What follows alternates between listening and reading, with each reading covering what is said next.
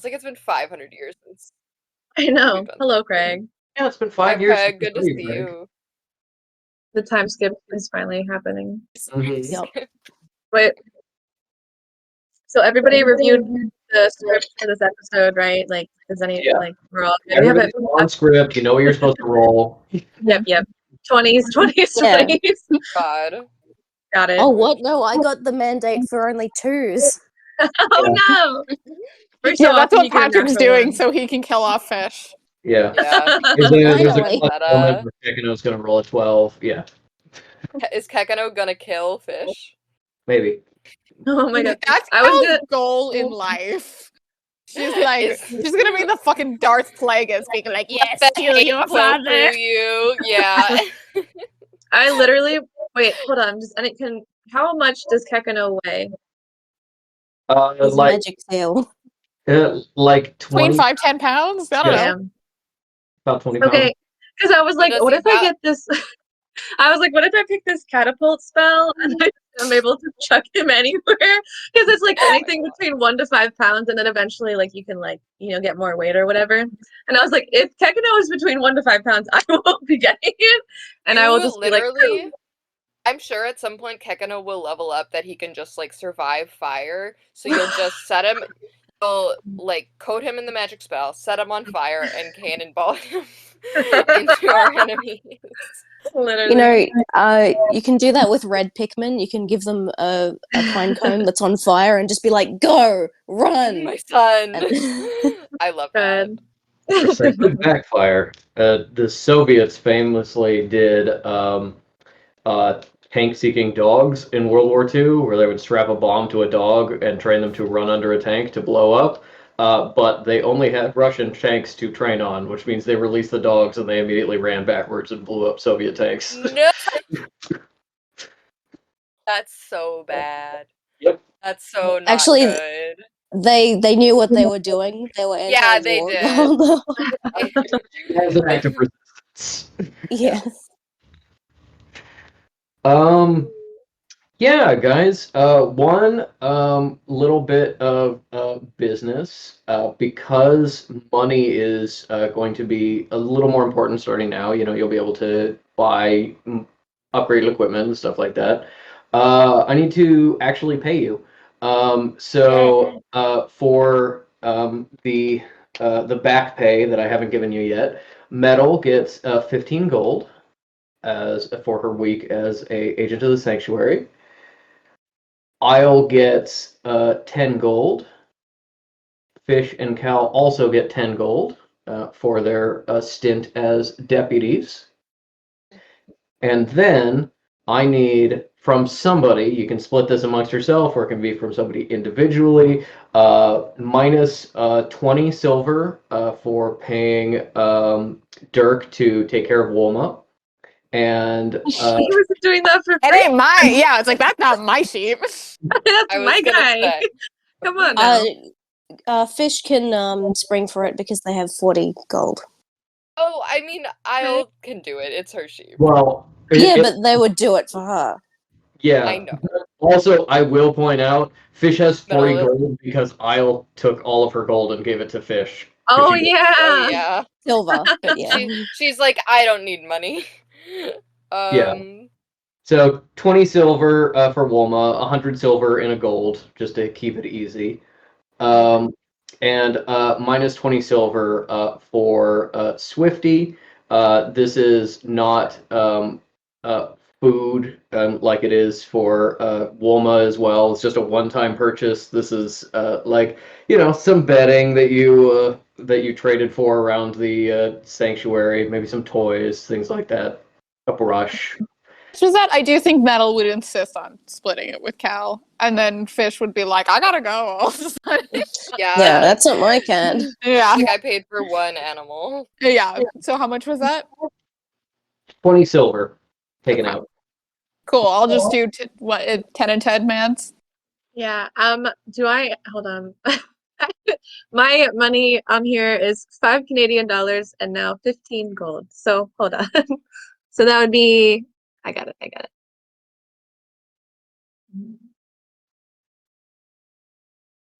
What do you mean pets aren't free? Yeah. I was gonna okay. say, so this is Patrick's anti-pet. Yeah, this is a pet tax. Yeah. Keeping me away from Cal getting a spider. It's a good thing that we don't get paid in like American dollars because Isle would just eat that shit like salad. Well, I mean, you can request Canadian bills. Ah, we need Fish is like, something please don't do that. non-digestible. I actually like did research and did fucking conversions. So one sanctuary gold is equal to 2.5 Canadian dollars in 1953, which is equivalent to about $2.50 in the modern U.S. dollar. But I feel like if you show it to a mortal, they'd be like, "Wow, this is worth $5 million." Yeah. Mm-hmm. Yeah, that's Fish's strategy.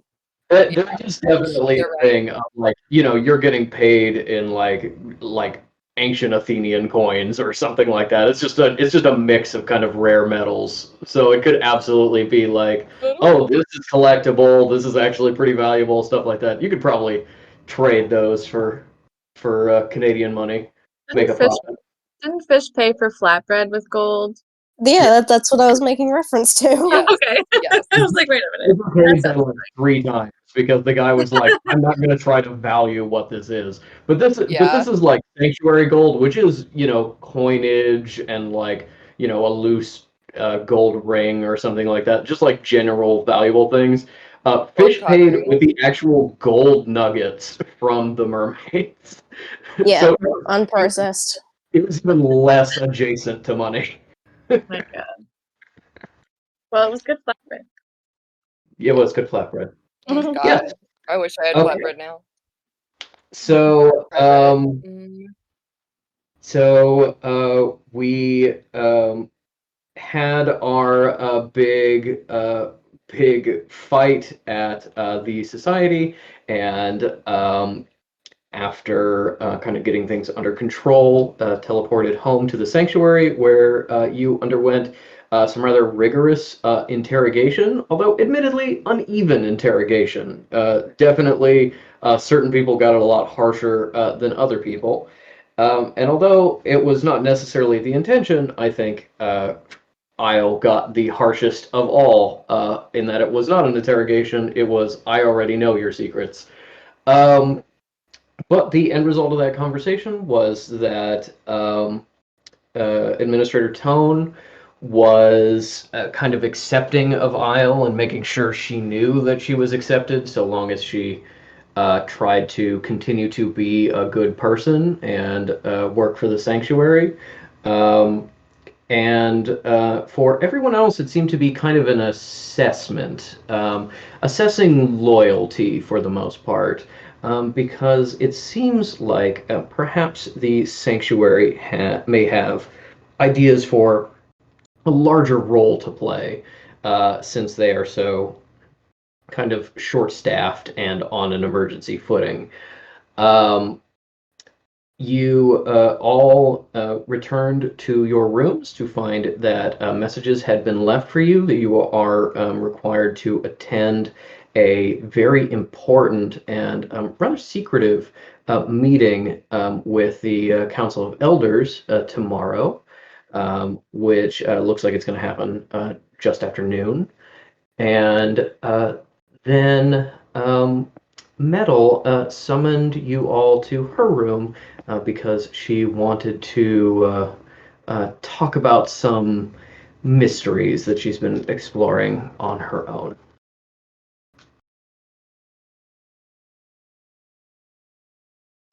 Girls.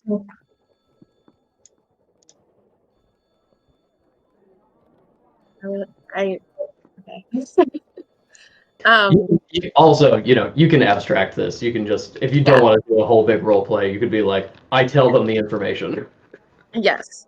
Okay, so I think after we all get to Metal's room, he's just gonna I'll just say like a little bit and then I'll just be like abstract. He's gonna be like, okay, remember how I said I wanted you guys to come on a field trip with me, and most of you said that would be cool, and he would go. I wanted to go find the person that saved me as a kid.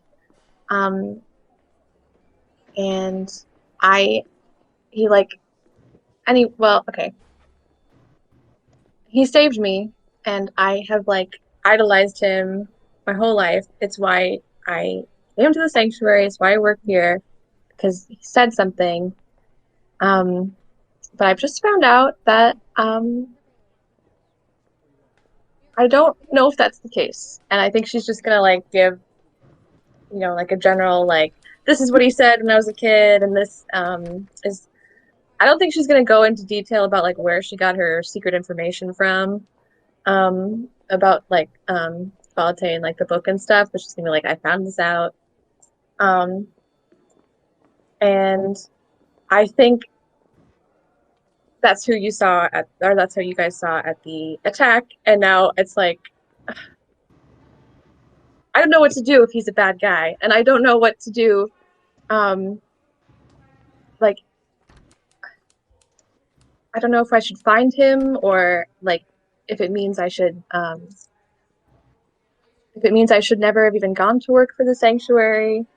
Yeah, she's just gonna like basically word vomit all of this at you.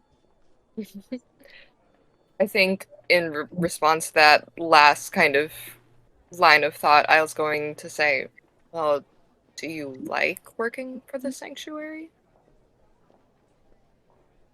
Yeah, but Then you should. Then that makes it the right choice. Yeah, you liking what you do is what matters, Metal. I guess so. But also, I do understand that it's very much a big freak out time. Yeah, it's just kind of like shaking my whole worldview. Yeah, I don't think. Yeah, have the seal. Yeah, please. No Metal. It'll be okay. Yeah, I think he's definitely still nauseous from earlier when you guys confirmed that you basically saw him. Yeah. I don't think I can't remember if I wanted to do anything else with this scene other than just like deliver the information so that everybody had it. So I think that's it. But yeah. And we have that information. And Metal, we support you. And I'm sorry that we almost abandoned you to Hawaii. Lol. Well, I I guess was what gonna I'm be like, saying so is, do you want us to not kill that guy if we see him again? Should we try to not kill that? well, yes, don't kill him, but also he might be trying to kill you, so I guess that would be fair. But maybe just like bring him over to me. I just want to talk to him. Questioning. Yes, yes. So we're gonna kidnap him. Okay, got it. Absolutely. Yeah. We see him again. I think it's only fair if he is also a kidnapper. Yeah, exactly. It's eye for an eye, tooth for a tooth. We Tit for- kill his parents in a fire. I'm joking. Calm down. I think if you say anything like that, Middle's gonna be like, also, so I had this dream that I was remembering what had happened, but then it was also like I was remembering something completely different. I mean, it was like the same but different. Like I was walking down the hallway and everything was on fire, but then I was walking down the hallway and everything was fine. But I still heard people yelling. Perhaps you should seek out a sensitive, maybe not one associated with the sanctuary. That's a very good idea. They can at least tell you if there's been a mental block put on your memories, if not find what the actual memory is.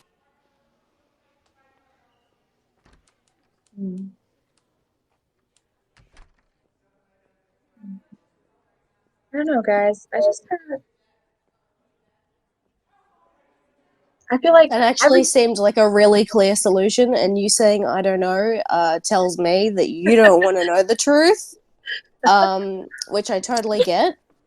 So maybe we can just put it on a pause and say we're gonna go do it, but then we don't go do it. does. It's just that everything like 2 weeks ago was like making perfect sense in my life, and then I finally get promoted, and it's amazing, and literally everything since then has just like not been as like it's just so much is happening. I don't know. My aunt, this savior guy, the sanctuary may or may not be hiding the information from me. I'm kind of at a loss. It's may you probably will not want to hear this opinion, but I don't think you should be expressing these anti-sanctuary sentiments in front of anyone but us. I would never. And I And think you need to be operating like nothing happened and no opinion has changed. And perhaps you can do that so long you've convinced yourself that that's true and that's all you want. But if not, maybe you pursue a sensitive or pursue this kidnapper man that you are convinced is possibly a good man. And you can see if you want to try and pursue that part of life. Or maybe you grow tired with trying to seek the truth and you are content as you are now. The truth is overrated. Holding Harvey shoes in front of Mel. You gotta choose the Birkenstock. no, No, you gotta choose the truth. This was just a metaphor. You choose the truth. yeah. I think Isle will kind of. She's probably still processing everything that just happened in her interview, but I think what she will try to say to Isle is something like, the world, unfortunately, is not black and white. And people are bad, and people are good, and sometimes they're both at the same time. And it can be upsetting. But that doesn't mean that he didn't save you, or that he killed your parents. But you know what? We'll figure it out. Hey, Metal. We're here for you. I think Metal's probably wrapped up in her blanket again and was like, okay. I don't know if this means that the field trip is still on. I kind of don't want to go now, but if it comes up, at least you guys Would advise against going off on unsanctioned missions right as we get promotions. I feel that does not sit well, especially when some of us are not really trusted by the sanctuary. Yeah, I mean, it's layered, but yeah. We'll build up that paid leave for you, Metal, and you know, a couple years we'll just go on a big field trip. It'll be great. Oh yeah. Okay. Yeah. And that is all. Unless anybody else wants to share it, this not sleepover. Not at all. I just said something to leave. Okay. As Kaz headed to the door, I think you start to feel a little bit of cold from your amulet.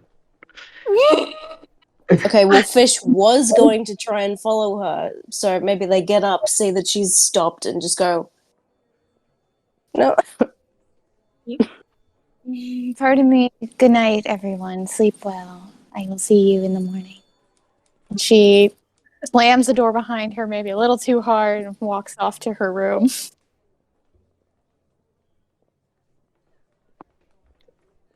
As you get into your room, nothing has changed. Your security is still in place. Always good to check. And your necklaces, your locket is pulsing a little bit as you receive a call from Tinnitus. She answers it as it grows colder. As the sort of sound of the sanctuary fades away and you commune with the energy in this necklace, the voice of Brother Tinnitus comes to you. Sister Denier, are you well? I am completely unharmed. I am sure you were informed of the incident today. I was. Cleric and Harkin reported it to me. I'm somewhat surprised that you did not do so as soon as it happened. I have been wrapped in sanctuary meetings every moment since I have left the gathering hall. Understandable. And of course, the political considerations are mine to deal with. You need only focus on your mission, and it seems more and more what the sanctuary calls you to do. Yes. I am assuming you have also been informed of what is being asked of me. Perhaps more than you, I will say. Congratulations, sister. You are being promoted, I believe, to a investigator of the sanctuary. A very trusted position with a certain amount of freedoms, more than guests typically have. And you feel congratulations are in order for that? I believe it is a distraction from your work, but it does have benefits. And unfortunately, I am in agreement with Administrator Tone regarding the need for such a promotion. So you have agreed to it on my behalf. It's your elder and abbot. It falls to me to make these decisions. Of course. If you find it is right and it is something to be glad for, I will meditate on it and return those feelings. Good, sister. I will say it is unfortunately necessary. When Tone told me that you seem to be battling against the Second Dawn, I'm afraid I was forced to agree. Yes. Yes, I suppose that was the logical choice to do then. Have you been informed of their activities, their motivations? I had some small dealing with their predecessors previous. No, I haven't. Seems everything I've encountered you have also been tied to. I feel like I'm walking in your footsteps. I do have a deep history there from the war, although oftentimes it seems that that happened to a different man, a younger one. But yes, the Second Dawn, their goals, for reasons I can't imagine, is to break irreparably the secret of magical society, to make sorcerers and magic public to all mortals. And as I'm sure you can ascertain, sister, the necromancers are in an unfortunate place of perhaps being at the front lines of any backlash that may come about from that. Yes. People have always been uncomfortable with our ways. All right. Well, I suppose if that is the larger goal, that it is good, that is one that aligns with ours. What happens after or adjacent when I am being asked to do other kinds of missions? I have negotiated with Tone that this is something of an emergency appointment and that you are expected to be released from the office as well as any associated obligations or bindings as soon as the current emergency is concluded. And I believe we have the leverage to hold the sanctuary to that if necessary. In regards to your mission, your pilgrimage, Mm. unfortunately, it seems like the brothers and sister of ours have arrived in your locale just in time. They will need to take up some of the slack. Although, from my understanding, investigators of the sanctuary do have much more self-direction, ability to go where they please without existing orders. Mm. Yes. To poke their noses into things that others may not. Perhaps will be a benefit to your mission.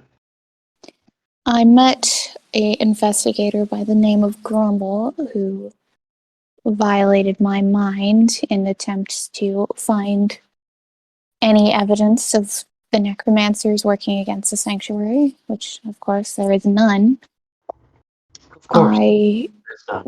want you to know that he is a truth sorcerer, and he did use that against me. If there's anything you or Sister Tail may know about working against that kind of magic, I would appreciate if it was being forwarded to me.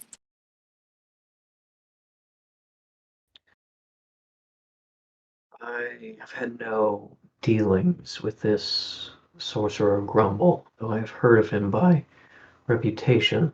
I didn't know he possessed truth magic, a very rare gift. I will search our archives and speak with our fellows and see if there is a way I can protect you. Theoretically, I suppose some sort of soul binding, perhaps. I will look into it, Sister Dan. Appreciated. The one last piece of information I felt that I should inform you is that through Investigator Grumble, I was told that they had elaborately tried to bond me with the other members of this team, who will also be, I assume, becoming investigators alongside me. They are very fragile, and I have brought most of them back from death. And I was never quite the type to make friends at the temple. But they believe that I am emotionally attached to all of them. Yes, sister, I do remember your days of isolation. Your sister was, of course, the more social one. But I suppose them thinking you have a connection, maybe something to leverage to our benefit. Of course, I know that you would always choose us over some sanctuary workers. Of course. I will have to play into that, however, and I did intend on asking to invite them to the gathering of the necromancers tomorrow to keep up that image. Obviously, I will make sure nothing is said that should not be heard, but I do want to I want you to be informed before you are told by Enharkin or Pagan or anyone else Thank you, sister. Do you believe that they may be potential converts to the faith? One of them, perhaps. There is a young woman. She is influential in the magical society. She comes from a strong bloodline. She's very young and very eager to please. I think that's a possibility. The other two, I will try. That is all we can ask. I will say every new person you bring to our faith is a victory and a triumph. The mission and the other necromancers are being guided mostly by Sister Pagan at this moment, at least until she returns to her own temple. So I am not sure if it is my place to approve or disapprove of such a meeting, Mhm. but converts are always welcome in our more public spaces. Yes. I am And it sure, has, and you know, the value of keeping up appearances. of course, and I'm sure that a private message sent from myself will smooth over any problems in that way. That would be appreciated. Thank you. Of course, sister. I also understand that you met Abbot Pagan. Yes, I have. She was lovely. I feel reassured meeting her. Yes, she is quite a reassuring presence. Of course, it takes a great deal of competence in order to be the foremost of necromancers on a continent, even if it is a lesser, unestablished continent. She doesn't say this. She's like, girl, you're from America. Yes, but this is it's very much like, Europe is the homeland. There are less temples in the United States, but yeah, no, Bitch, you're American. Get that out is of a little here. bit of the subtext of yes.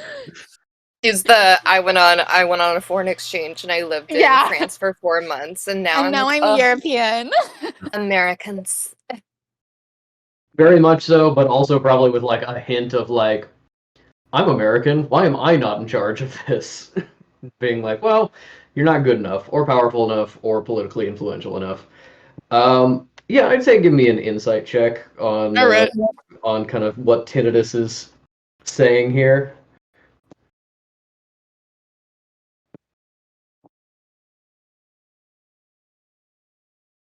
12. With a 12, I think you're picking up a little bit of the subtext about like, I don't like Abbot Pagan, even though I'm supposed to, and also I am kind of subtly warning you that Abbot Pagan is kind of a dangerous person, not someone to cross lightly, influential. Mm-hmm. Anything more specific than that, I don't think you get with a 12.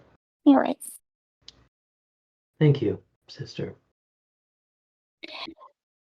And you, it is comforting to know that I did not have to warn you about my new station and that you had already approved it. Only in the last half hour, sister. Only just received and considered this information. I believe Tone sought my approval before officially making the offer. Mm. In the, I believe in your time zone, it will be tomorrow. All right. Well, at least I am prepared. And I will need my rest for a long day tomorrow. Thank you for calling me, Of course, keeping me updated in all matters. of course, sister.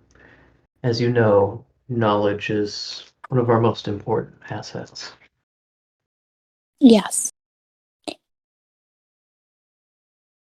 Thank you. Good night. May the passage follow you into the night. May the saints guard your shadow. Good evening, sister. Good evening. Hangs up, throws it at the fucking wall.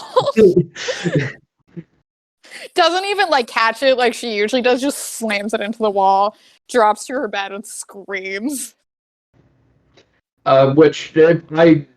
Metal's room is probably close enough that you hear a muffled scream. Big, just concern. She's probably like, I'm sure she doesn't want to hear from me right now. I was like, yeah, I've been there, babe.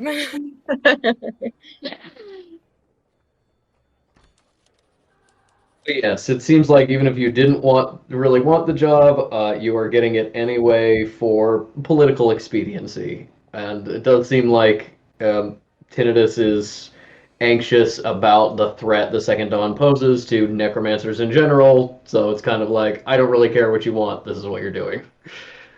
But in that very Tinnitus way of just kind of assuming this is also what you want. Mhm. Mhm. Well, is there anything else we want to deal with tonight, or are we going to bed and dealing with what tomorrow brings? Fish leaves Kekano with Metal to keep her company for the night. Yeah. On strict instructions to, like, hey, listen, we care about this girl. She's a nice girl. She's a good friend. Just, go and purr for her. We smell good.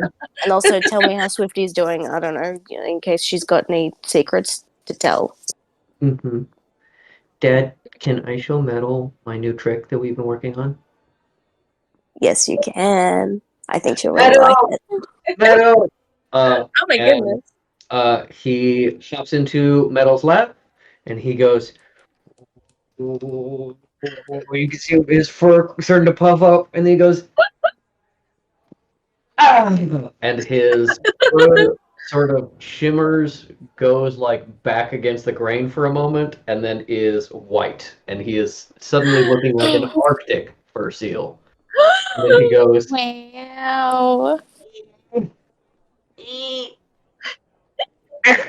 and he is darker brown with some spots of a harbor seal.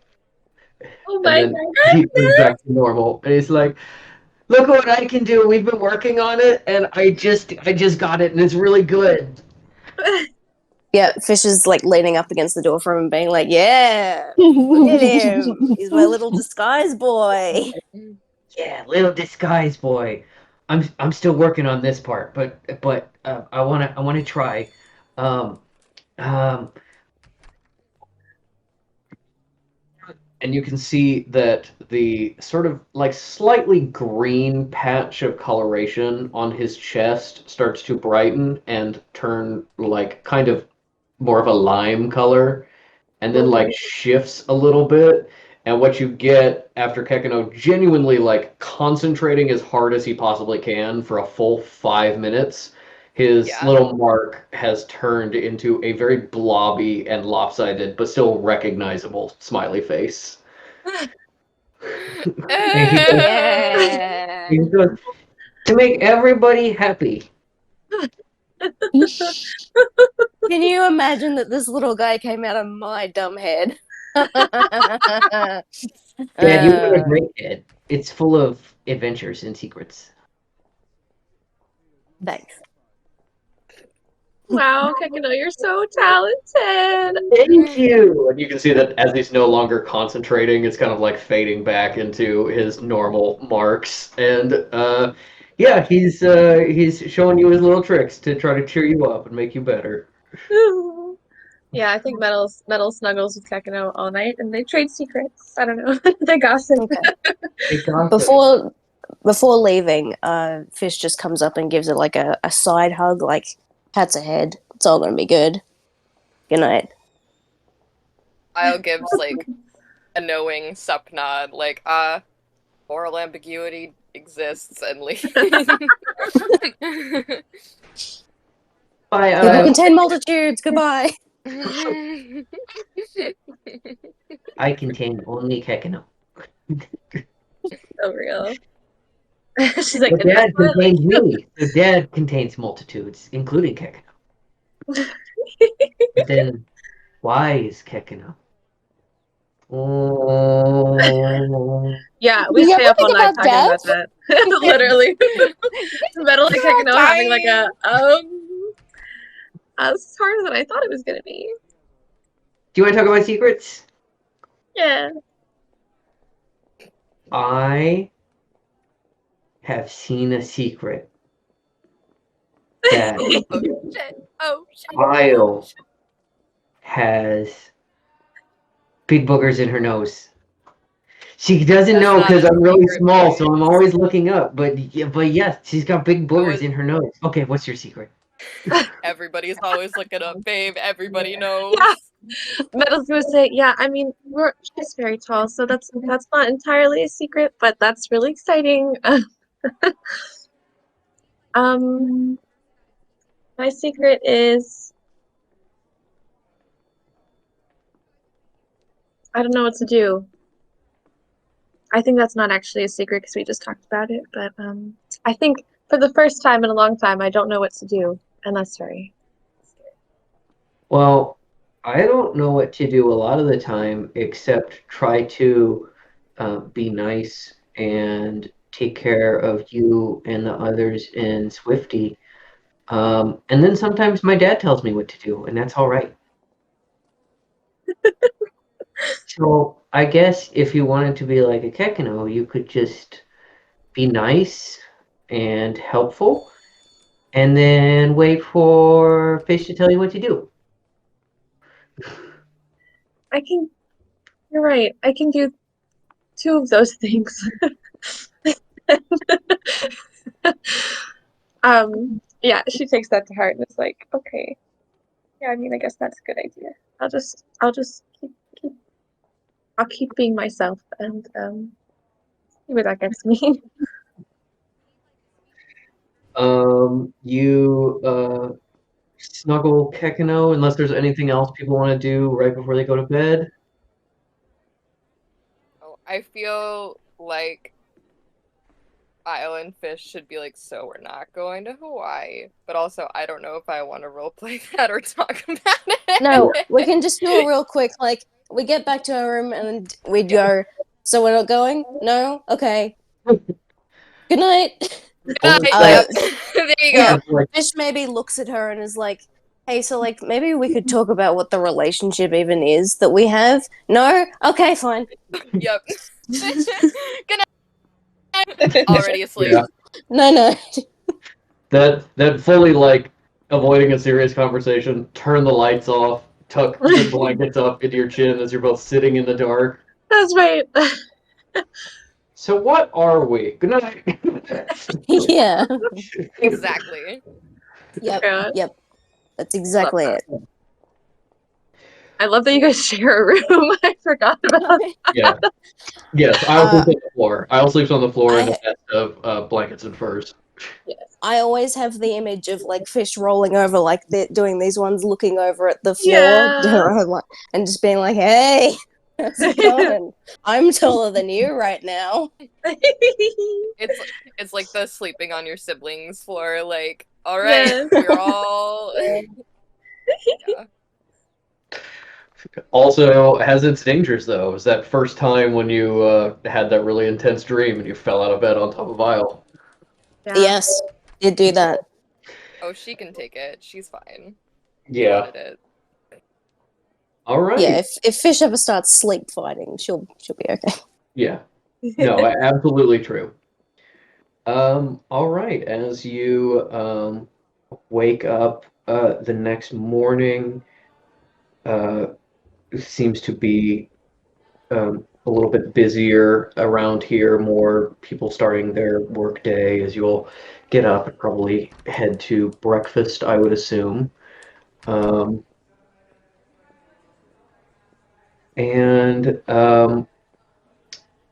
as you're there, there is a sort of administrative staff member, someone you probably have seen before but don't actually know, who enters the cafeteria and is looking around, spots your table, and starts heading straight towards Metal. Hi, Agent Vaughn? Yes? Mhm. Hi, Elder Delore has requested that you speak to her this morning at your earliest convenience. Oh, what time is it? Time is it now? It's about 7. Um, I'll come see her soon. Of course. Have a good day. Okay. And heads off. You can see sort of as you're having a nice breakfast, some uh, oatmeal with some cinnamon seems to be the main kind of dish for today, although you can also get some bacon and eggs and other sides and things like that. People sleepily munching on donuts and coffee as they start their morning. You recognize a couple people in here now, getting more into the swing of um, life in the sanctuary, getting to know some of these people by sight. And I think it's probably just as you're wrapping up breakfast that someone else comes into the cafeteria looking for you. Um, Jamal comes in, immediately runs into somebody carrying a tray and spills it everywhere, and frantically helps them get their tray back together and some paper towels to mop up the floor. And so from the floor, he's kind of mopping and going, "Hey, hi, oh, over here! I've got the thing." Oh, I will I help think he wants you. you. Yes, I did. I did gather that. Stands up, walks over. He, as you get to him, you very tiny loom over him as he's on his hands and knees, cleaning up spilled juice and oatmeal from the ground. He goes, "Oh yes, Reverend Denier, I've got your book. Your book came in. Um, I have some other notes as well that I'd like to go over with you, but the book's the important thing. Yes. And he reaches into his shoulder bag and he plucks out a little kind of paper wrapped book, butcher paper entwined, clearly been opened and kind of resealed, and he passes it over to you, and you unwrap it, and you see um, the cover, and kind of most importantly, the name on the bottom of the cover, Elise Shepherd. This is The Light of Life, Meditations on Other Worlds, third edition with revisions. A very basic and rather cheap binding for a book. There is a very generic, like watercolor painting of kind of light going through some clear water and scattering into a rainbow. Um, Very religious adjacent, new agey in a way.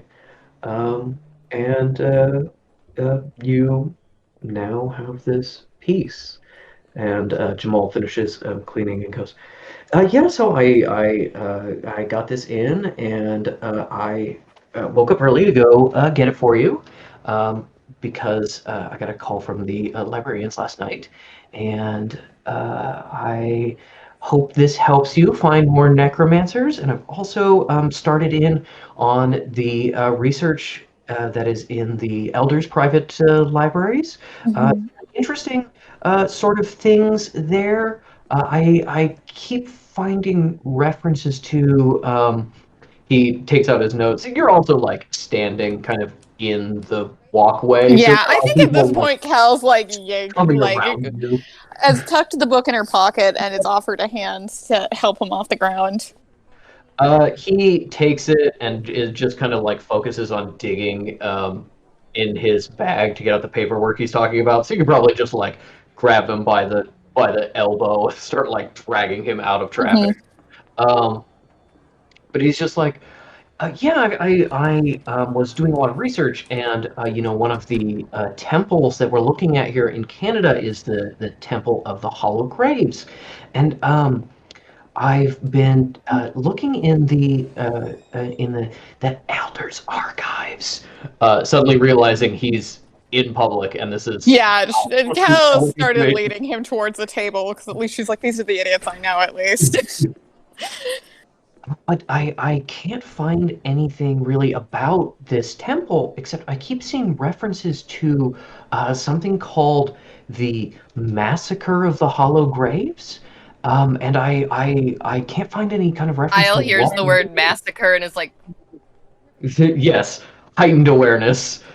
I can't really like tell what that is. Every kind of explanation of it or like reference to it seems like it's kind of like more secrets at the higher clearance or gone altogether. I just find these little pieces. So I don't know what happens, but I'm not sure.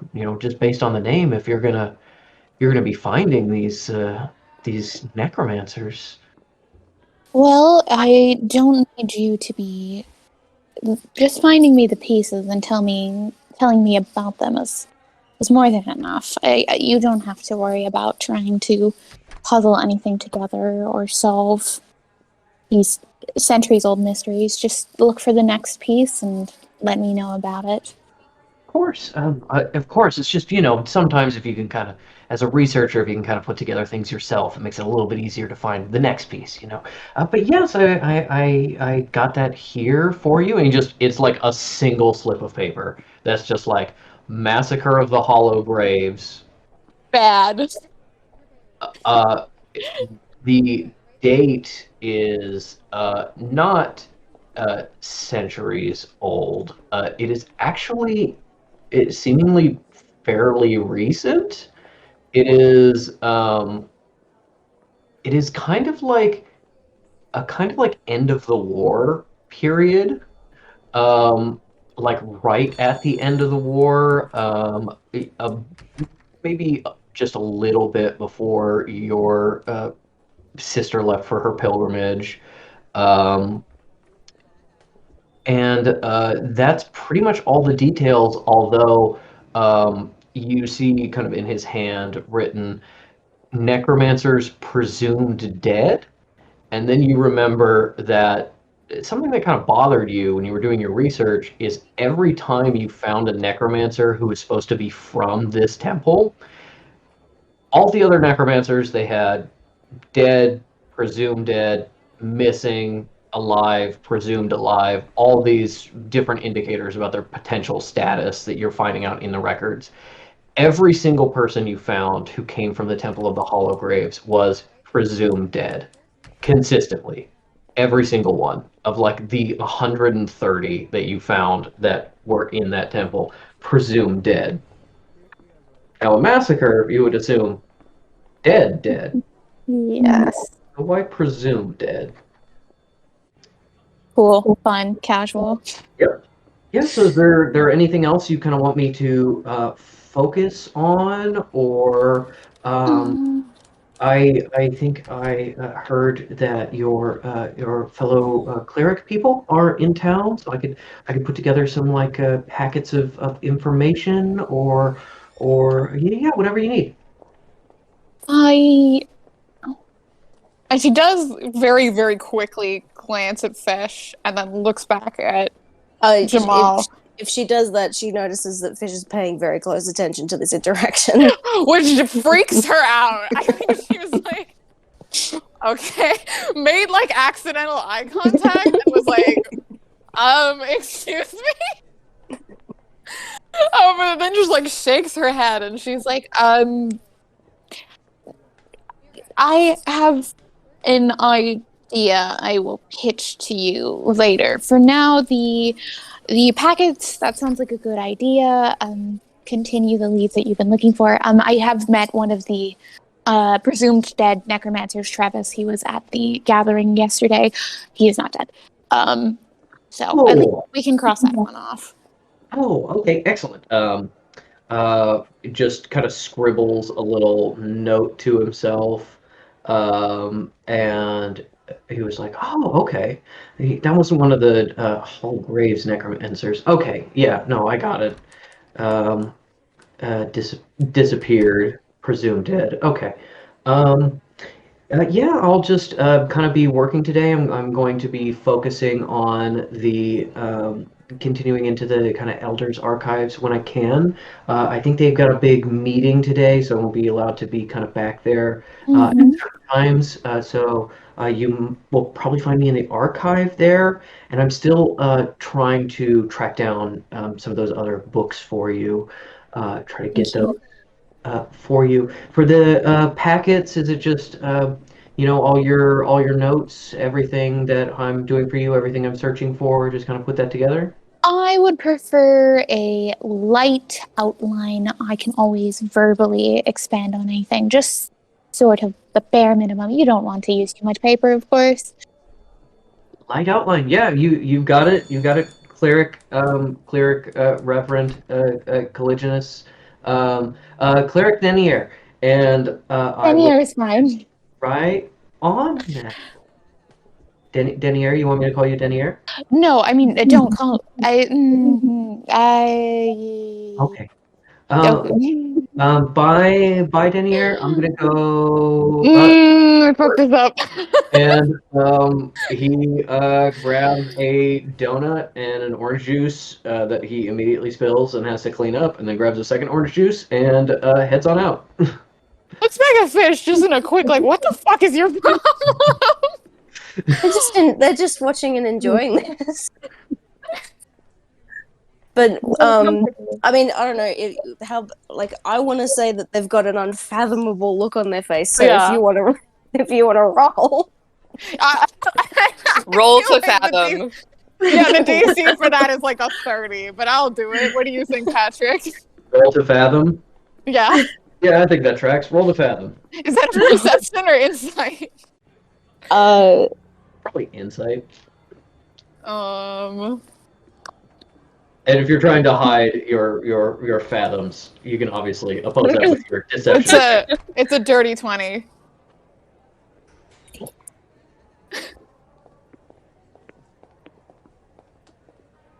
okay. Well, that's a modified 17. Okay. So you Some can, fathoms. you can definitely get something. Yeah, what's Fish thinks. Let's Cal get. Fish thinks this is one, very funny. Two, this boy obviously has a crush on her, and that can be utilized in many different ways. And also, like, oh, he tried to go for the old first name, did you there? And you failed terribly. That's very interesting. And also thinking about internally, you can tell that Fish has something that they may want to speak to you about. Yeah. I think Cal probably only gets, like, this is very funny, and what she can't comprehend is, yeah, the last bit of that was very embarrassing and weird for me. Why were you interested before? So she's just kind of putting a pin in that, and just kind of awkwardly goes back to sit down in front of her barely touched oatmeal. Mm-hmm. And they lean forward and say, it can't have been that big a massacre if all the graves were hollow. Do your jokes land with other people? Yeah, you are the worst audience I've ever had. I don't think I've ever heard you laugh at any of their jokes. Have you? Laughs. I don't laugh. Metal's like, Oh. Fish, that wasn't very funny. I think at Metal's burn, she actually gives one of her little, like, exhale laughs, just as an ultra stealth on the Whoa, words. first one! And that's too much. Fish. It's like, oh, fuck. gets up, goes to get like another cup of tea or whatever. Metal Um, also. I was gonna say Metal at whatever point leans over and is like, "If you don't like oatmeal, we can find something else." I think they have other things for breakfast. Oatmeal's kind of weird, so I'm at least familiar with oatmeal. I don't really feel like trying something new today. and she leaves it at that. From her pocket, she actually brings stuff out, especially while the fish is gone, and she's just going to very quietly pass on the table Is it also a couple Swifty? of objects. What was that? Is it also Swifty? Are you like no, I need to think I get this left thing? Swifty. Oh, there's a cat in here. For some reason, I was imagining bringing out like the little Taco Bell like sauce packets from your purse. You're like, I know what'll make this oatmeal fire. Yeah. Like, Like, Yeah, can't leave that's anywhere. weird. So she picks up from her pocket and she pushes towards Kakano a shark tooth. She pushes towards Metal a golden bead that has holes, so you'd be able to string it through a necklace. She pushes towards Isle a little like sliver of ivory that is pointy, not enough to be like a full shiv, but like, I don't know, you could probably like cut thread with it or do some sort of pokey poke, startle someone by stabbing them in the eye. I don't know. I know Patrick's not going to let me make it a full weapon, but it's annoying. If you're willing to lose some money to like get this thing, it can be a full weapon. no. No, don't it's spend money stuff on that she already Isle. owned. Yeah. And when Fish comes back, she picks up one last item, which is just like half a finger bone, and then just like pushes that towards them. And she says, "These are pieces from my collection of bone jewelry. I won't. They're incomplete or damaged, and I don't need them anymore. Yakano, I know you said you didn't want one, but it's a shark tooth. It is not quite as creepy, and mortal children collect them, so I thought you might like that one. Metal. There is a toe bone under the gold, but it's a little harder to notice with the gold on it, so I thought you would like that better. And it will make it easier for me to at least get a bit of a sense of where you are if you all keep these on your person, but you do not have to. Yes. Oh, and then that one was broken. And that's what she just says to the one she gave Fish. Fish just puts it in the pocket. I think Metal Okay. has a necklace on, and she's already taken it off and is like putting a little bead on, and is like very touched. Mm. I think Isle is surprised that she actually got a gift. I think Isle's like, oh fuck yeah, dude, a bone. Oh my god, like. And Yeah, I think you'd she. want one. Come on. Yeah. I think she puts it like just somewhere in her hair. Aw, Cool. that's cool. Kekano is fully like, it's a shark's tooth and it's sharp, and he's like holding it in his mouth and like Exactly. chopping eggs with it, chopping scrambled eggs and like getting a mess all over his face. Becomes Olaf for real with his single buck shark tooth. Yeah, look at what Collagenist gave me. It's a shark Oh, tooth, it's yeah. really sharp. Oh yeah, we Yeah. sharpened it enough. We can like dip it in ink, and you can start helping me with my symbols. How about that? Can you make it a necklace? Oh, sure. I'll get a string, something. In their dimensional pocket, Isle I'm sure rips that her they just hair have. out. Oh my god, Jesus. Written all. It was Okay. already departed from her head. No. She just had to shake it loose. And I was Yeah. like, Okay, just gathers up a couple of enough strands to, I don't know, to thread the tooth through. Yeah. Just tie it on. It's kind of hard to put a necklace on Kekano. Not a lot of neck there in No. a kind of round boy. His name but isn't Nick. But but he's very careful to not let it spill off, and he wants everyone to see how cool he is wearing his shark's tooth.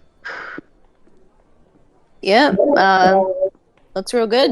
And if at any point you want a better fish tooth, I have one in my collection.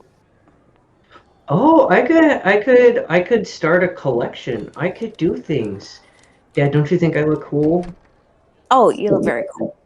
Yeah. You get a mental image of how Kekino sees himself wearing this shark's tooth, which is Kekino and with his shark's tooth, and his like fur is like slightly puffed up into a like wave at the front, and he's got cool sunglasses on. And frosted tips, of course. Yes, very very lightly frosted tips. He's got a candy He can do that cigarette now. dangly from his mouth. Yeah, he can. And there's and in the vision you can see Fish's hands holding him up and going, "Oh, Yeah, I'm cool. Dad likes me. Love that. yeah." So you are all marked by bones, bone marked as it were, and you still got a little bit of time potentially to kill before this meeting. What would you like to do? I would like to prepare the subject symbol arcane lock, please.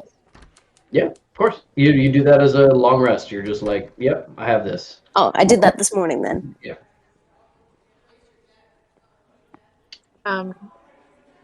Metal will go see Delora at some point.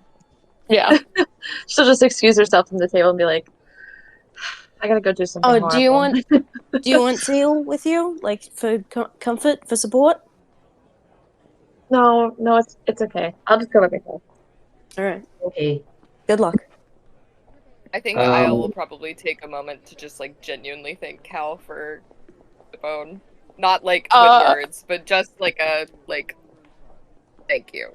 And like Caligulus is going to look at her, and then she's going to very clearly be waving something, and she goes, May I have a private moment to speak to you, Isle? Do you want a Sure. seal? I do not need the seal. I'm not talking to you. I'm talking to Isle. I'm a good deal. Isle's like, I will be okay, but thank you. All right, just you and me, pal. All right, I'll go fuck myself. Goodbye. He does send a little bit of an image of clams to Isle and like I know you've been going through it. Good luck, but yeah, Fish and Kekino on an adventure. Yeah, I guess we'll do Isle and Cal first. All right. Cal's going to lead her to still kind of like a public place, but maybe like a more like quiet hallway or somewhere where there's still people walking by, but it's not like actively people walking. And You can be right next to traffic without blocking anyone's way.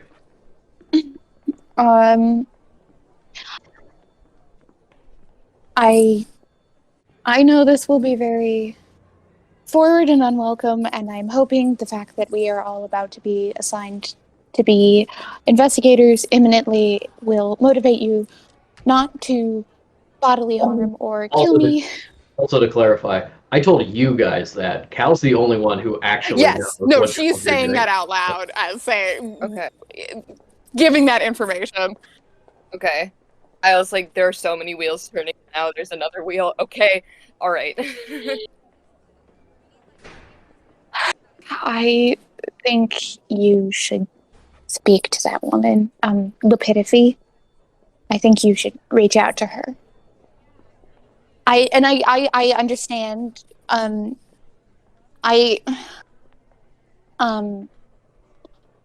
I lost my sister many years ago. She came to America on her own pilgrimage. She was here for amount of time, she ran away and no one heard from her again. If she, Lepidophy had spoke with a desperation and a desire to speak with you that I could recognize. And I just think if you are given those kind of opportunities to see someone again that you were once close to, that you should take them.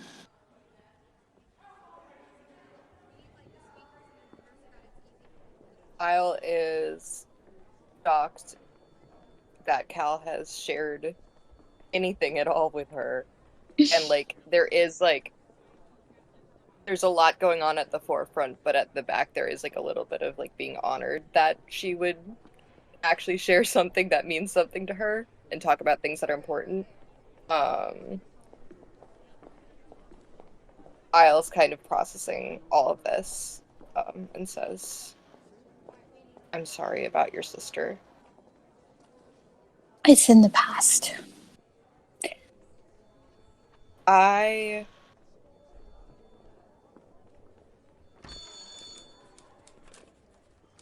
What Lydia Someone remembers of me. Phone. No, just kidding. Well, Sorry. yeah. We're trying to have a conversation here. If you can't tell from the audio design, there's people walking in the hall, and then someone opens a door to a busy office, and suddenly gets louder before the door closes. Sorry, Vienna, what were you saying? Have a little respect. I was going. No, this is a public hallway. Isle and Cal are filming a TikTok and being like, "Excuse me, you're rude." Like,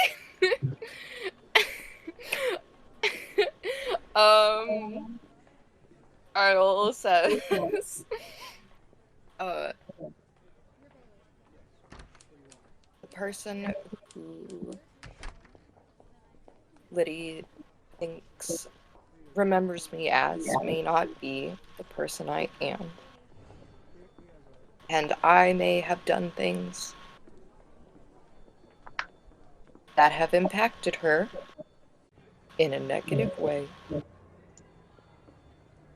that she does not know about. And I am afraid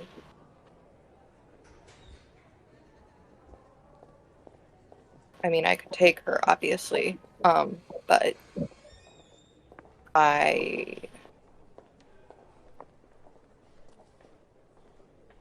don't want to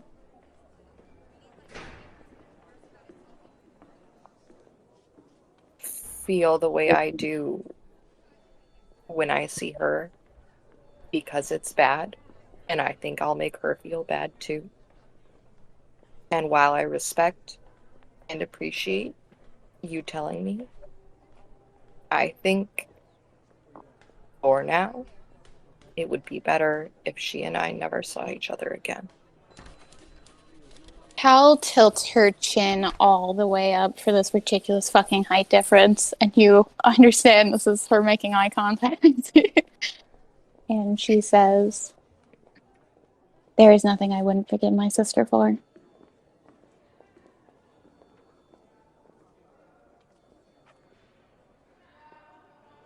Isle wants to say, even if your sister explicitly stated she was going to kill the person who did that thing, she doesn't say it, but she does think it. Isle says, you're more loyal than most. Why are you assuming she isn't?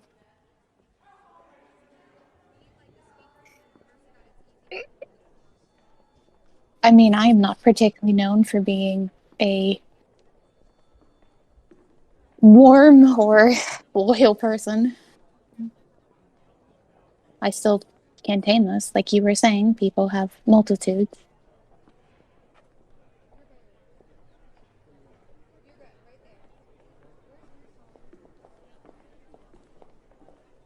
You know, if I see her again, we'll see what happens. Well, that's disappointing. And then she's gonna drop her head and I think just start kind of slowly walking back to the cafeteria.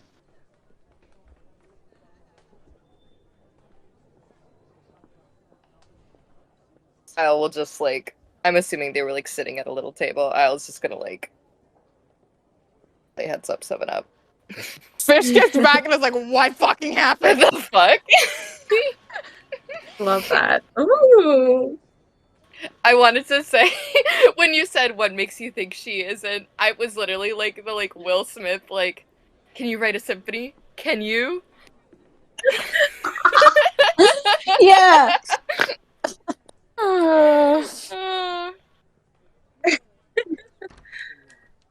Uh, I think then we'll. Damn. Yeah, no, that was a lot. I guess we'll. Great job, guys. I guess we'll jump over to Metal. Coming up to Elder Dolores' office. Even as you're kind of walking down the hallway, getting out of the busier areas of the sanctuary, entering sort of the private workspaces and libraries and such of the elders. You almost reach her door when it opens. She steps out in front of you. Oh, Lady Vaughn, welcome, welcome. Just a bit of society business I wanted to catch you up on. Please come in. Of course, it's Agent Bond, but Oh, well, you know, the agent is such a nice title, but I think your ladyship is an even more important one. But, you know, I understand. Try not to make the others jealous. Agent Font. Metal's just gonna ignore that. As you probably do with a lot of things she says. Just like, whatever. Yes, you enter her office. It's very lacking in personality. Clearly, kind of, you know, in contrast to Elder Volate, who is clearly like, this is her space, this is where she works, this is all her stuff. This is very like, okay, this is a very modern style of desk that's kind of in right now. There's some paintings that are not too valuable, but are of a style that are gaining popularity. There's like a little executive desk toy. It's like very, very professional, but also not personal. Very much meant to kind of impress people who come in rather than show anything about the person who's here. And you've been in here, you know, a couple times, so you've seen how kind of the furniture changes with the styles of the seasons and so on. Yes, Agent Watt, just grab a seat if you don't mind. I just wanted to be the first to tell you that there has been a little bit of perhaps secret dealing in regards to the society. A majority of the society members met late last night to rejoin the discussion regarding the sanctuary budget, and it seems they've come to a conclusion. I was not informed about the vote until after it happened, as I assume you were not either. The Goldhammer claims that he reached out to us and found us unavailable. I would hate to think that Goldhammer was playing politics with the society, given that he maintains his position only by virtue of the fact that he's considered very neutral in these arguments. But it seems as if a vote that was held, mostly of those who oppose the budget, was reached last night, and they've come to a decision. Okay. I admit that despite your wonderful speech at the gala, I sort of expected that we would have our funding stripped away. I'm pleased to say that that is not entirely the case. It seems that Minister Gust, after your heroic rescue of him, has come out as a rather staunch proponent of the sanctuary budget. So we have lost some funding. Unfortunately, we are at about half now of what we had before, but hopefully this will just be a temporary setback um, uh, while we straighten things out. Administrator Tone is, of course, confident that we will um, get the rest of the money soon, but in the meantime, we may be running a little lean. Oh, okay. Well, I mean, that's good and also bad. 50%'s better than 0. I agree. I just wanted to bring it up in light of your sympathies for our cause, as well as the fact that, of course, this will affect your new discretionary budget when you're promoted. That's why money came up, I see. Yes, and congratulations, by the way. I don't know what you did Noted. to convince the administrator, but whatever it was, well played. Shouldn't expect any less from someone from such a renowned family. Is she referencing the incoming investigator promotion? Yes. Okay. She's like, hey, I don't know how you did it, but you must have really been like wheeling and dealing to get this promotion so soon after the other promotion. I mean, it's good, we do need it, but like, oh, you must have been making backroom deals and stuff like that. It just does not occur to her that it's like, oh, I genuinely earned this, and Yeah. they're desperate for people. But also Metal doesn't know about that. Right. Yes, so she's very confused, I would assume. Yeah, okay, yeah. Okay, so she's like, I think she's just gonna be like, well, it appears that I'll be getting promoted soon. And is gonna just be like, okay, I'm just gonna say that that's happening, and then it's more important to be like, well, if they promote me, it's because I'm just so good at my job. So it's really just an honor to be thought about that way. So anyway, well, if that's all the time that's all the time I have. I've got a meeting to get to. Of course, and we'll see each other in that meeting when it all becomes official. Can't See you wait. soon, dear. Yay. As she leaves the room, she's like, I'm getting promoted. It's like, oh my God. No idea what it means, but is now even more anxious for the upcoming meeting. I mean, it means you're doing something right. I know, but goodness. I like how Yes, half of the time it's like, Metal, you're being promoted on your own merit. And then everybody else, it's like, we just don't have anybody else. And things are bad, so. You're here. You're here, and that's great. Hey, you know what? You're here and you're competent.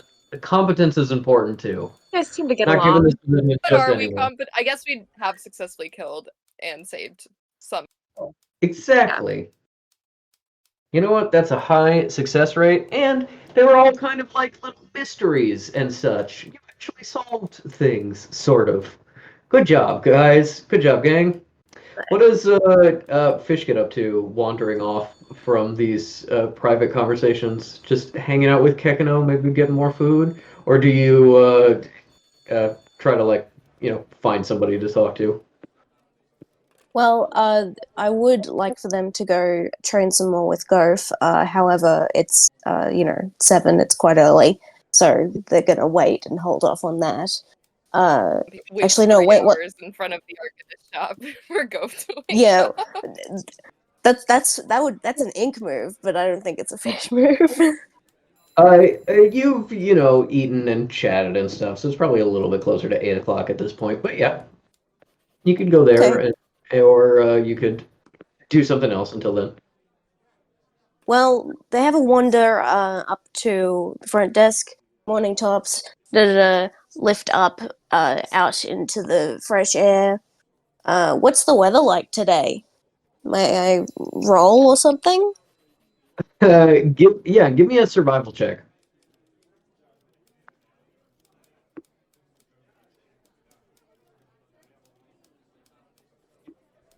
15. 15. Wow. It is a little bit foggy this morning. The leaves are just starting to turn as we get deeper into fall. And one or two trees are kind of bare already as wind and weather has made them drop early. But there's a lot of moisture in the air, sort of a fog forming as the sun burns the moisture off the trees. But with a 15, you think it's not going to stay overcast. This is going to burn off, and it's going to be kind of a sunny day, light wind, maybe a few clouds, but nothing too bad. Mostly a pretty nice day. No, don't like that. I would like for it to rain. You got it. How long is the casting time? 10 minutes. 10 minutes. All right. I was gonna say I almost picked this spell. Um, so I'm glad that somebody has it because I was like, that seems really cool, but I don't think I should get it. Sorry. I Someone's didn't gotta take be it, I storm just from got X-Men. um, Fish wakes up in the morning like, oh fuck, I can make it rain at will now? Great. this is one of your symbol spells. So you Yes, go out. Do you sort of maybe find a nice little spot in the woods, or do you just kind of perch on like a pool chair in the hotel? Where do you set up for this major working? Go around, have a look at Walma. Don't talk to her or anything. Don't want to fucking talk to her. But just like, yeah, you're alive. Go out, have a walk into the trees. Just put Kekano down. Like, hey, what's this, pal? And get out the toolkit. Start carving some little pieces of wood, writing on some extra pages of your books that you then tear out and pin to the ground. You are soon after surrounded by kind of a circle of symbols with you at the front. And with your 15, you can feel sort of a freshening of the wind that it sort of picks up a little bit of a smell of the sea on the air as the wind tears the fog away a little bit. You can start seeing some clouds moving in. And I think with a 15, you're like, that definitely worked. It may not totally change the weather right this moment. May start to may got to ramp up a little bit. Totally worked. Definitely gonna rain. Nice. Um, They go straight back inside, up to Gove's workshop to be like, hey, I made it rain today. It's not yet raining, but let's just take credit for it immediately. oh shit! You made it rain? Oh, well, it's gonna. Yeah. Oh, that's pretty cool. You use the transformation here. Yeah, let me see what you did. Yeah. Gathers. Shows him everything. I am just gonna check the rain spell really fast because I believe Please. you get to determine other things in the weather if you want. I see that there are two effects to choose from, rain or drought. Mhm. and we're going for rain, definitely. Okay, you got it. I love when Fish wakes up and is like, I can do stuff. Like Yeah. right after a level up, they're like, and now I have a seal. It's the best. It really So is great. cute. You choose generally how hard it will rain, how much it will rain, and other related conditions like the presence of storm clouds or high wind. So yeah, it's not just that it rains, you get to choose how much it rains. So excited about this has this. Okay. Now this is a meta I wish I question. had this power in real. You know. You know when you're a child and you're affected by a seasonal affective disorder, so you think you do control the weather? Yes. Yeah, that's That's a relatable experience to me. I don't know if anybody else. no, it's a thing. Yeah.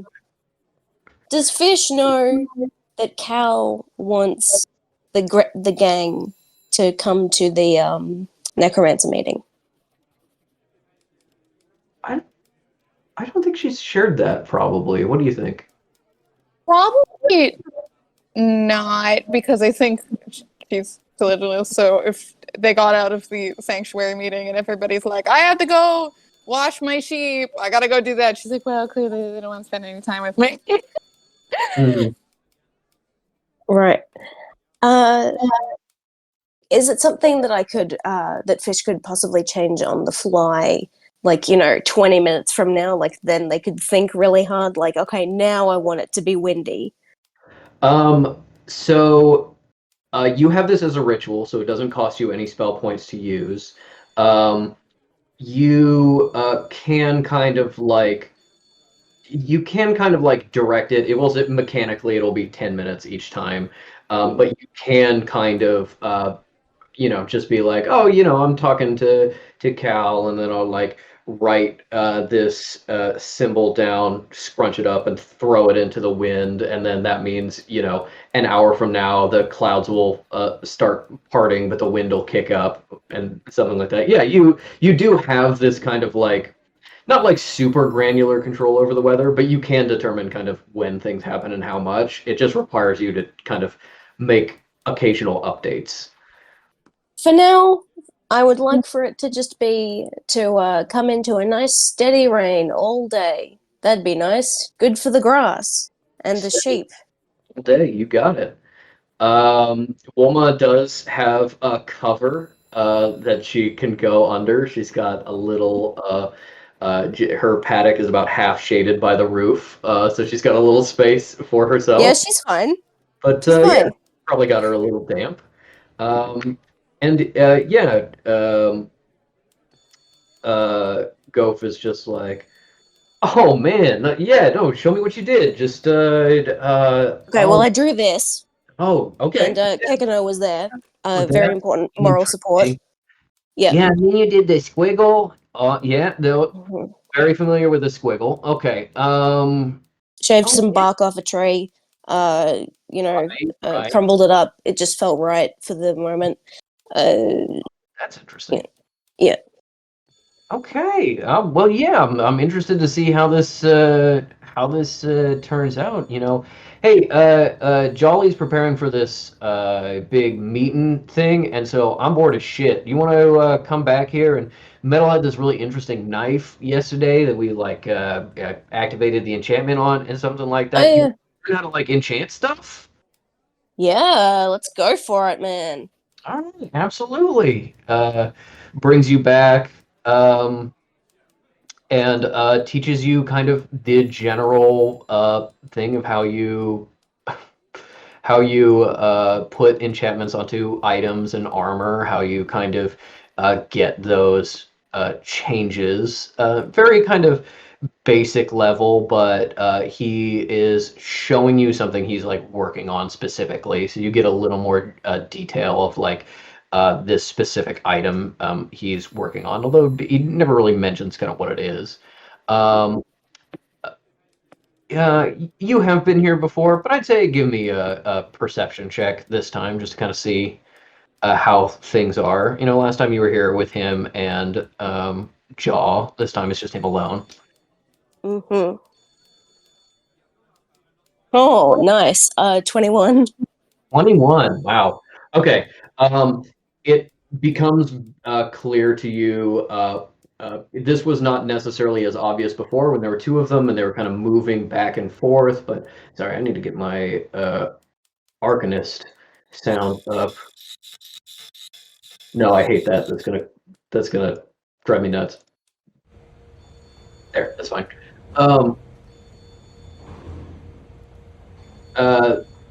There is definitely a difference between kind of Goph's stuff and Jaws stuff. You can see that there are certain stations and certain areas that are kind of like meticulously organized and everything is put away and everything has a place.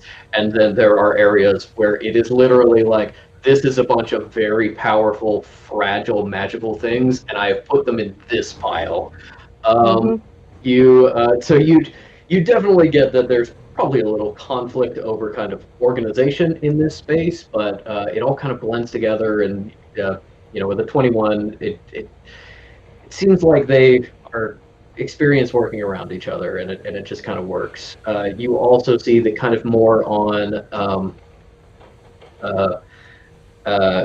Jaws' side, for lack of a better term. There are a couple of little article clippings that are posted on the wall. There are some like certifications. With a 21, I think you realize that at least one of the certifications is not in Jaws' name, and so it's entirely possible Jaws is not his original taken name. Just a reward for rolling so high. And kind of on Goph's side of the workshop, you get some like interesting magical knickknacks that are just kind of like randomly nailed to the wall. Kind of pride of place is what genuinely just looks like a piece of driftwood covered in symbols. Honestly, kind of looks like shit, but is very prominently displayed on the wall, as well as a couple of little. To interrupt you there, Fish would like do Eldritch Sight on that, see that it's like glowing, bright neon pink, and be like, "Oh, yep, great." Yes, and interestingly enough, when you do Eldritch Sight, the kind of magical flow, you're used to like looking at magical items, and it's like, okay, there's kind of like the magic kind of flows through it to kind of do this thing. This is kind of all tangled up. And so I think with a 21 in Eldritch Sight, you kind of get the sense that like, oh, this was like early work. Like this looks like my work when I do stuff. This is not professional level yet. Maybe this is something he made early in his career or something like that. But you see that, some like weird masks and some other stuff like that. And you see right above the station you're working at, there is a framed personal letter. And I think with a 21, you catch the name China Sorrows in it when you view it for just like a moment. Do you want to pay more attention to that? Yes. As you are looking at it, it's what is very clearly like ripped out of kind of like a newsletter, or it was typed on paper, the first part, and then someone has written on it and folded it up, and then other handwriting is on it. And the typed part, the early part of it, is actually a review of seemingly a scholarly article that Goph has written, and it says review of article Nexus implementation of multifaceted symbols, part 1, by Goph U, just U, period. Review by China Sorrows.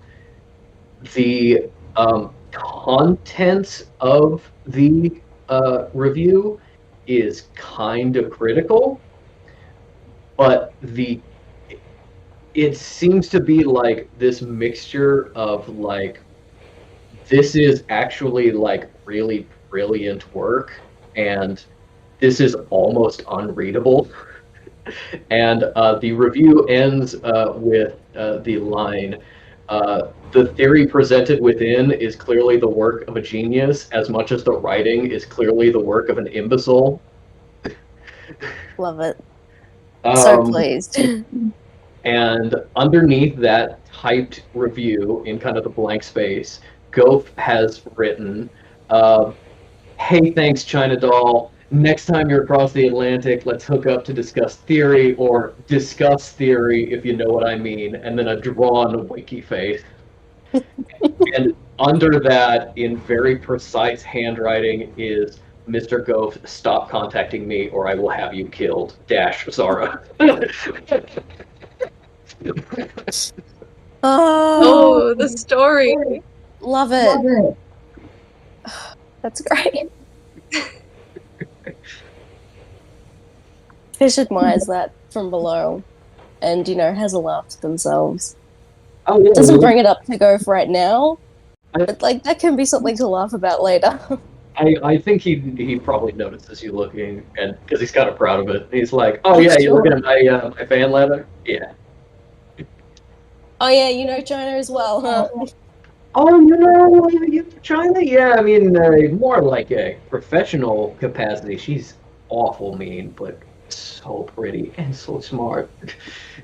Oh, mean to you? Always treated me real nice. You're so lucky. It's all right, man. Well, we can catch up with her together, and we'll hit her with the double. You and me and you as my wingman, and she'll be all over us. Full on charm offensive, I also want to remind everyone that Gof sounds like this. He looks like a full-on First Nations man. He's got that kind of like nut brown skin, now kind of a little sallow after spending so long inside. Very dark black hair that is probably fully held back with like a clip that looks like it's made out of a seal's jawbone. Like he is a very native looking guy who sounds like he has an incredibly obnoxious American accent. The pinnacle of charm. Yeah. Gof and Gertie.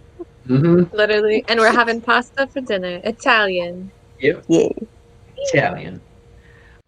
He's just helping you learn you some stuff, telling you some fun stories while he works. We'll say that explains your increase in your symbol rolls, as well as your new symbol things that you learned. Yes. And anything else you want to do or talk about while you're hanging out with him? That was that. Thank you. Yeah. Okay. He does say, hey, I hope you got that the tuxedo back. Jolly was like, oh, he's not gonna wear it. Give it to Fish. So Mel took it. I'll have to ask her about that. I don't know. Maybe she knows someone else devastatingly handsome, but I doubt it. No. Yeah. But yeah, I'm not gonna be there for the meeting. That's all Jolly's thing. But good luck, and see you Thanks. tonight. And we'll totally. celebrate with some pasta. Looks like we're gonna have it here. You know where my apartment is? I don't know, but I'm sure Metal can. She knows. Yeah. Yeah. No. Yeah. That's true. All right. Well. All right. Well, make sure you have a little bowl for my boy. Kekino, always a pleasure. Gives like a high five slap to Kekino. Yeah. Oh, hold on. Wait just a second. I'm sure you're busy, but do the thing. Turns white. Oh my god! Oh my Yeah, it was pretty fucking cool, isn't it? Yeah. I gotta he like shoves like a bunch of crap over, and he gets those goggles that let him see magic like you, and he puts them on. And he's like, "Do it again." Oh shit! It's interesting. He's slightly changing the nexus of the symbols that are making up his magic in order to shift into this new contextual form.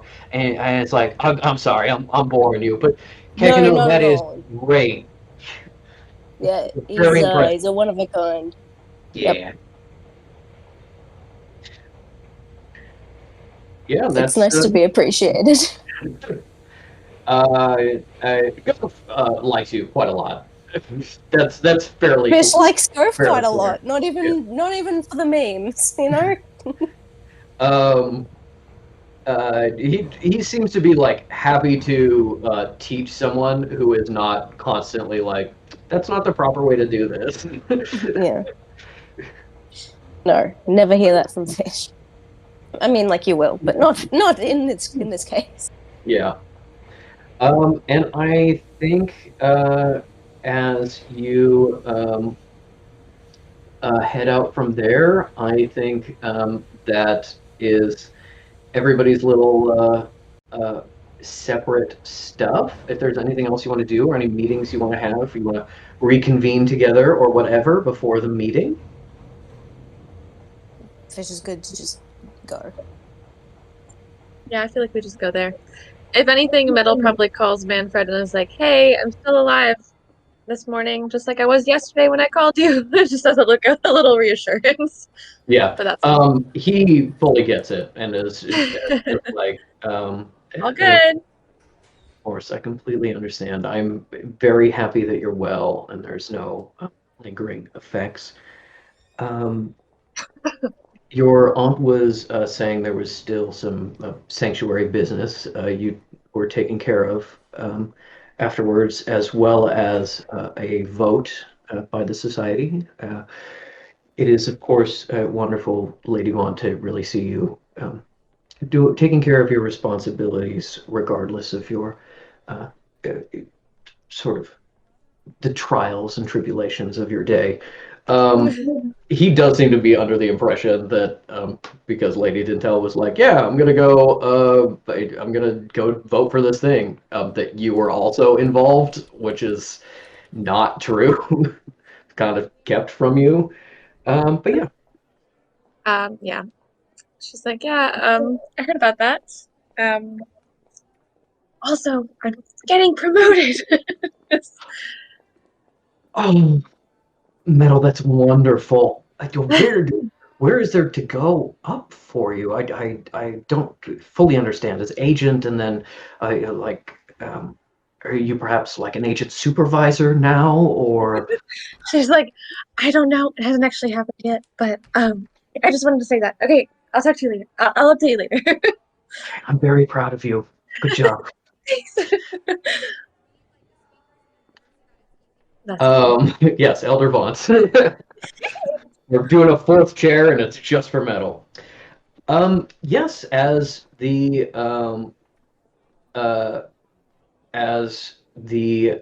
time for the meeting comes near, you start to see that the sort of activity in and around the elders area is decreasing. And when all of you go in, you see the normal kind of setup. There's a long kind of arch of a table with the Grand Mage sitting in the middle.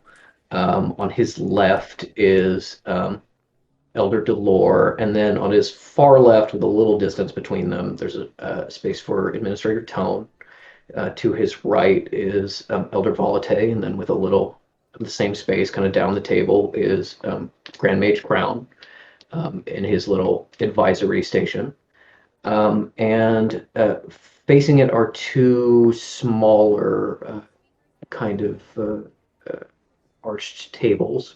One has some free seats, but also has the investigation team sitting at it with their paperwork. Um, they are sitting kind of all to one side of the table, so you can choose how to arrange yourself. So perhaps Cal doesn't need to sit next to anyone she doesn't know. And the other table has has Arcanist jaw hanked. A woman you Metal recognize, but I think everybody else has just kind of seen and not actually met, which is the head of the Archivists, Sorceress Moon. And Dirk Sims, representing the Scythe and security. There's also a little kind of wheeled table behind them. Genuinely, this is something that never came up. Her name is Celine Moon, and it was like, I want a Mooney reference in there. I want an actual Sailor Moon reference in there. Okay, That cool. is Both at a once. reference to you. Yeah. Yeah, just glad. Hmm. And there's a sort of this wheeled table behind them that has what you all realize is a full one of the like ant constructs that invaded the sanctuary, like disassembled. Like it's a log with all the symbols and all the legs have been like pulled out, but it like set on the table, so it looks still like it's fully formed and you can track the symbols. And it looks like someone has gone in with kind of chalk and like marked out the symbols and like written notes to themselves, clearly being studied in some way. The interesting thing is that there's about a third of the chamber is like bench seating for people to watch these official uh, uh, meetings and presentations. Absolutely nobody there. There is not a single person there, and there is actually a scythe that stops you at the door to make sure you are who you say you are before you head in. So this is secure. Additionally, people like Archivist Moon would have like assistants to hand them papers and stuff like that. No one. Everyone is doing their own thing today. There is not even like administrative assistants helping Tone and the elders keep track of their papers. This was said that this was an important meeting. I think as you come in, you realize this is a sealed meeting, that only the people in this room will have everything that happens in this meeting. And before we get into the meeting itself, I have suddenly realized that I am starving and my hands are starting to shake. We're going to take Oh, a quick no. break. You're an Please, ace. yes, Please, yeah, I felt that. Need to down some granola bars. Yes, please. Okay, guys. So we'll take a quick break, and it is 5:56 here, so we'll be back at 6:05, I guess. Don't do numbers, just go eat. You're Yeah. yeah, you're fine. Yes. I'll be back. Please Okay. refresh. Anyway, have fun, chat about things. Drama. I still have my drama plans I haven't done yet. They're still in Oh, my- no. my There's so phone. many more drama. drama. There's more. I'll be right. There's so many. I'll be right back Go as well. eat! No, I'm gonna get a drink. Yes. I'm going to put my plate away so I don't have Oh, good taco idea. remnants in my bed. Good idea.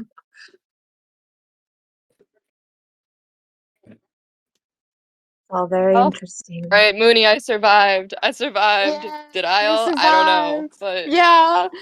we're I wasn't expecting her to shut Cal down like that. really. I should have, yeah. I thought she was gonna consider it, but she was just like, nah, No. fam. No, I mean, what I think is going to end up happening is she is going to talk to Lydia. I think that's just her like immediate reaction, and she's not. I don't think she's the kind of person to immediately be like, "Yeah, you're right," but like someone will say something and then she'll think on it, and then Yeah. probably. You're dumb and Bill. stupid, and then later she's like, Oh wait, Okay, that was. well, Yeah, I I get have it. to make sure they don't think I'm following their advice, that I came up with this on my own.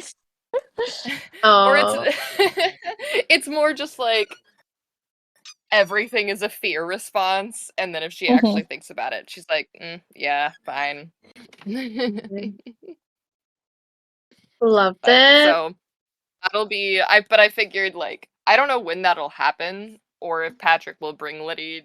I'm assuming Liddy is supposed to come back, but if not, we'll find her and talk with her.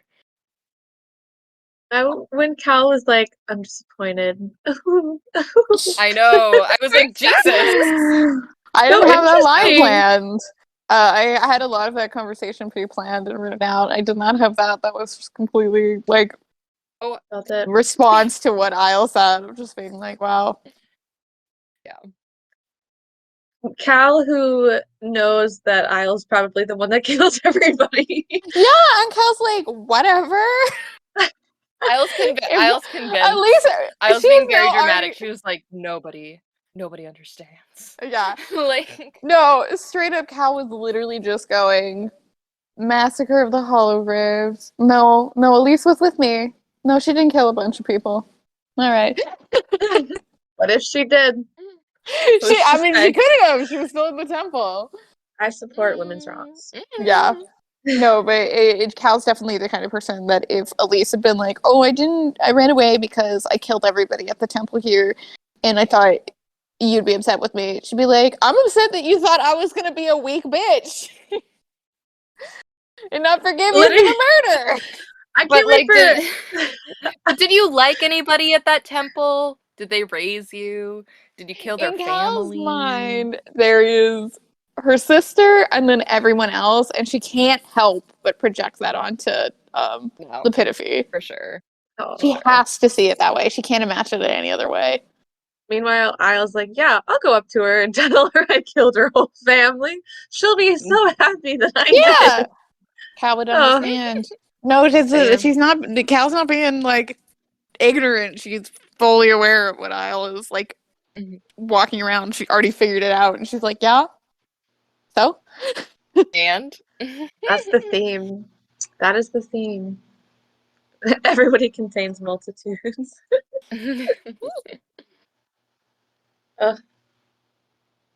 Okay, I'm also going to grab a snack.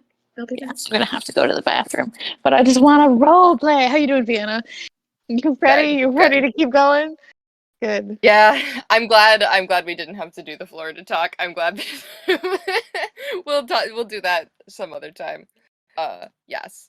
But I have a yeah, friend no, I who's. mean, Oh, go ahead. Sorry. what? I was just gonna say I have a friend who's coming in a couple weeks, and I was like, I will just tell her to go somewhere else so I can go play D&D for a night. I'll do that. I'll be that bitch. Bye. Get a snack also.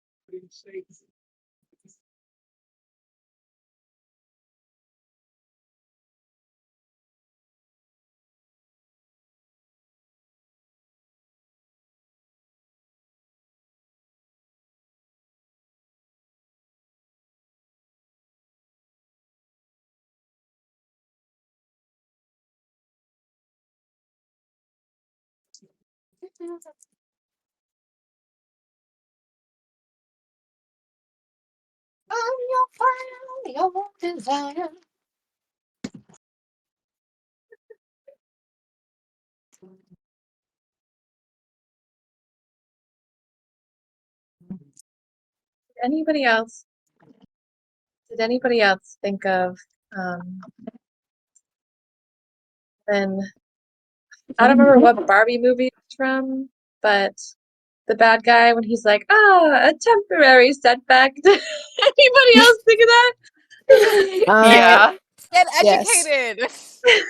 Okay, thank you. I was like, hold on, wait, but somebody said I'm it in earlier, and I love was of like, my life. Yeah. literally, my brain That's where went it all there. started I'm a for you, Piana. premonition. Ah, gosh. That was the beginning of the end. Man. Also, I And it changed my comes- shirt because I was too hot, and I bought this shirt. Oh, but because it's it very cute makes and me very think- 50s. Nice. Yes, I was like, this is if Cute. Isle was forced to wear real clothes. Yeah. Yeah. And I'm excited. I hope we have time to get to shenanigans. Oh shit. Oh shit. Oh shit. Left and right. Shenanigans left and right. Shenaniganizing. I That really love how Cal saw Fish looking at her and went, "The fuck you looking at? Keep scrolling." It was really funny because I was like, oh yeah, it's funny because I noticed you, in hindsight, I noticed that you were acting during that scene, but I was just like, oh yeah, like I was like, I know what she's thinking, so she's gonna look over, and how much it would fucking freak her the fuck out if she was just like, oh, and why are you looking at me? I Don't was look at me happy with those for it to big go ol' completely. eyes. I was expecting it to go completely unacknowledged, and I was totally happy for that. But just for Yeah. me, it'd be like, Fish, watch this whole thing. Stop looking at me with those big old eyes. Okay, I have had a tremendous amount of calories in a very short amount of time. Good job. Yeah, also had some gushers, Vienna. Yes. I Was would it ritual like or tropical? to start off getting back in with a Cal Fit check. Yes. Yeah. Cal Fit check. Okay, so Hit it. her fit, which is probably what she was wearing for breakfast, but she was wearing a robe over it. No robe. She is wearing a like 1900s, 1910s ish. Was called like a walking suit. I'll send a picture. It's like a suit jacket, long floor length skirt, tiny bit of a train. All black, obviously black undershirt too. She's wearing a veil, and she's wearing a little bit of bone jewelry, probably mostly rings, and she's wearing a giant ass spider brooch. Giant ass spider brooch. Like the Jack Skellington one that she was wearing in that drawing. Yeah, it's not the same suited deck because I don't want it to be like pinstriped. It's a kind of like plain version of that, but like very similar cut to that one. And Very it's just very like it is still like reminiscent of her fashion taste, and it is still all black. And there is something about the fact that it is black and like modest and floor length that feels kind of necromancy, but it is definitely a choice not wearing robes. And it is something that Power suiting. it's definitely something of being like, instead of being like, I'm the outsider to the sanctuary who is a necromancer kind of guest, it's more of being like someone with a necromancer background who is part of the sanctuary. It's very like intentional fashion choice. I don't know. I don't think any of you guys would clock that, but Probably not, but we appreciate it. Yeah. Yes. Is there a fit check for anyone else? Did Metal dress up at all? Fish is wearing 5 sweaters. I sweater. Hell yeah. Does Fish ever reverse the order? Like, is there ever like? Oh no, there's a different very sweater? specific order. There's Okay. like, there are Mhm. 2 where it's like, okay, these can be the outer ones, and then there's 2 where it's like these have to be the inner ones, and then there's one where it's like whatever. You're in the middle. Sure. I don't know what it looks like, but I think Metal's just wearing a very nice, professional-looking outfit. Nice. Very She nice. looks very cute. As you come in for the meeting and everyone is still sort of getting kind of settled, your place is clearly over with the detectives. As you walk over, you can see they're actually passing what looks to be a newspaper down the table and kind of leaving it on your place for you as you walk over. The headline of the newspaper, which is the Montreal Register, is attack by extremists. And when you read the article, it seems that the machine gun attack, which again happened in downtown, is being blamed on a Quebec separatist group named Solidarité, who have been active in the area. And it seems like the sanctuary was successful in spinning that to not be magical. The article talks about how there was this heavy machine gun military issue that was captured as part of it, and they're investigating where it came from. But yes, it seems like, at least as far as Immortals are concerned, the cover is safe, and you are not being sought by any mortal authorities as well for involvement in a big action like this. Yes, as you come in, people are kind of getting ready and setting up. There is people who know you kind of give you a wave. Archivist Moon doesn't, because she only kind of knows you by sight, so she just gives like Metal a nod and then sees everyone else, kind of gives them a little bit of a shallower, more awkward nod. As people start to settle, it looks like Tone is going to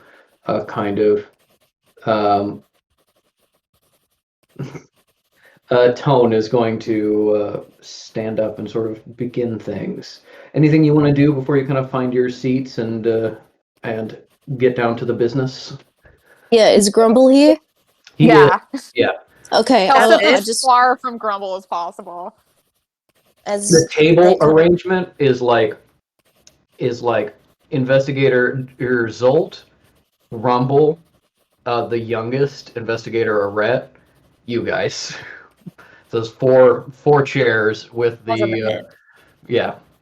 Cal probably Okay. wants to be on the end. Fish looks at Grumble and tries to look at Cal. Obviously can't tell if she's looking back, but like just does a roll of the eyes like this fucking asshole, we hate this guy. Yeah. Very tempted to say something to him just, in Russian like, hey asshole! But no, they just keep their mouth shut for now. But it's in the back pocket. Cal They doesn't take say a seat. anything. No. She doesn't say anything, but she just like straightens her shoulders, and the big ass spider brooch maybe just hits the light in a nice way. She sits down, Power suit.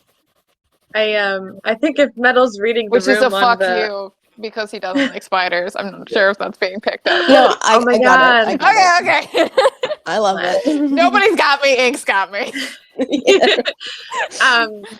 we'll just sit the closest to the people that the other half of the table. Metal will sit and like it'll be our half and then their half, so she'll be right in the center. The dividing just do line. Yes, and she'll give some polite and very oh hey but in a cool professional way in case this meeting is not pleasant. Yeah. Doesn't seem I like it think will be, Isle so- is I was like looking, I guess. Unfortunately, she's like, guess I have to look to Tone now for reassurance in this awkward situation. So she's like, I guess like not eye contact, but like looks toward him and is like, okay. Gives you a very shallow nod. As Metal makes polite chit chat with the other investigators, the one who's sitting closest to you, Investigator Kat Arette is like, "I was it. Seven needs you, but I've seen you be." Hits Grumble, and he leans forward and goes, "She say hello." Yes, my apologies. Detective Arette sometimes experiences some backlash from curses when she breaks them, and there was one left at the scene yesterday. So she is currently, what is it, Kat? Speaking backwards? Now, you see that Cat, who you don't necessarily have seen up close before. She's kind of small, small-boned, and you can see their eyes are a little bit wide. Her ears are ever so slightly pointed, enough like little signs, and based on the fact that like she has curse breaking, which is kind of a weird and specific power, that she's not 100% human. She is some sort of mix and has some sort of Fey background in some way. Is she hot? Roll 20. No, 20. Give it to me. She's pretty cute. I wouldn't necessarily say hot. She's kind of got that like a little bit of like a tomboyish kind of grubbiness to her, but yeah, she's very cute. I can't believe that was 20. And Administrator Tone says, "I believe if we're ready to begin." Everyone, we all know the trouble we have faced, and today is to compare notes as well as to induct some new potential help in our fight against our enemies. These four have done a wonderful job working for the interests of the sanctuary, specifically solving mysteries. Yesterday was no exception. Before we begin officially with this council meeting, I would like to formally recommend them for the job of the new investigation team of our sanctuary. Everybody's kind of looking at you. The other investigation team just kind of like claps very politely.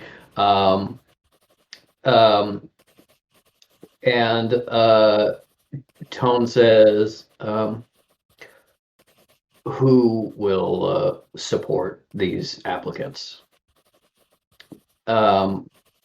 As he returns to his seat, he kind of makes eye contact with Grand Mage Ridgeback, who gives a small nod and looks directly at Isle and says, "I support Sorceress Isle Hind for the nomination."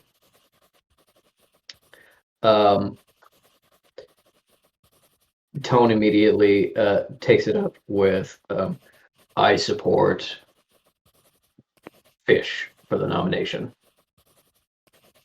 Why?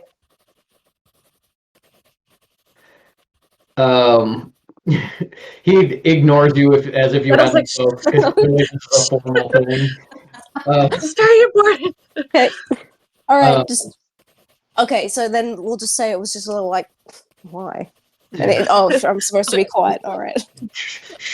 Honestly, I think fully asking why and just moving on, no responses even. Yeah. Um.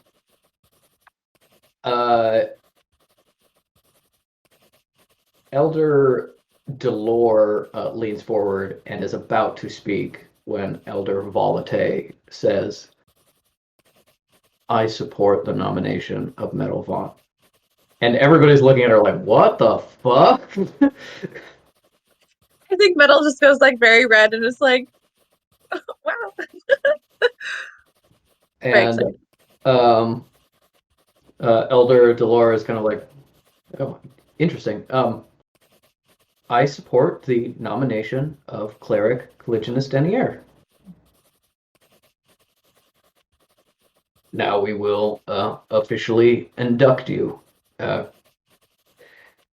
Zolt, if you wouldn't mind getting the materials. And they go up to each of you. There is a book and a stone slab with kind of a sketch of a handprint on each.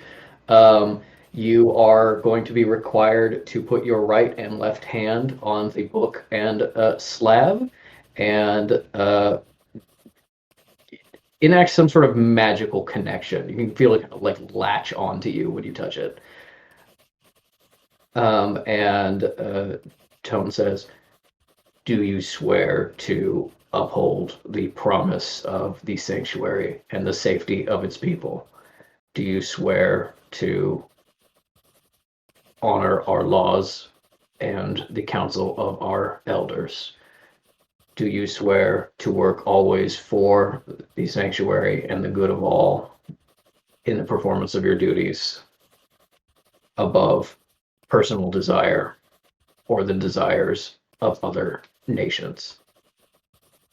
And I think Metal is first, so Metal would get the questions first.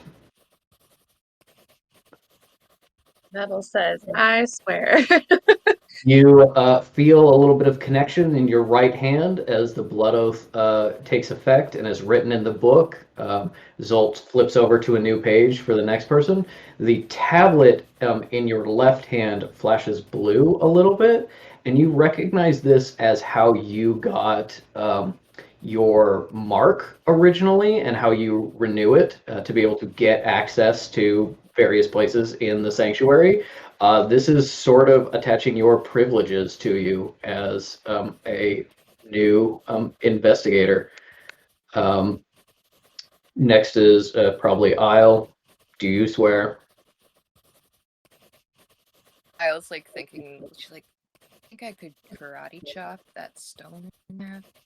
And she's, but I think she's really focusing on the question with, like, thinking about for the good of all. Yes. And that's kind of the part she focuses on when she says, I swear. Yeah. There is this kind of thing of like Metal's original oath as an agent was very specific, like the will of the sanctuary, but investigators are more for everyone, not just the sanctuary. And so the oath is purposefully a little broader, a little less extreme. And you feel your hand flash as something magic kind of takes root in your left hand. Then, Fish, do you swear?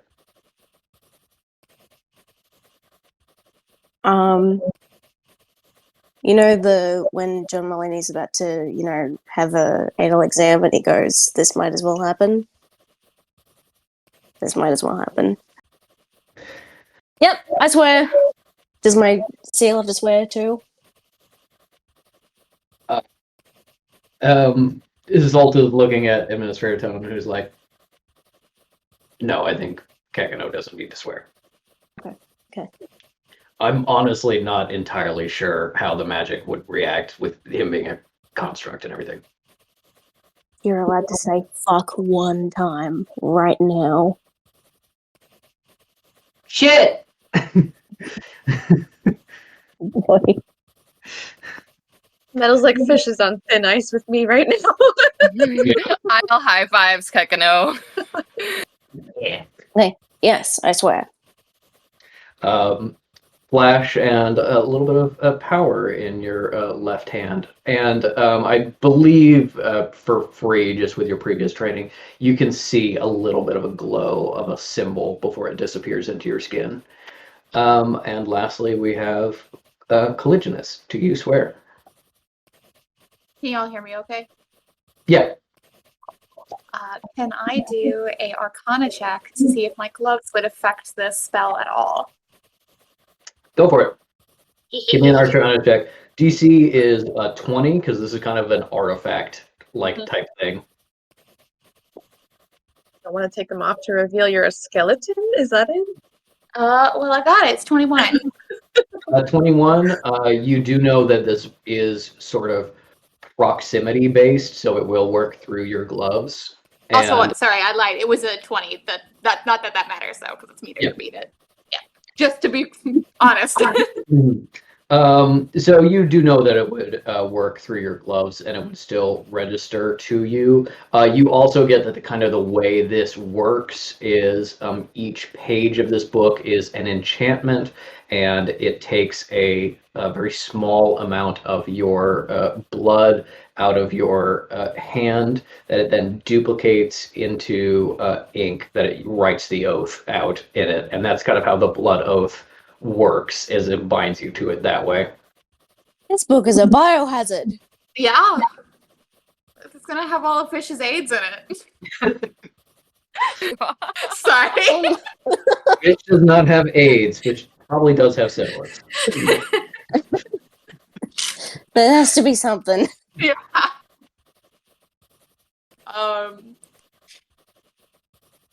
Right.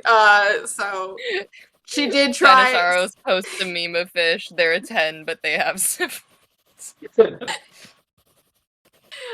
She did try to pull a Violet Baudelaire there, and Yeah. did not work for her. Perfected, but you wouldn't have been the first one to think of this. Yeah. So she puts down her gloved hand and she says, "I swear." And the power enters into your left hand. Tone returns the books to the table and said, "May I present to you our newest investigation team of the sanctuary." And everybody claps politely for you.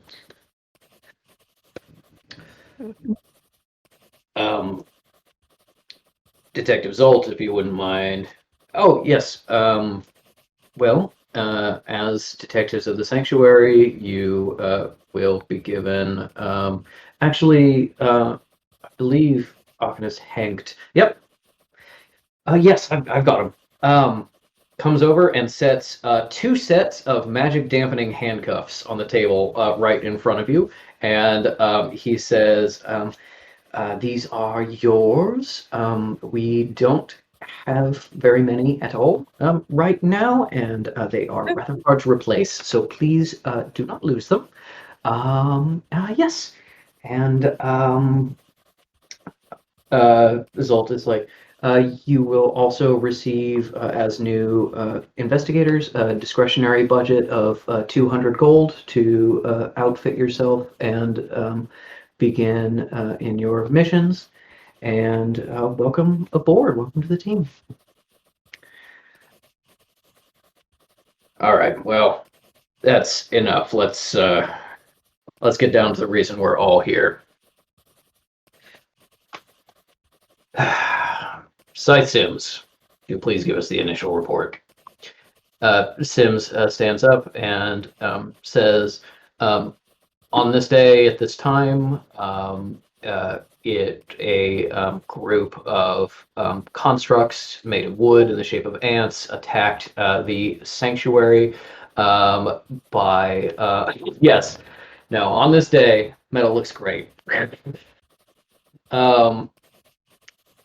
They attacked the sanctuary by tunneling through the walls and attacking our staff and guests inside. Only minor injuries were reported, and no major damage was done to the sanctuary in the long term. However, it does seem that the attack was to cover a heist in the vault. this is the amount of injuries, this is how the sites respond, this is how the security systems didn't work, so on and so forth. Very kind of dry report that he's giving. Next up is Jolly and Crown, who both get up and wheel over the ant body. Crown is like, yes, it's very interesting. So we believe that the main body, the trunk, as it were, was made in one place by one sorcerer, and then shipped to wherever it would be received by the Second Dawn, and the legs carved separately and added. You can actually see the difference in quality of the carvings. And we believe that that may also be why it didn't function properly. They were not dangerous and did not attack aggressively. You can actually see there's these certain loops in here, these command loops, that were not properly activated because the symbol here was miscarved. Getting the sense that, you know, it seems like an accident, that it wasn't like super violent and killed everyone in the sanctuary.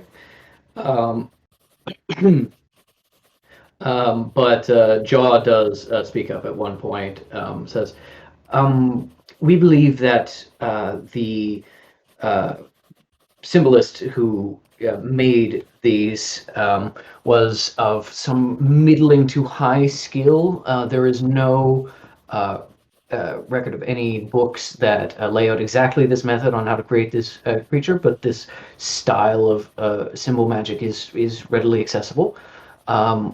There is a little bit of an interesting thing, I think. If we look at these symbols here, we don't really see the hesitation marks we would expect in this kind of carving for a novice. But you can see them on the legs here, which of course leads us to believe that they were carved separately on site. And Crown is like, that's ridiculous. This was some kind of amateur, that's why he got it wrong. Move on. The evidence that we backtracked showed that the constructs were released along the waterfront to the north, where they burrowed underground into almost a direct line into the sanctuary.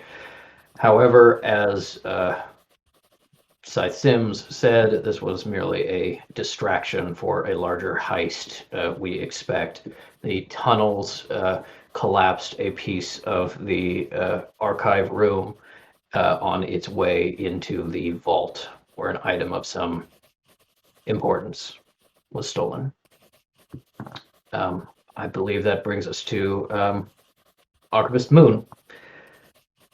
Yes, there was an item stolen from our vault. If you'll actually turn your attention here, and there's like a white wall and a crystalline equivalent of like a projector that she comes over and puts papers on so that they flash up on the wall. You see a image, a drawing of what seems to be an orb with a little weird mechanical thing coming off of it. And drawn into the orb are sort of spirals. And she says, this is... Yeah, you guys, let's settle down. It can't be an orb. You need to have a flared base. So sorry to the recording. It's good that you don't know what that is. It's good that you don't know what's happening. This is a object named Mordital's Ampule, recovered, of course, by the Mad Monk Mordital in 876. This is sort of the equivalent of well, the mortals had this war recently, and they created a nuclear bomb. That's the word I was looking for. This is the magical equivalent of a nuclear bomb. We believe it is of ancient make. Mordital claimed to find it in a ruin of the ancients somewhere in northern Canada, but no one has ever been able to find where. It, of course, went through a variety of hands during the war, was used twice in a more minor capacity before coming here. The function of the orb here replaces the picture with some like spreadsheets, diagrams, and magical math that Cal will probably appreciate and no one else.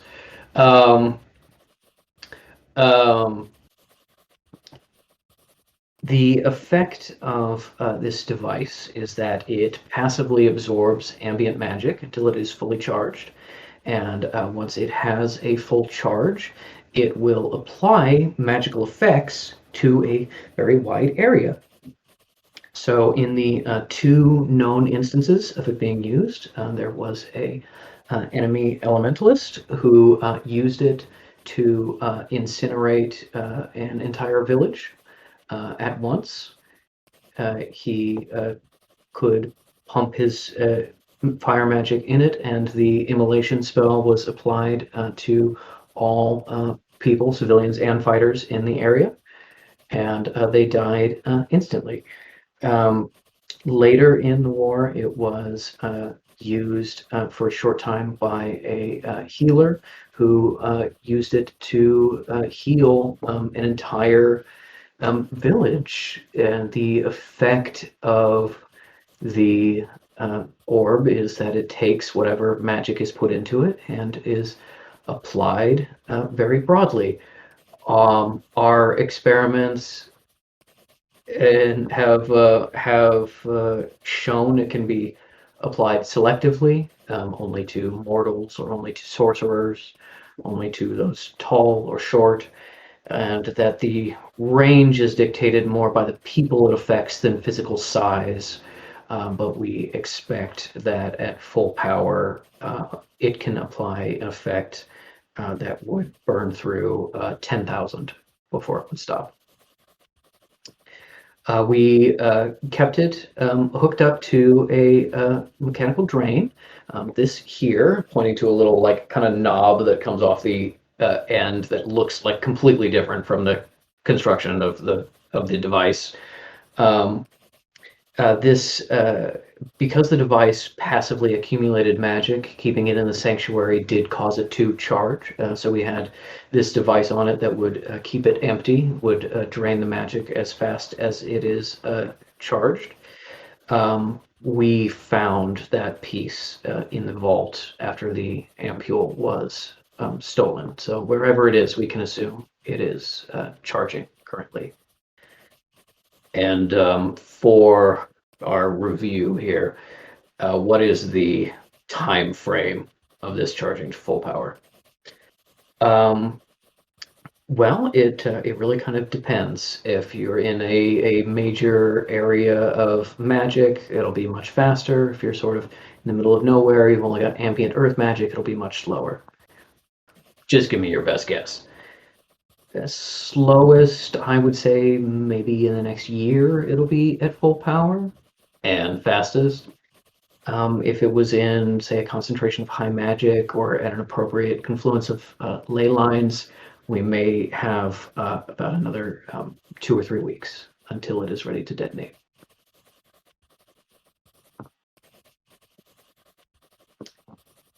Thank you, Archivist Moon. Yep.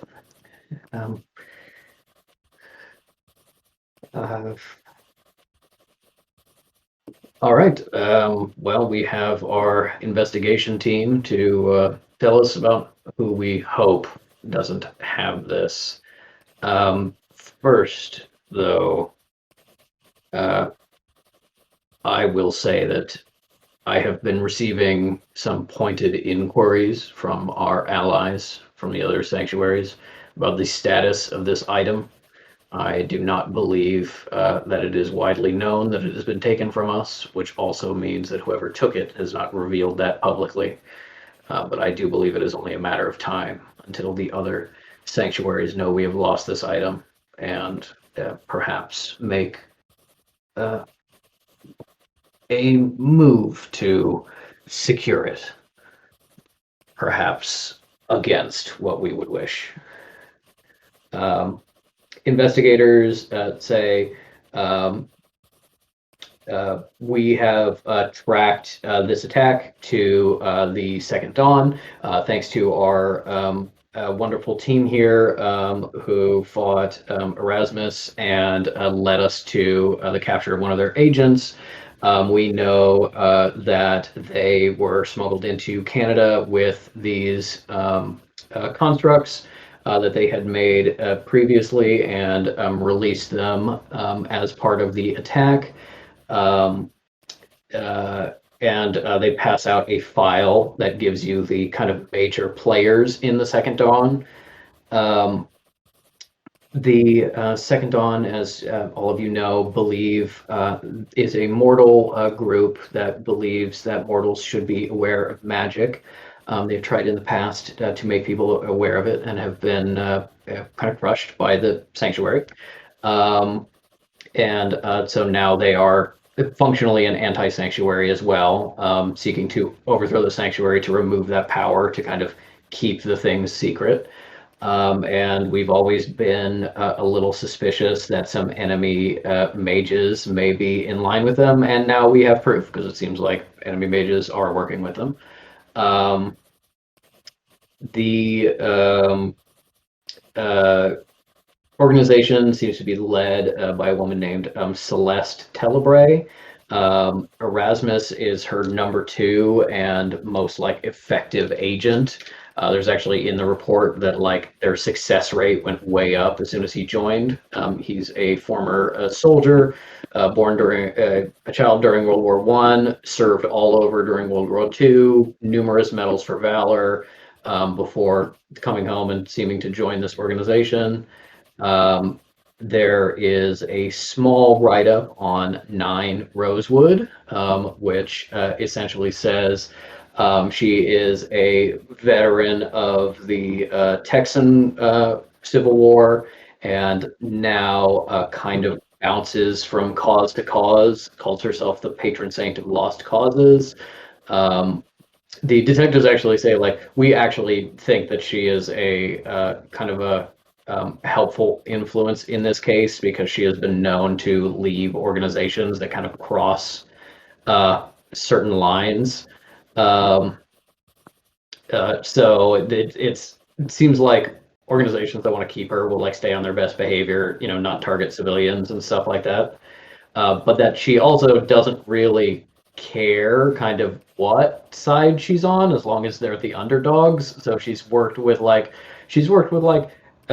anarchist collectives and communist collectives and community organizations full of organizing community garden level of organizations and blowing up the sanctuary level of organizations. She doesn't seem to be bound to an ideology. She's almost like a mercenary with instead of money, it's kind of can you convince her you're in the right kind of thing. And there is also a file on a man who most of the others have photos. This one has no photo, but it says name not given. This is the source being the guy who was captured because of the information you gave them. Name not known. Called Jackrabbit multiple times by 9. Is a male, about medium height, black hair, Caucasian. And that's about all we know. Seems to have either elementalist powers or some sort of hedge magic specializing in water. Just ignore what's happening over there. This is the guy that we got captured and we have somewhere in the sanctuary. No, that's where this information is coming from. When you when you gave them the clues that were in the crossword, you gave them a meeting place. The detectives, the reason they weren't here, the investigators, is they were raiding it. Most of them managed to escape, but they managed to catch kind of a low-level flunky who wasn't sure if there was going to be like another attack or just kind of staying in the area until they could get back across the border to the U.S. It does seem like they are based in the U.S. And he kind of like gave descriptions of people he knew because it's impossible to not get interrogated by the truth teller guy. Valid. And I just want to clarify, his name is not Jack Rabbit. Nine calls him Jack Rabbit, probably as a nickname, is in the notes. Investigators say we don't have enough information to find who this person is, and this description could match a lot of people. You know, it could be someone from the war. It could be foreign. Christ. Yeah, Jack Rabbit. Yes. Can I surmise who we are talking about? Yes, you know, you have the file in front of you, so you see like, oh, Nine's here. Here's like a military ID photo of Erasmus. Here's one without photos, and the description matches, and the powers he uses matches. This is your guy. Yeah. All right. Does cool. it say anything? Does it say anything in Nine's file about why she's got Joker smile?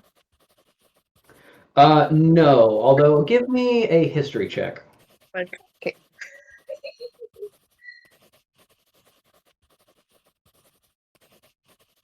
What kind of power did you say he had? You said hedge. Wait, something. The notes say he's either an elementalist or has some sort of hedge mage power over water. So like a native sorcerer, like a clan or someone else. You just know your report says he used water powers, and so they're like, right. So we noticed that. Probably an elementalist, could be something else. Could be something a little weird. Noted. We got a hot 5. Hot Nice. 5? Yeah. That's just something that happens in Texas. Oh no. God. Also lose their That's like, eyes in wow. Texas. Does she have a husband in prison? No A comment. boyfriend in prison. Who knows? A partner, a guy. A man, a baby daddy, anything. I would die. I've wanted to meet Billy Ray Sanguine's mom for literally over 10 years, and Derek Laney's God. never gonna fucking give it to me. Not in the way we'd like. No, she'll be like, I'm Scott Thackeray's ex-girlfriend. Yeah. That's why Billy Ray hates me. Oh, Billy, true. Billy Never Ray is forget it. actually your son. And it all.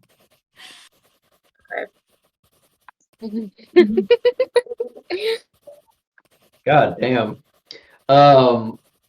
But yeah, you don't know why she has these marks or is all kind of messed up.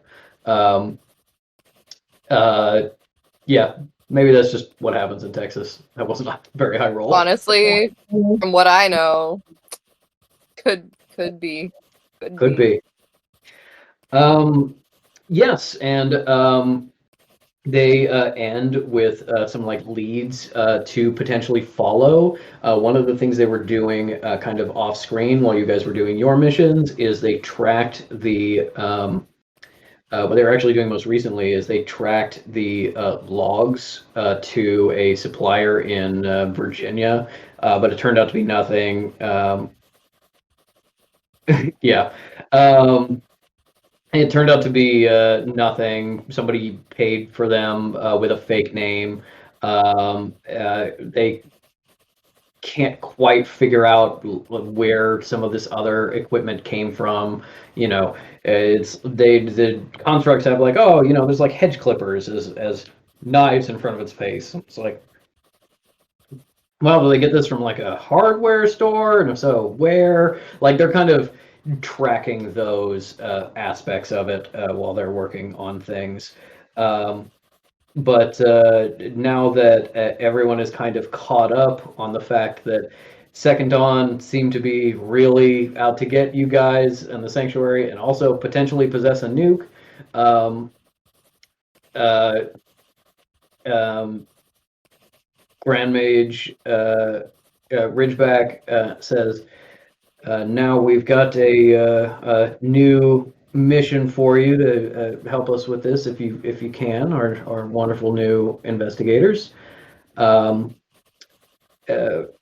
As investigators, not as much pressure necessarily to act now, although we agree that this may be a fruitful method of inquiry.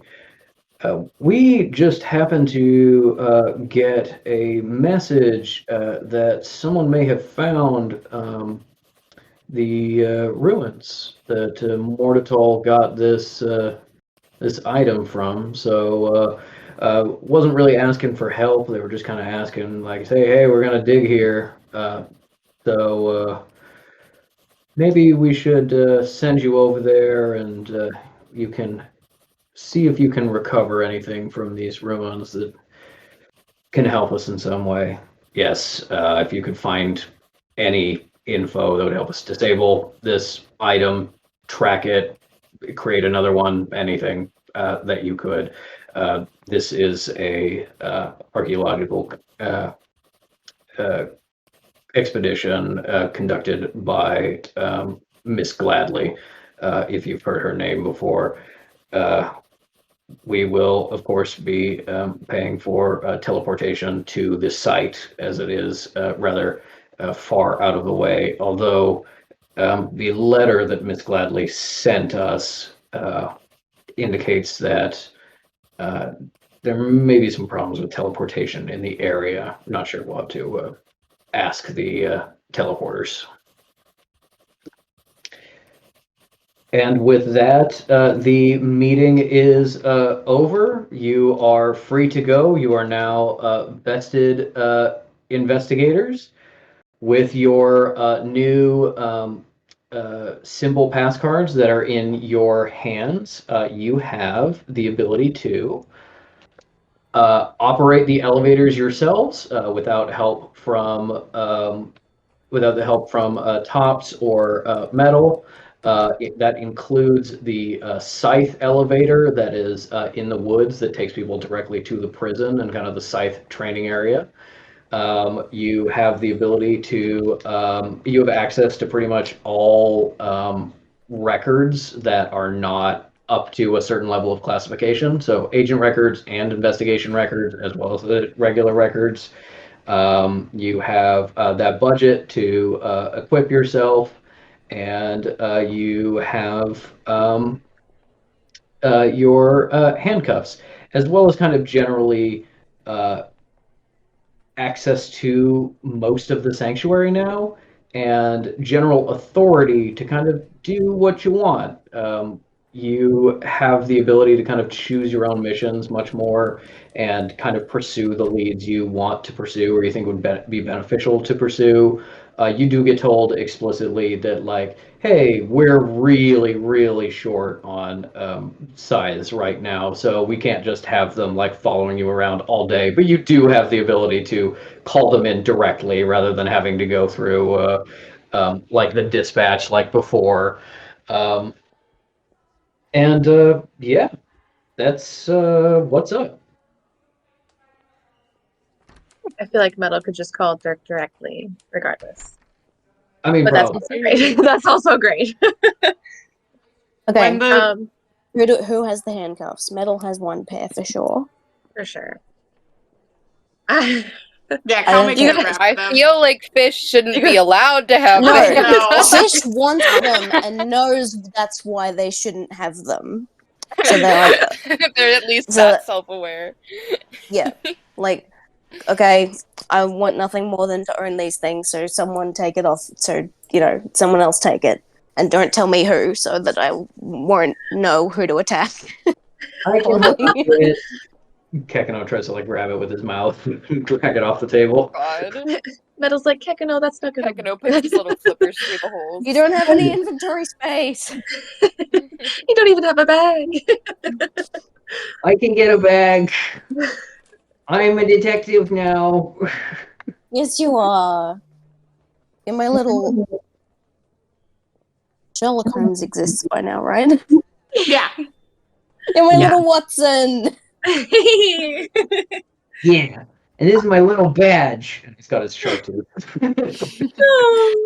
Cal has just not been, has only been half paying attention to this, so she's just been silently glowering at Grumble. Everybody is kind of getting up and leaving, so he sees you looking at him and just gives you a little nod and a smile before he wanders off. Wow. Love him. I was like, who's that guy? Can I do a mischief? Roll for mischief. Yeah. Just period, yeah. All right. In Russian, Fish is gonna go. Oh shit! Is that a spider?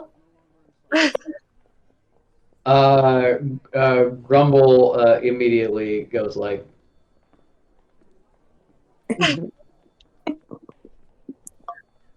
"Oh, he's a joke because we No, it's the one right there. It's on Denier.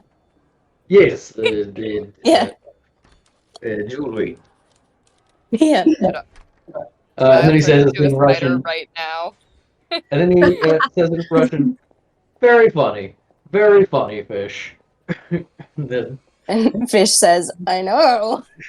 heads out. He Yeah. goes, spider, a word I know in every language. No, I think she's just watching this, and then maybe they point at the brooch, and she's like, also, she didn't tell them, but we can just retcon and being like, this pussy's afraid of spiders. It came up, Uh, sure. Fish has just automatically, got the mischief gene, Yeah. so that it's like, we didn't have this conversation that, the Grumble doesn't like spiders, but they just know. Yeah, that's fair. The psychic. I believe it. Or Yeah. flo- Also, a nice callback to Metal. There's a fucking spider on you. Yeah. I was gonna say. Love that. Metal's like, Yeah. I'm not even afraid of them. Don't be silly. Well, you guys are free to do what you will and pursue the leads that you will. I will tell you above table right now that May Gladly, played by Elle, is waiting for you once you decide to pursue that. But you probably want to take at least an episode or two to kind of prepare and handle other things. Oh my gosh. Wait. Is she just like, oh my gosh, I'm so excited. Is she like a little, what's her name? Evelyn from The Mummy? Exactly, that's exactly Yeah. what Oh my yeah. god! Cute. She may have specifically designed this character as a combination of Evelyn and Rick from The Mummy, which Yeah. Wow. which is why I was rereading the Mummy synopsis. Oh my god. Wow, Fish is gonna fuck her. Okay. Anyway, Yeah. Not again. someone's gotta. Someone has I to get do it. Fish is the only one emotionally ready. This is exciting. Oh my gosh, I'm fun. I'm so excited. Oh, yeah. As they're getting up, I will say Cal is going to. Does my mic sound okay, by the way? I switched to these headphones. It's all Yeah, right. you're all good. Okay. She is going to be. She's going to turn to the others and say, "I'm due a visit I'm due a visit to the Necromancers, and I have already sought out permission to bring the four of you with me." Yeah. I'm a detective.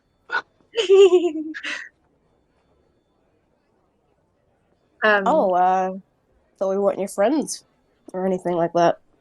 Well, you are my co-investigators. I guess we'll come along then. Metal, I think since we brought up her savior in the meeting, she's probably been like anxiously like clutching a pen or something like that, and was like, She "I'm took so the file cool, with her. so cool and normal about this." But when We're all given a copy of this file, so yeah, if you want to start doodling Mrs. Metal. Mrs. Metal Savior. Miss He's doing that thing Metal where you just like She's tear it like into a name big is long Jack. line. um, His name is definitely Jack, which is way better than Savior because it's only one syllable and it sounds like a real name. like so Hmm. handsome. Jack Space Rabbit.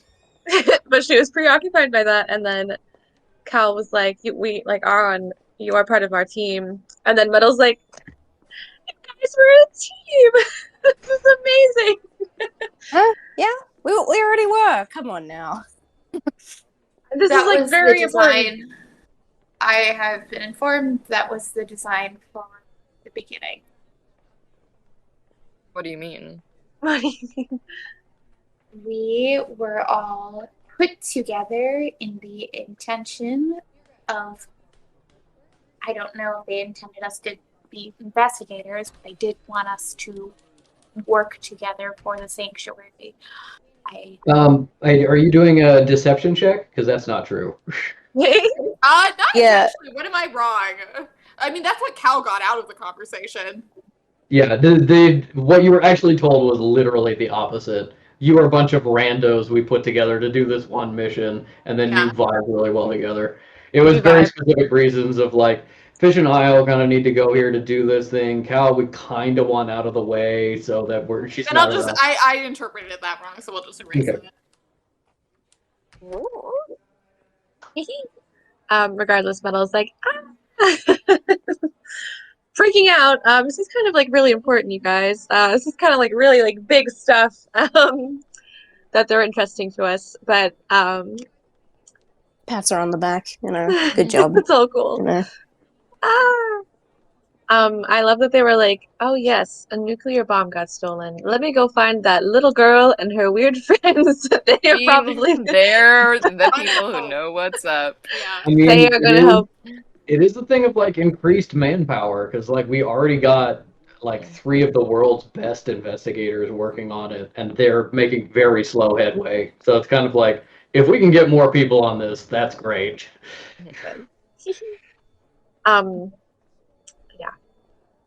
Also still waiting for you guys to actually say that you're going. Oh yes, yeah. And she feels very anxious about Sorry. that. Fish I already was like, said. do we have to dress up?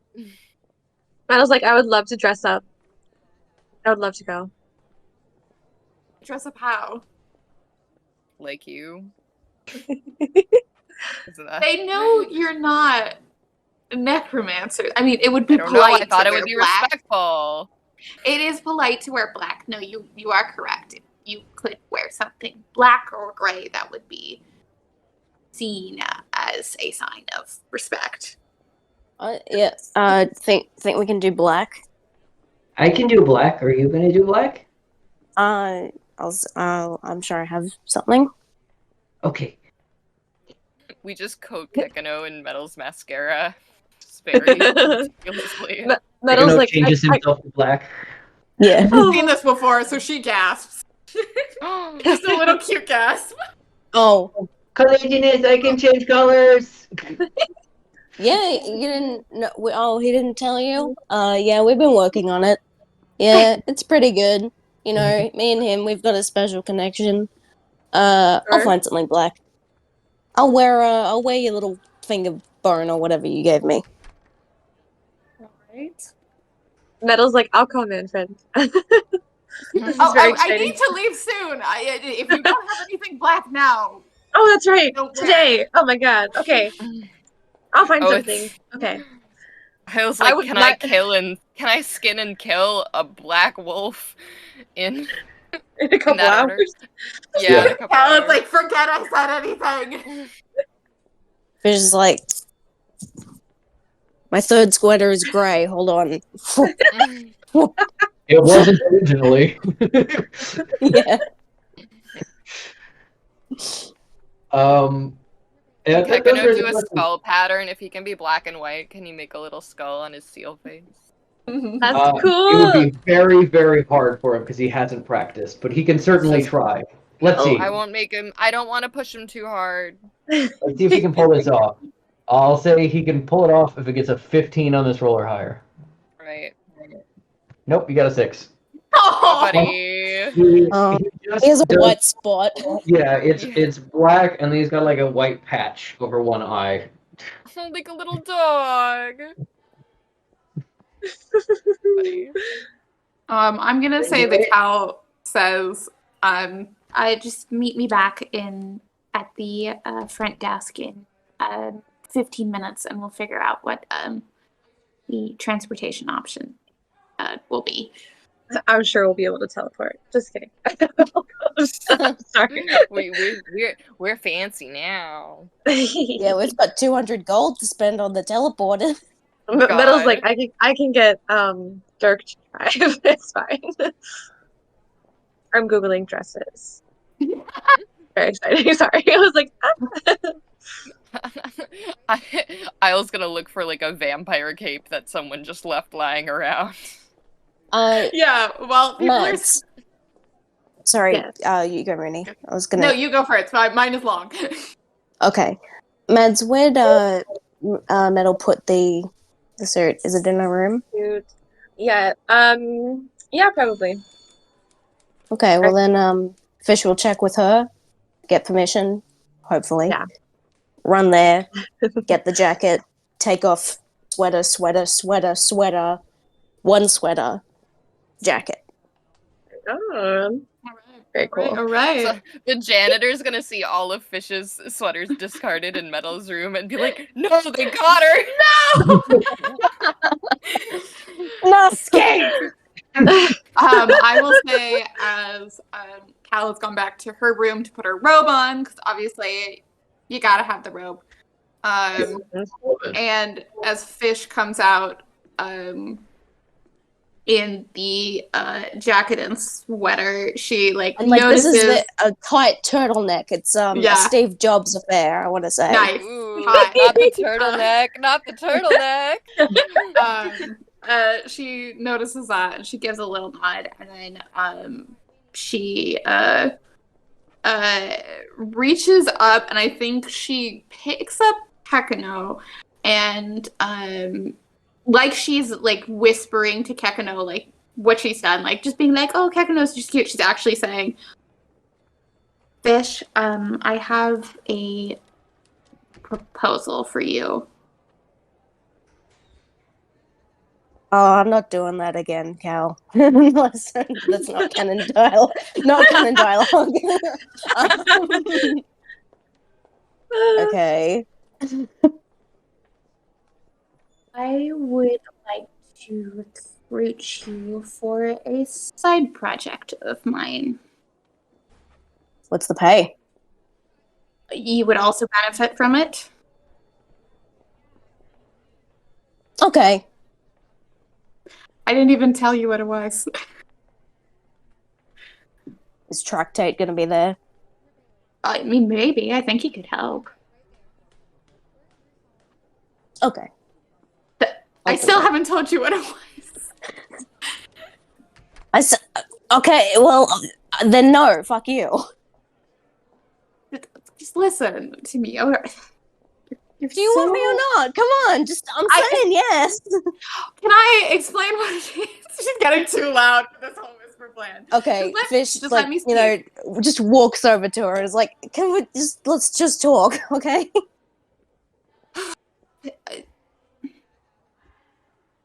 That sorcerer, the investigator, Oh, the dickhead, yeah. yes. He tripped me and grabbed me by the wrist, fell me, and I never want that man's hands on me or my mind ever again. I wanted to ask you about trying to develop a sigil that could work against his magic. Oh, that'd be so good. Yes, absolutely. I am on board. Oh, I also wanted to say thanks for, warning me about him before I went in. Thanks to you. He didn't actually get to use his magic on me, so I didn't realize that was his thing at all. I just knew the vibes were off and that he was an asshole. We can totally work on that. Can I roll insight on that? Yeah, perception check. Yeah, I was real upset when they came out, and I think even Cal noticed that. Okay, well, that's very good. What's that for me? Is that insight or perception? For you, it's insight. All right, that is a 24. Oh, 22. You do still don't get the full picture, but you do get a little bit of being like, oh, that may not be true. Is it all right if based on that, if this isn't too much of a stretch, Hal just softly saying, like, did he make you say something you didn't want to? Well, I'm gonna guess it was the same way for you, right? It wasn't actually too bad for myself. I was able to.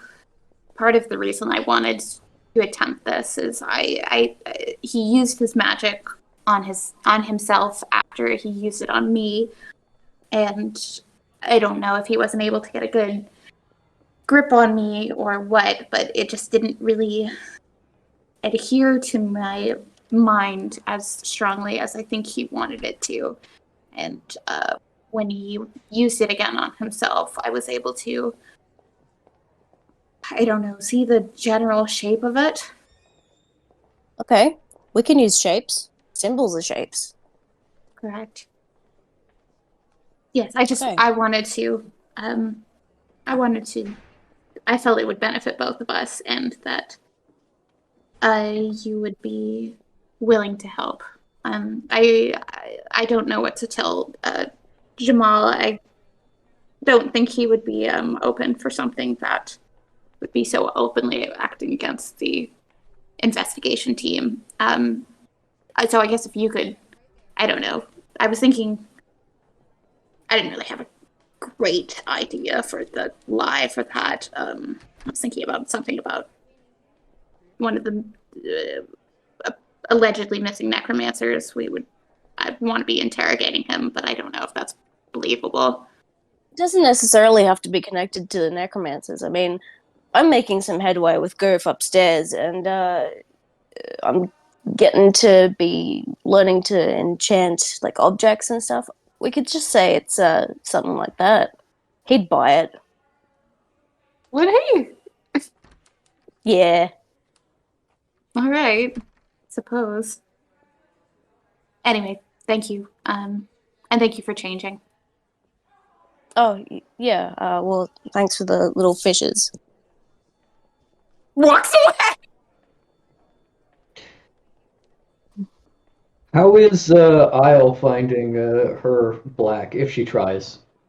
Isle is literally looking like in the dining hall for a black tablecloth to wear as a shawl at this Give point. me I will say also while they're talking,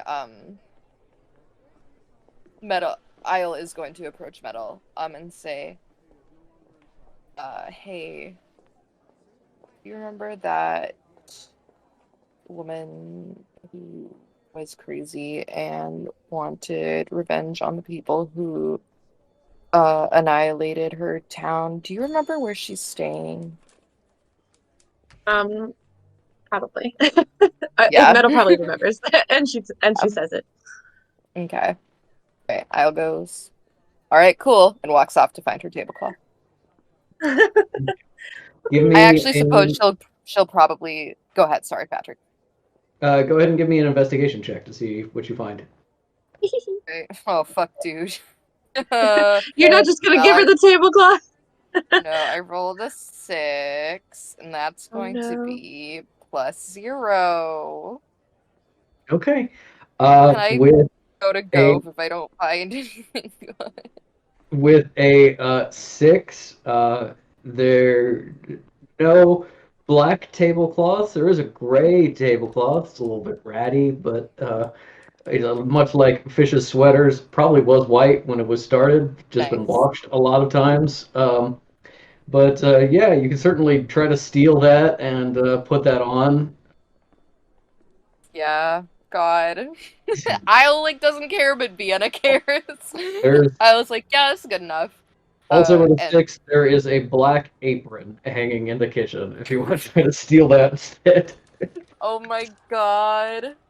Yeah, If Cal sees you walking out like this, she is gonna go into her room and get her fucking longest robe she has An apron is so terrifying. It's so cursed. Isle walks out wearing the apron, and then it's like, when you're walking around your house and you've tied the blanket around in like kind of like a fun little skirt situation. That's the look. Over her furs. This is happening over her furs. So yeah, that's he's like, this looks great. I'm respecting Cal so much. Okay, I'm you respecting wanna, her religion you so wanna take the good. apron? Huh? You want to take the apron? Yes. Okay. Let's say, give me a stealth roll. Okay. Can she just go, can I have this apron?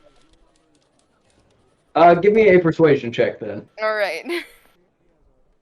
That actually is probably worse, but I rolled an 18, so. Oh, okay. Yeah, my persuasion is -1, so 17, but. Okay. With a 17, you yell that out, and some people like look over at you, some of the staff, and they're like, "Whose apron is that? Is that?"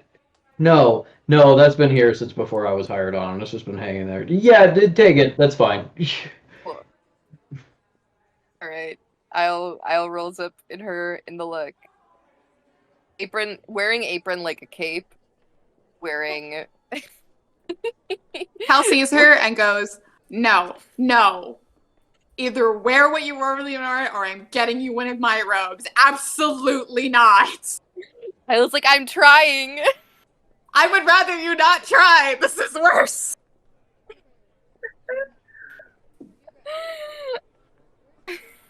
Incredible. I'll like frowns and like is like, fine, whatever, and like throws everything on the ground. She worked so hard. I want to say that when Fish saw this look, they went, "You look great." not really trying to sell it. What's Madeline? Okay. I'm sending this. I think she probably has a cute little party black dress and then like a little capelet sort of shawl thing. Respect. Something very cute like that. Very Yeah, so she's like, "Hee, going to a party." Is she wearing the little bead too? Yeah. Yeah. Very excited. Yeah, There's Cal also, gives not a another party. nod. No, yeah. For sure.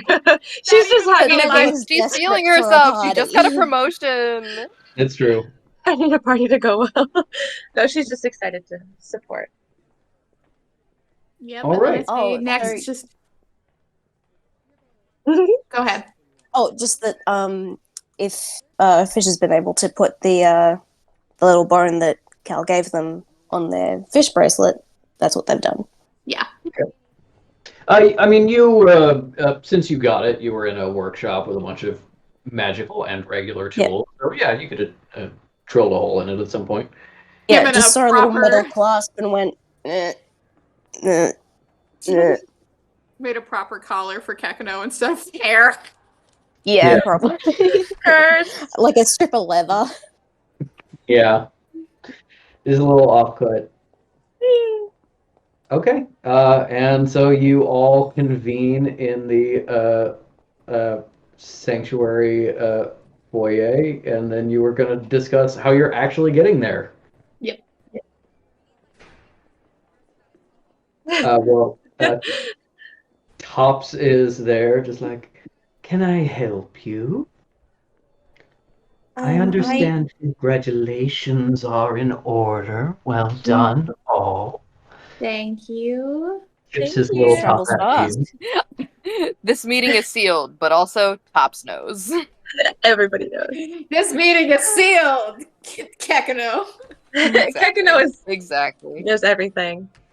Tops does know a lot. He is part of the hot gossip train. But yes, it does seem like the sealed meeting was being like, this is the evidence we have. We don't want potential enemies to know the evidence we have. And also, I entirely forgot to mention it, and it slipped my mind. But the investigators at some point would have said the enemy has surprisingly is surprisingly knowledgeable about the interior workings of the sanctuary, it's entirely possible we have a mole in here or people working with them. Oh, I Oh, so picked it's up cops. on that implication. Yeah. Yeah, for sure. Yeah. Yeah, they're like, oh yeah, it seems like the legs were made on fire or something like that, and then Yeah, oh, and no. Toad's like, sure they were. Yeah, very cool, very cool. Love that. I'm sure it's Cool party. nobody we know. Yep. Yeah, she goes up to Tubbs and she's like, Thank you. I was looking to get transportation of some kind for myself and the other members of the team to the I forgot what we called it. It was the chapel? Yes. To the chapel of the visiting necromancers. Oh, of course. And will you need a driver as well? Please. Please. I'll try. No. We needed a driver. Yes, I suppose we need a driver. Very well. We have 2 cars available that we could, of course, lend to our newest investigation team. However, the number of drivers in the sanctuary is rather slim. I will try to find out who is available if you will give me a moment. I believe we can whip the. I'll try. Flashing back. No. No. Cal's like, and she's like, does like She's like, there usually is a middle seat in mortal vehicles. Is there not? Is there not enough for all of us just in one car? Oh, yes. I'm rather saying that you have options. Oh, no. If it's difficult to secure a driver, Uber then we just X need or- one. He actually he actually reaches under his desk and speaks into something you can't see for a moment, and a administrative assistant runs out. Yes, Mr. Tops? Could you please inquire as to the nature and number of our drivers at this moment? Yes, sir, of course. And he rushes back in, and Tubbs is just like, Please have a seat. Maybe 5 minutes go by, then 10, then 15. Metal's like, I mean, I'm not a the good dread is driver, but rising. I'm not a great driver, Yeah. but I could drive. That's not what you told Tops. He said to find a driver, so he's got someone working on it. She's like, I mean, if we need to go, maybe we'll just like. I wasn't expecting it at a set time, but I did want to go.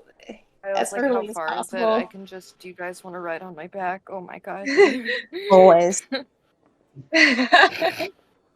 Probably about 15 minutes goes by before the assistant comes back with sensitive mercy behind her. It's going, yeah, what? Oh. Hey. Sorry, you need a driver? If it's not too much of a. I assumed there were people whose job was just to drive. I did not.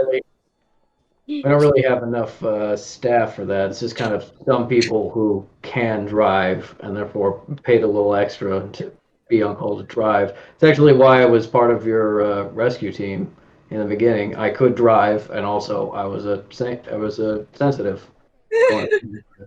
Yeah, Fish, what's up?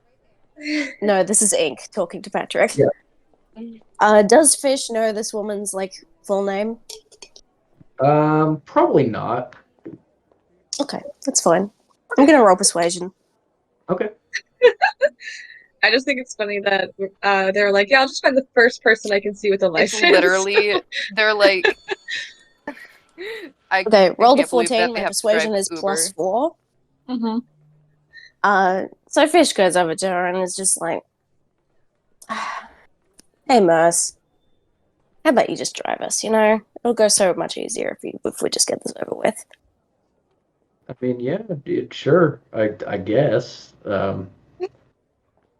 Yeah, we'll just get it over with. You can come back on here and we'll make our own way back, It's easy. Come on. Yeah, okay. I guess I was tracking these sticks with carvings. I think they were like little construct leg things. So I can just do that later. Yeah, let's Yeah, I've been working on that myself. Honestly, it's fine. I apologize for dragging you into this. I maybe they have driving lessons for the investigation team. Under her so- breath in French, she goes, "This fucking sanctuary." Metal she- Metal understands that. Yeah. She actually says, she's like, I'm not even sure you'd be the first staff member to use their discretionary budget for driving lessons. That does happen. So, yeah, we can. I can't believe we're I'm gonna have to sure, have a whole episode devoted to learning how to drive. I'm sure talk to Tops and he can arrange something, And then we won't have to bother you again. Yeah, bothering me is fine. Although, not when I don't have important work to do. I was like, How far I'm is just the gonna drive? assume I can start walking and I'll find the car. I don't mind bothering you either. This is just laying it on. Yeah. Well, Yeah, you all head upstairs and then out of the hotel. Mercy kind of walking next to and chatting with Fish as they head up. You see what my son can do? You ready to be a yeah. stepmom? I was, you want this? You want this in your life? I will admit, For the price I was of a little marrying bit me, you confused. can have this deal as your son. Will admit was always a little bit confused why I came to Picklesburg and you were just running around with a seal, but I guess this makes sense. Yeah. Yeah. I'm a character, all right. You're so talented. Yeah. And she goes and gets a car that she drives back around, picks you up. Do I have any sort of like While check or she's something? away, Fish is gonna be like, "You're welcome, everyone." She was already going to. She do was it. going to drive us. She didn't have to convince You her. didn't do There anything. there You was just- literally no action required on your part. That's her job. She's paid extra to do it. Fish doesn't say anything. Can I roll, I guess maybe history or something to see if I think this woman is not so deep, in Cal's perspective, not so deep in like sanctuary, like doctrine and history that she might be someone trustworthy for Metal to speak to? Just to get like how old she is, how long she's been at the sanctuary kind of thing. Is she Canadian in ethnicity? I'm just wondering if this is more of a perception or insight. Or nationality. I mean, we can do my best stat. I'm okay with that. I would actually say Canadian. perception. Just because it's like I'm it's not like Cal is going around like asking people's about these details. You were trying to like just based on like her physical look and vibe. What do I think? Can Metal also roll this? Oh, sure. Like, okay, because I think she also. Yeah, I we mean, can also say to like, we can even if we can flavor this. I can. We're walking and Cal. If she's thinking it, Cal would say out loud, being like, "Is this a woman you think you could trust about the mental block?" I rolled a 13, but if you'd allow me to give Metal the help action, that would be nice. okay, hold on. I think it's gonna work whoever's highest. All right. Yeah. Oh damn. What stat did you say it was? Perception. Okay. That's gonna be a 5. Oh no! Well, then a 13 is what we got. Somehow Cal knows more than I do. Yeah.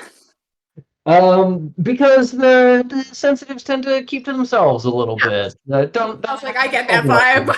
Yeah. I'll read that body language. Mhm. Yeah, you just kind of get like that. You've met sensitives before, not very often, and most of them since you've left the temple. But if first impressions are anything to go by, they're kind of a hippy dippy bunch for the most part. Sensitive Mercy is, it seems like a little more kind of practical and workaday. You don't really get the sense of like how devoted to the sanctuary she is on very short acquaintance, other than that you know she is a go-to kind of person, trusted enough to be sent out to help rescue you from Picklesburg. Um, and you get that she is Canadian because she speaks with a slight Canadian accent, and but from probably somewhere out west. And she is definitely older than you guys. Maybe Yeah. you know just Okay. based on vibes, maybe pushing like 110, something like that. Cool. And then in Cal's mind, that would put it into the untrustworthy category. If Metal had come up to Cal and been like, "These are my parents' bones. Can you do a spell on this and not tell anybody?" She knows she'd be like, "I don't give a fucking shit about what the sanctuary wants." Sure. Yeah. If it doesn't benefit me, I'm not telling shit. So she was trying to see. She was trying to see if Mercy would be the same, and has now personally decided. No, it seems like she would be way too likely to tattle. I mean, especially if in the knowledge it's like, oh, the sanctuary did it. I feel like that would be like hard to like pretend you don't Yeah. know afterwards. I mean, I wonder if you go up to her just being like, "Hey, like, I maybe like under the guise of like, I feel like when I had that fight, it really messed up my mind," and they'll be like, like, I don't know, I'm having I don't know. headache. Got a headache. Can you help? Can you see? Yeah, that's definitely something for like Mads to chew on, but I do think Cal's like, no. Next one. Maybe we'll get back to Connie. Maybe I'll just Also, find but someone. like, Metal adored Connie, by my interpretation. So like, ring, ring, hi. That is very true. Please don't talk I'm to telling Hey. me. Harry right now. Yeah, Harry He'll be like, "You're the one I'm who a destroyed my college. home the least." Sure. Yeah. You seem like a nice girl. You put together a charcuterie board in my living room. No. But yes, we get in the car. Who's in the middle seat? It's Who's in Cal. the She's front the seat? littlest. No! Yeah, That's no, the that's rules. accurate. That's Yeah. the rules. That is the rules. That's the Them's the rules. rules. Also, I would have tallest thought that gets front Cal seat. I would have thought that Cal like was like, I'm the shotgun because it's Cal my gets event shotgun. thing. No, I Yeah, think she that's- might have been like being like, yeah, this is my whole thing. You guys are just tagging. Okay, nope. I just got elbowed out of the way by Isle. I will gracefully accept defeat. I will say there are enough seats in this car for you to like each have your own seat without anyone middle sitting, but Oh, we could be maybe normal I'll about really it. How? want How is this car? I was just expecting Is a it a normal car. van? Is it actually like a? Yeah. No, it's a kind of basic 50s four-door sedan. So oh no, you're right. No! Somebody would have to be middle. Yeah. Yeah, Yeah, what are you It's saying? also a tight middle. Who's just not Mercy driving? Isle. Yeah, Mercy Isle, and then I'm assuming. My confusion was in the time period, a bunch of cars had middle front seats, and so I Yeah. was like, you don't have to do that. You can sit in the back. But I was like, no, somebody does have to be middle somewhere. Yeah, Mercy. I'm thinking it's Mercy Isle, Metal, Cow, Fish, Keknoam, Fish Slab. Yeah, looking out the window. Yeah, Kyle needs room. I see a man running. I was gonna say, listen, Isle knows that the car will be undrivable if she sits in the back. No one will be able to see anything. It is safer for her to sit in the front for everybody. Yeah, Cal's just trying to make herself not touch anyone. Yeah. Mercy does ask you where you're going because you never said that. But you give her, you tell her you're going to Cumberland, which is a pretty nearby little town, so she knows it, and starts up, and you are on your way. As you're driving out, the woods and wilds kind of decreases a little bit, and you start getting pockets of farmland, little isolated groups of buildings, maybe houses, maybe something else. And then as things just start to get a little more urban, and you can see Ottawa a lot closer in the distance, you enter the small little town of Cumberland. You give her directions, and she drives down the main street. And about halfway down, you get to where you are supposed to be. There is a little white church sitting in the middle of a graveyard in this otherwise kind of slightly urbanized downtown area. A bunch of buildings, little storefronts and stuff on the street, and then a space with the graveyard and the church. The church seems to be vacant, seems to be empty, although there is some signs there. Next to the church, the closest little storefront to the graveyard, you can see a number of black-clad figures through the window working, as one of them scrapes off some old window paint that says this used to be an accountant's office, and others start adding, blacking out the windows. And you are here. Necromancers don't do math. Oh, is that right? Not big math people? Yeah. Can I roll just like a vibe check on Sure. everybody there? Okay. Yeah, give me insight. I will also. I rolled a 14, and that'll be plus 6 now. So, Holy 30, 20. shit. Also, apparently my sister is on the phone because I can hear my mom shouting to her. I am going to go say hello to her. One moment. I am so sorry. I got 10. Whoa! I would Gonna like to use do a this. vibe. Ow. Use this as an opportunity to switch devices as well. BRB. You said you're going to do a vibe check of Cal. Mm-hmm. Just want to see what her vibe is going into this. Oh shit! I actually have to go feed my cat. Oh goodness. Inkcast. You're here too, Mads. You're the I'm the special guest. yeah. Inkcast, mad special guest with Vienna coming on, and Mooney's also here. And Can you hear me? Yes. Yes. What's the topic of today's Inkcast, guys? Halloween costumes. I was gonna say that. Wow, my mental synchronization. Halloween costumes. Because Halloween is not much of a thing in Australia. I mean, like, it is more and more so as the years go on and the young youths are more Americanized. No offense. But it wasn't a thing for me. I did it one time when I was 7. I lived in a ring of townhouses, and they were all like, "What the fuck?" Okay. It was 5 houses, but my mum specifically sewed me a Red Riding Hood cape that I still own.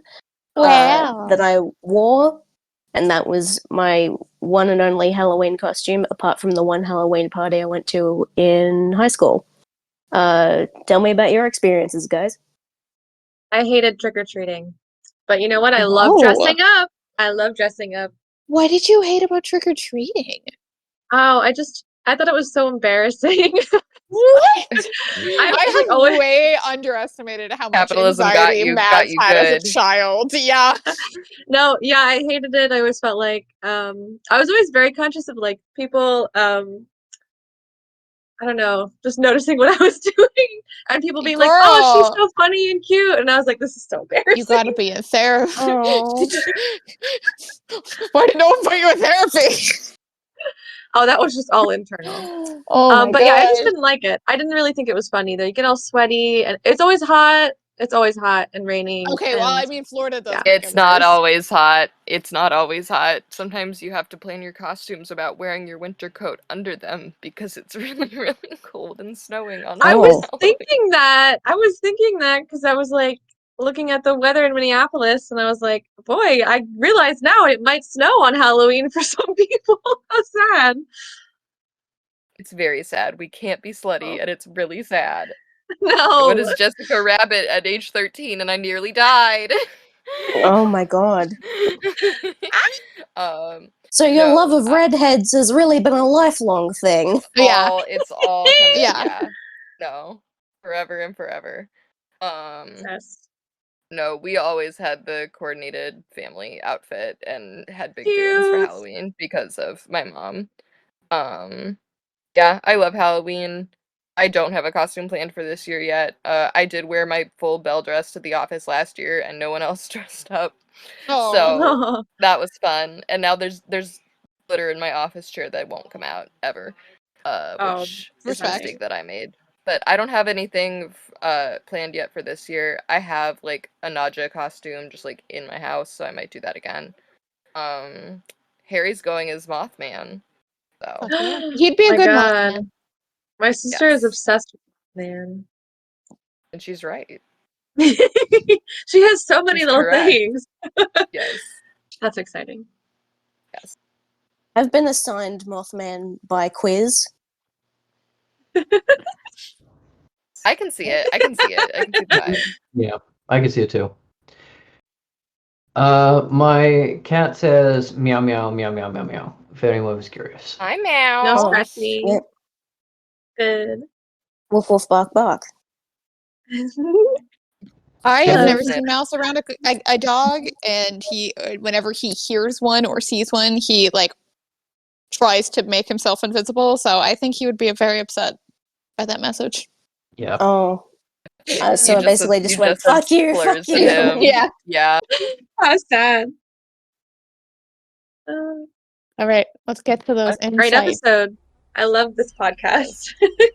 Yes. I've been thinking about what our characters would wear for Halloween, but I'm like, I feel like Cute. I don't know if we're there yet. I feel like I realized I like woke up in the middle of the night. I was like, it's because Cal's a vampire and I also werewolf. I'm like, that's the source of everything. Mhm. God. It's Um, Twilight, that- baby. Yes. Wow. That makes We perfect got sense and I Jasper, love we it. got Renesmee. Yes. God. I feel this isn't me trying to slam metal, but I feel like she'd like put on little ears and be like, "Hee, I'm a kitty cat." That's not a slam, that's a compliment. She has no real costume, but she just put on whiskers. She's like, I'm a mouse. Duh. Actually, that's so cute. Man.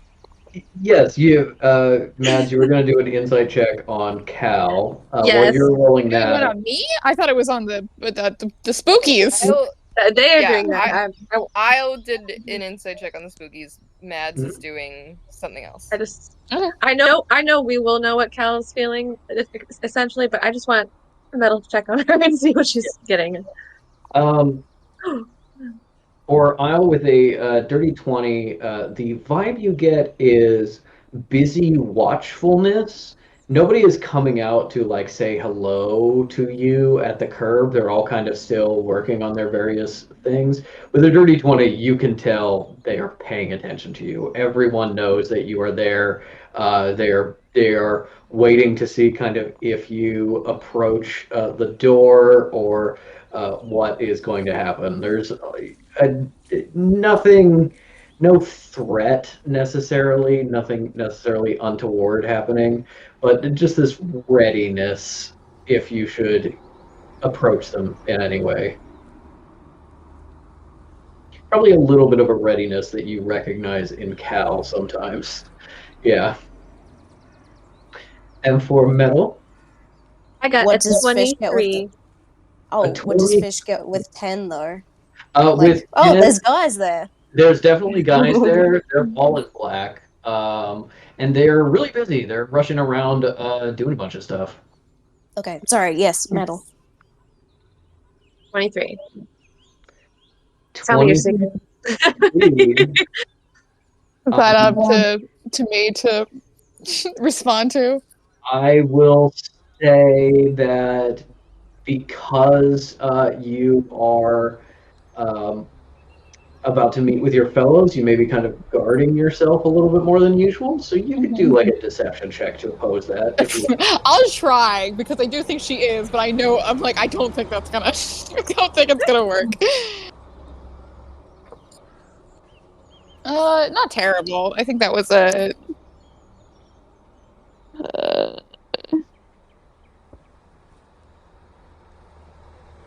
Yeah, that's a 19. So not terrible, but you still do get enough, which I think is her just very vibrating with the this is such a dumb fucking idea. Why did I do this? I think if Metal notices that vibe, she's like, clams, clams. Yeah, Mel, Cal just like that. Clams. Cal's like, okay, Metal's gone insane. What is gonna happen eventually? She did die yesterday. It's fine. Having a very, quite a trial these last couple days.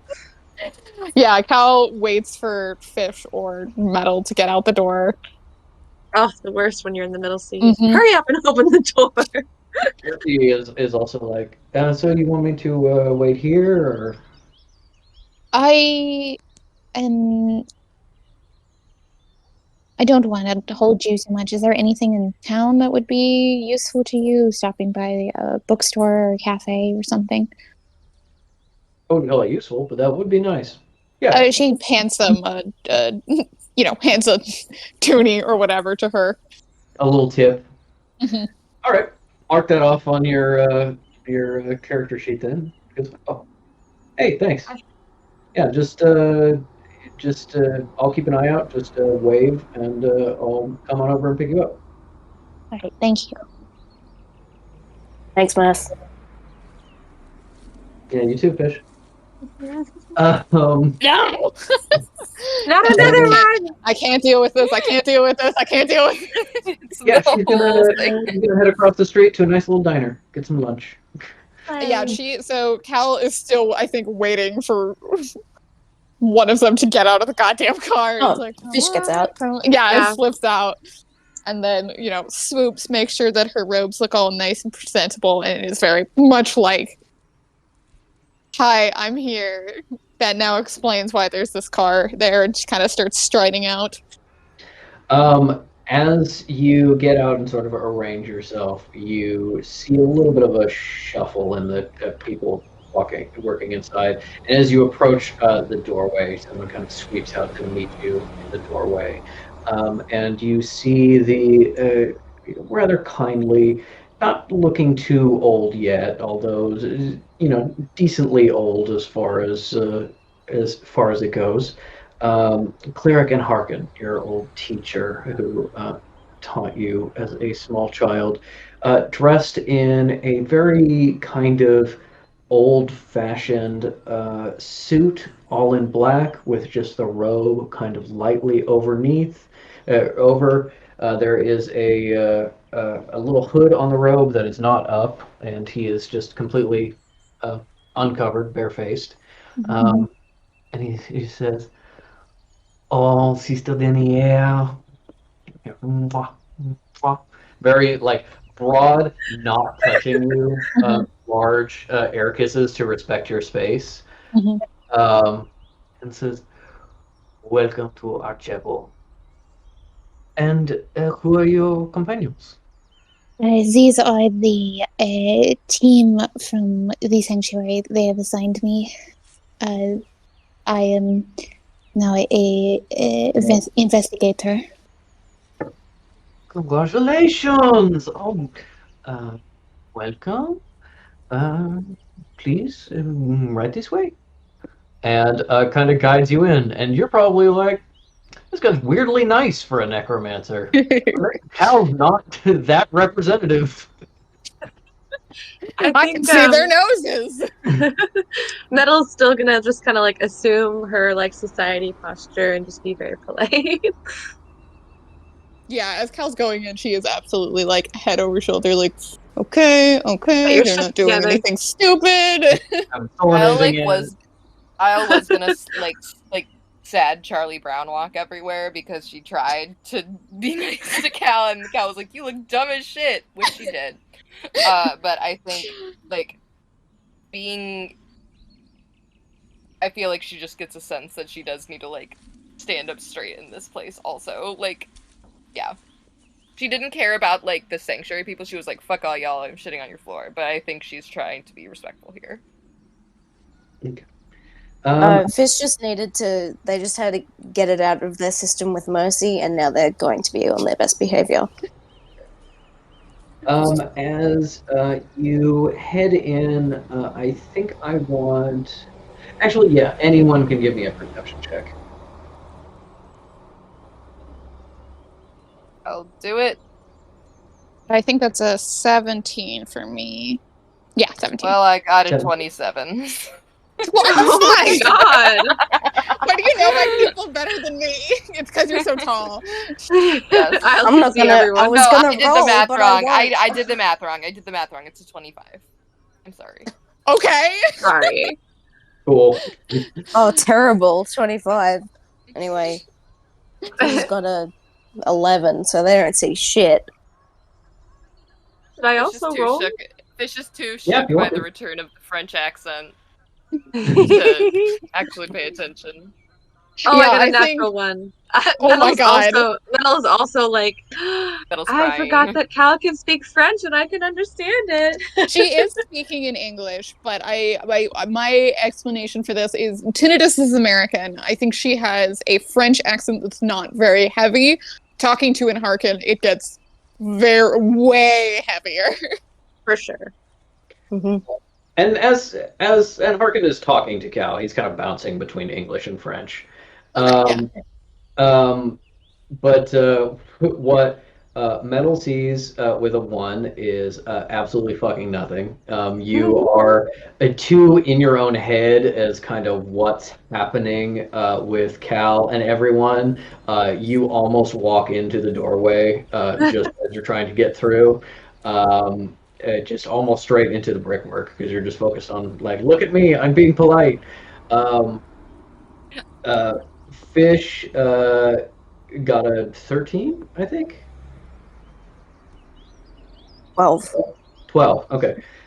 With a 12, you see a plaque that is affixed next to the door, and clearly pretty fresh because it's very shiny. It says the Second Church of the Redeemer. Because as Cal can tell you, there is no better way to be a weird religion in plain sight than pretending to be another smaller and weirder religion. So this is a recruiting office for that. And you just sort of see the necromancers putting down their work to come and greet you. Cal and I'll see that it is a sort of open floor plan office for the first part of it, just a couple of desks and chairs and things like that in a very small waiting room. And then there is a door that leads farther into the back. You know from the outside that this is a 2-story building, so there is assumedly some way to the second floor.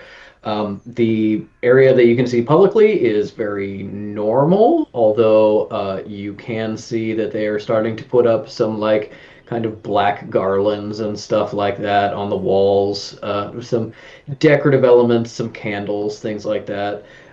As mostly they're kind of like getting files in and organizing that.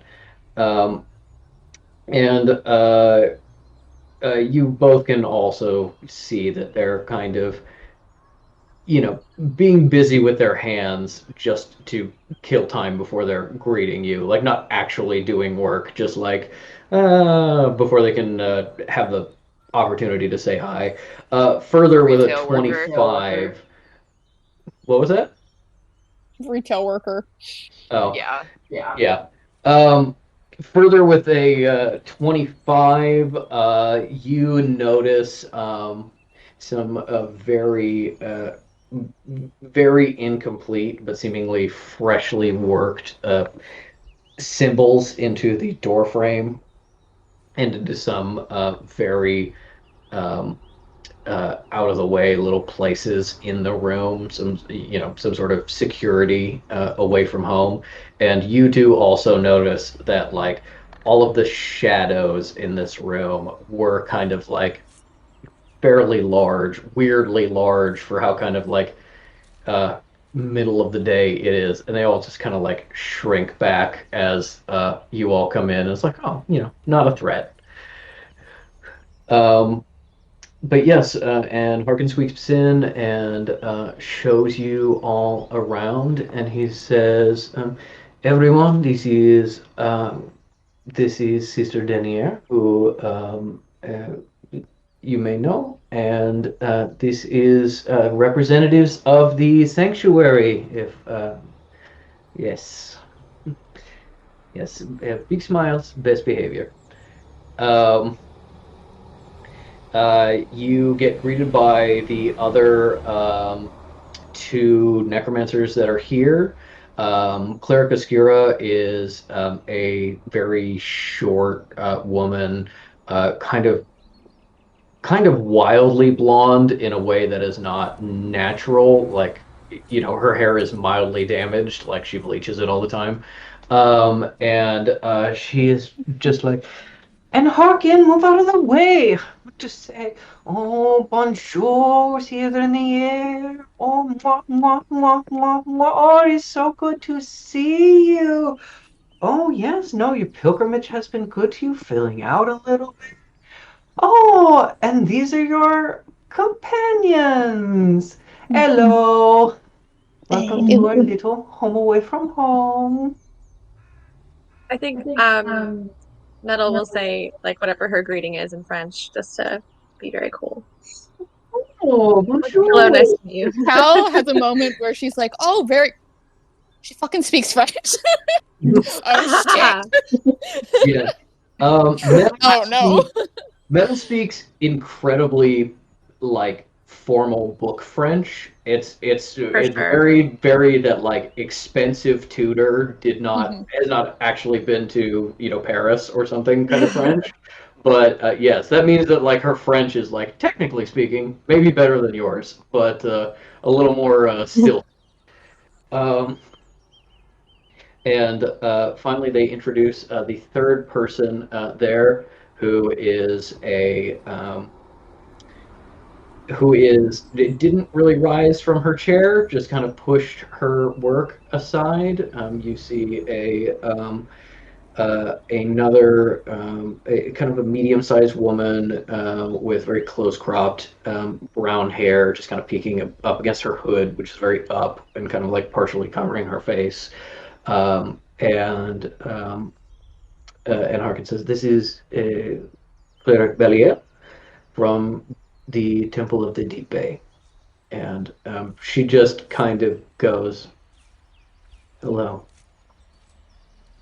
And then slides over her papers and reopens them and goes back to work. Cal goes, "Game matches game."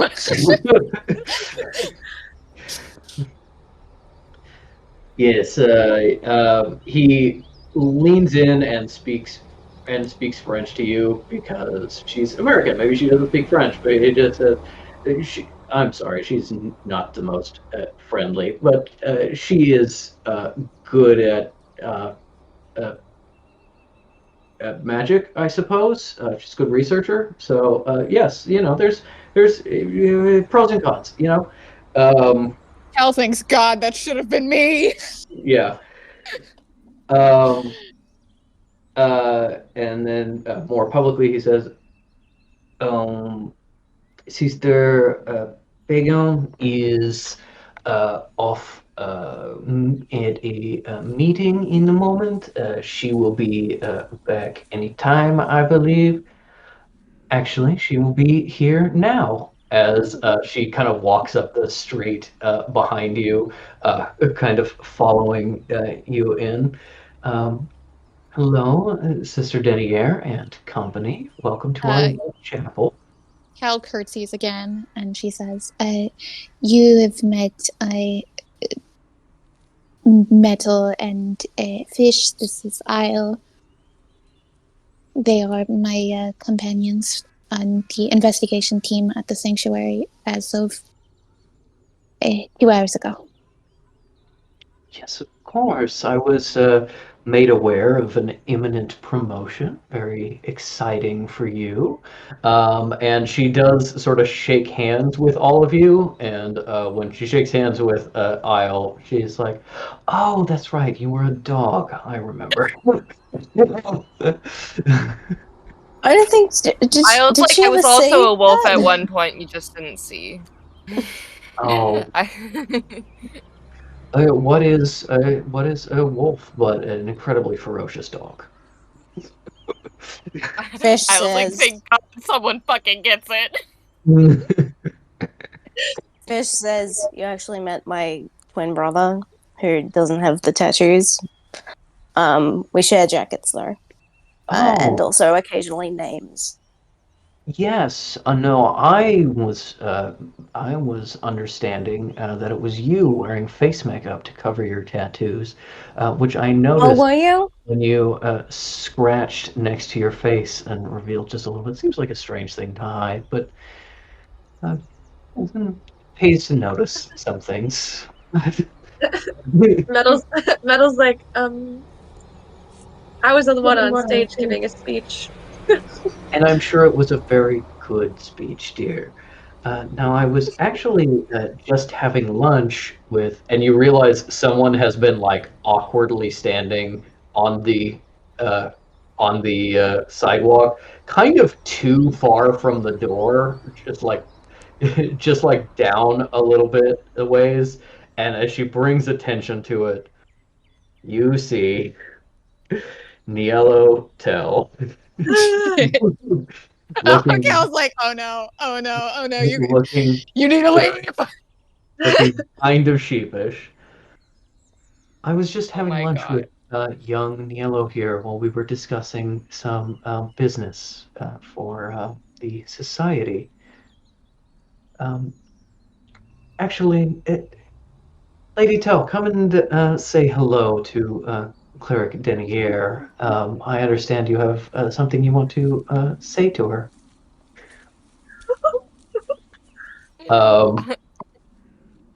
Niello is walking in, kind of like keeps her head down and waits for you to move out of the way so she doesn't have to look at Fish, and then comes in and says, Cleric Denier, I would like to thank you personally for saving my husband, and I would like to thank you professionally on behalf of the society for the aid that the necromancers gave to us. I am here representing the society in order to show their appreciation. And then she pulls out a check and kind of bows and hands it to you a little bit. The check is for the half of the sanctuary budget for this month.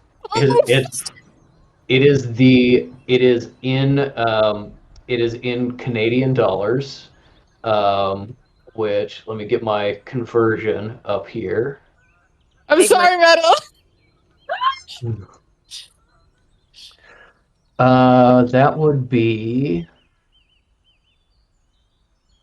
I believe, $25,000 Canadian. Wow. Wow. Metal's jaw. Whose name is on the check? It is for the fake name of the church that the necromancers Okay. are posing as. The Latter-day Saints. Kind of. Giving you a Love Mormons with a Z. yes. Giving it to you is symbolic of her thanks, but clearly between the good you did her and Pagan's political maneuverings while sequestered with the others, the Society sees an ally in the Necromantic Church and is looking to help them expand. And that's where a bunch of the money went. Yo. With your high passive insight, I think you can probably tell that Niello does feel like giving this to you is also thanks, because obviously you would want support and resources to go to the necromancers because you're the same and you're with them, whether or not that is actually true. But she is combining thankfulness to you personally and to the necromancers into kind of one gesture, and obviously it's not her money, she is presenting it on behalf of the society. Cal is like fully stunned, and she is just sort of frozen for a moment before she sort of remembers herself, and she's like, "Thank you. I would have done it for anyone." Well, you did it for me and for us, and also helped save Minister Gust. That's important too. I was told that you delayed them long enough that the sides managed to save him. And Lady Longtime, good to see you. It's good to see you on your feet as well. She says thank you. I hope your husband is doing well. He is rather upset at being severely injured and not being able to do more, but he'll get over it as long as he's alive. He also like ran forward like sort of on behalf of Metal at one point, right? Yeah, he was Okay. definitely like trying to save you and be chivalrous. I would assume that Metal heard about that at some point, and then she's also going to be like, I heard that he tried to help me after I went down, so very appreciative. Well, I hope he recovers quickly. He is a chivalrous fool, which is, more than I can say about previous relationships. Like, I was just like, I'm so sorry. so specifically not looking at Fish. Just like that point at which like looking around is more natural than just like maintaining eye contact with someone. At this, Cal goes, never would I have imagined such a kind gesture of you being here, and I would have been better prepared and offered you some sort of gift and thanks for your generous gift, and would have been more prepared with how I presented myself. Wouldn't have brought me. Non-canon dialogue. Well, again, I am thankful this financial support comes from the Society for Better Governance as a whole. We all believe in that the church should heal here and continue to expand. And now, if you'll excuse me, Abbot Pagan, good day, everyone, good day, Fish, and then leaves. Bye, Nia. What did you say to me? Metal's like, Not here, not here, not here. Goodbye, Lady Tal. Goodbye, Fish. I hope you are well. Good day. Cal, in a whisper, is genuinely like, Little like thumbs up just to you. Good job. Good job. Metal internally is like, yeah, her husband was so chivalrous. Some people should be like that. Fish is the one that started it. A little bit bitter. Yeah, and yes. I was like, I was a dog the whole time. None of how she didn't recognize the vibe. She did kind of like nod at you, like hello. I other person. will say, I was actively giving a. I also can't look at you, girl. Like, yeah. Wasn't it like Isle revealed as Yeah. human? No, Oh, she did after, see her. and, Yeah. and everybody That's was true, like, you're right. They Never they mind. kidnapped the woman. Like, so Yes. she's probably like, Yeah. oh, you poor dear. Sorry. Also, this has Cal so freaked, even though like nothing bad happened. She's just like nervously like adjusting her gloves and just like running her like hands down her arms. I want to say that Fish can see this, and they look at everyone and themselves and Kekano, and say, Abbot Pagan, with your permission, I'd like to tour your beautiful grounds and leave you all here alone in peace. Yes, by all means. We control this building, although most of it is off limits to non-members of the faith. But we have a lovely graveyard. We also have taken possession of, if you'd like to take a stroll. And I understand that there are some interesting architectural details in the chapel, in the graveyard as well. Feel free to explore the grounds at your leisure. Thank you very much. Say goodbye, Kekano. Bye, Kekano. Cal reaches out, gives Kekano like a little like chin scratch, pat, being like, "I want you to stay, but I know you shouldn't." Emotional support from Fish. afar. What would you say, Patrick?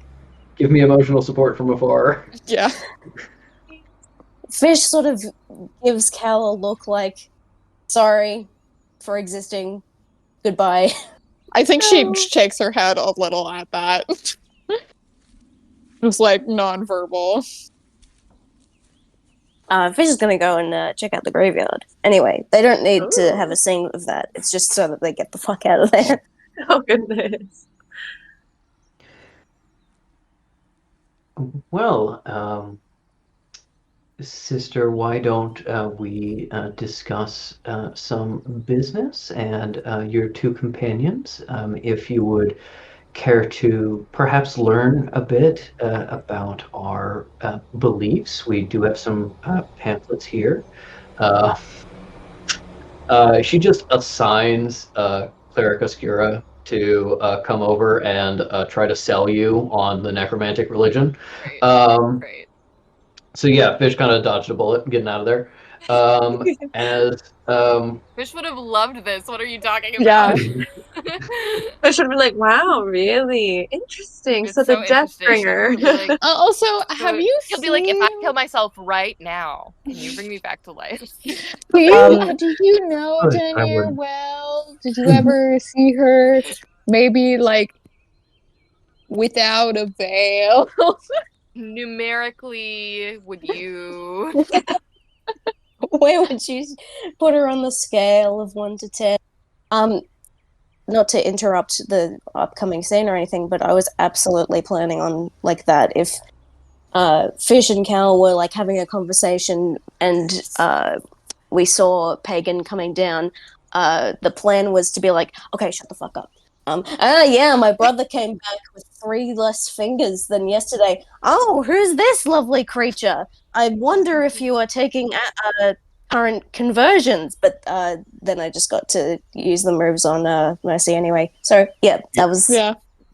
I did genuinely roll stealth for her, and it was very high. So it is like she appeared behind you. Like you're walking into the room, and it's like, yeah, Cal and Isle and Metal and Pagan. Wait a sec.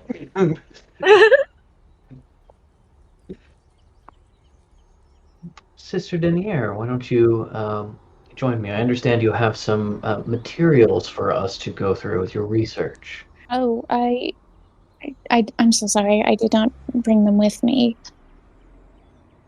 I would say that if you wanted him to, Jamal probably could have made you the packets and sent them with you. I'll put them in her under her door this morning or something like that. Yeah, something like that. Or it just like found you because it's been a couple hours since he talked to you. All right, then for sure, I'll take the boon. Yeah. Interesting. This is good work, sister. Thank you. You know, I was originally planning on just helping to open this little chapel, guide our brothers and sisters, but I'm finding I like this area more and more. Perhaps I'll stay a bit longer, don't you think? There's plenty of work to do. More hands is always helpful. Of course. And early success, we found Cleric Travis, who is out digging in the graveyard at the moment. Yes, do you like the chapel? I see the potential in it. As well. It's the first step of many to establishing our church here once again. Understand that this is always a safe place for you if you need out of that awful sanctuary. We, of course, have our bunks on the upper floor. Thank you. That is good to know. I will leave you with Cleric Belial to discuss details of research, and how you will guide our research teams. Excuse me, I need to put this in a safe place. It takes the check from you and goes into a back room. Yeah, in the outside in the graveyard, there's just a guy planting a bush. It's a thorn bush. It's incredibly sharp. He's gotten very cut up and is honestly like mildly crying out of frustration as he plants this thing. And you can see that his kind of black robe is all muddy and like wadded up and thrown to the side. As there's just Hey man, do you need a seal? Do I need a what? That's it. Just just to make you feel better. Can you make me feel better, little seal? Yes. Oh my god, it talks. Yes. Seal, I worry I've made a grave mistake. We all make mistakes. Grave. I feel like I have betrayed my faith. That's not good. And it's just I just wasn't happy. Bad food and prayers at all hours. I saw a chance and I took it. Can I be blamed for that? No. I have a shark tooth, you see? It is a very good shark tooth. Thank you, Seal. Clams. I do not want any at this moment, but thank you. Maybe you should get back to work there. I'll just go over here now. Yeah. Goes back to sadly digging. Maybe slightly more at peace, having met Kekino. Yes, Cleric Belial is just like the really quiet one. It's just kind of like, any guidance on the research? Cal was like, "Oh no, it's me." She's like, I have most of it back at the sanctuary, but here are the broad outlines.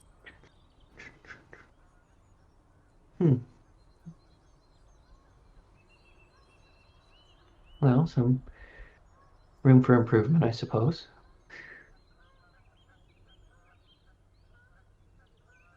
You may be more impressed at the full breadth of the work if you visit the sanctuary. I am choosing it right now to keep it all in one place. I'm sure. Will that be all, sister? Yes, sister. Rolls her eyes. Walks off. Askira has finished giving the two of you kind of the lowdown on the religion. Because you have talked with Cal, although probably not in any deep capacity, about her religion, you get that this is the smooth and shiny version that they try to bring people in with. This is very safe and polished version of their religion. Just like, oh, we're full of faith and we just like to seclude ourselves so we can focus on, metaphysical questions and things like that. Kind of a lot of avoidance in general about, like, mentions of death. It's called necromancy. Yeah. And, Like, I was like, are you guys skeletons? I mean, I was asking like you- really offensive questions. Metal's like, Nope. I like you just ask them if they're skeletons. Nobody's wearing a veil. That seems to be a Cal thing, not a necromancer thing. So nobody is wearing a veil. Some of them are wearing like hoods or things like that, but they're just totally out here. You can see they're not skeletons. She seems Or like it's kind just of all glamour. Yeah, that could be. She's like, No, I'm not a skeleton. See, I'm not a Kind of like- skeleton. kind of like weaves fingers with you so you can feel it's solid. Wow. Wow. What are we? Yeah, Cal's now watching this and is like, okay, so she is going to flirt with everybody. Yeah, anybody who wants to can actually. I would say anybody who's either of the two of you can give me an insight check on Claire. Oh, I felt like Cal stops talking to the bookworm and then is now going to investigate what's happening over here. Over them. Okay, yeah, You said insight? yeah. I will Yeah, say I you- will be like, what? yeah. 24. 17. Oh my god. 24. Askira is the saleswoman. There is clearly two parts of this operation, research to find the old necromancers and trying to recruit new ones. Askira is clearly here because she's a cute young woman who's incredibly friendly and talkative, and people really like her.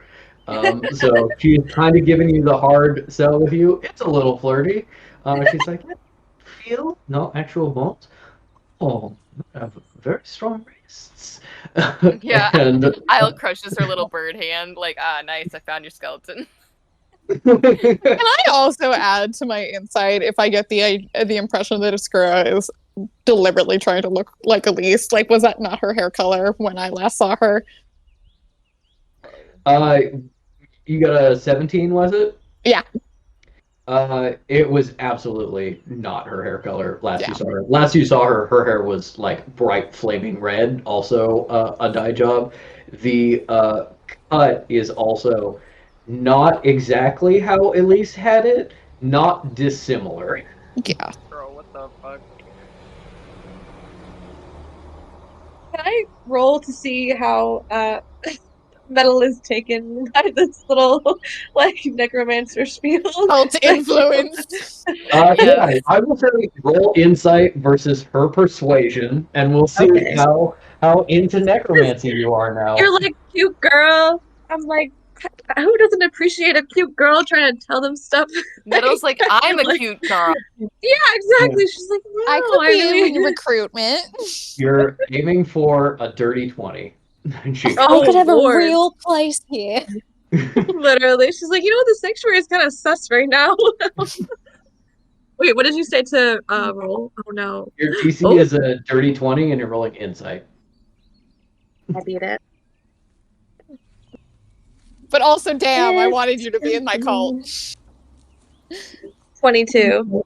22. All right. That's enough that the charm offensive is definitely working on you. Maybe kind of like, I like Askira, not sold on the religion.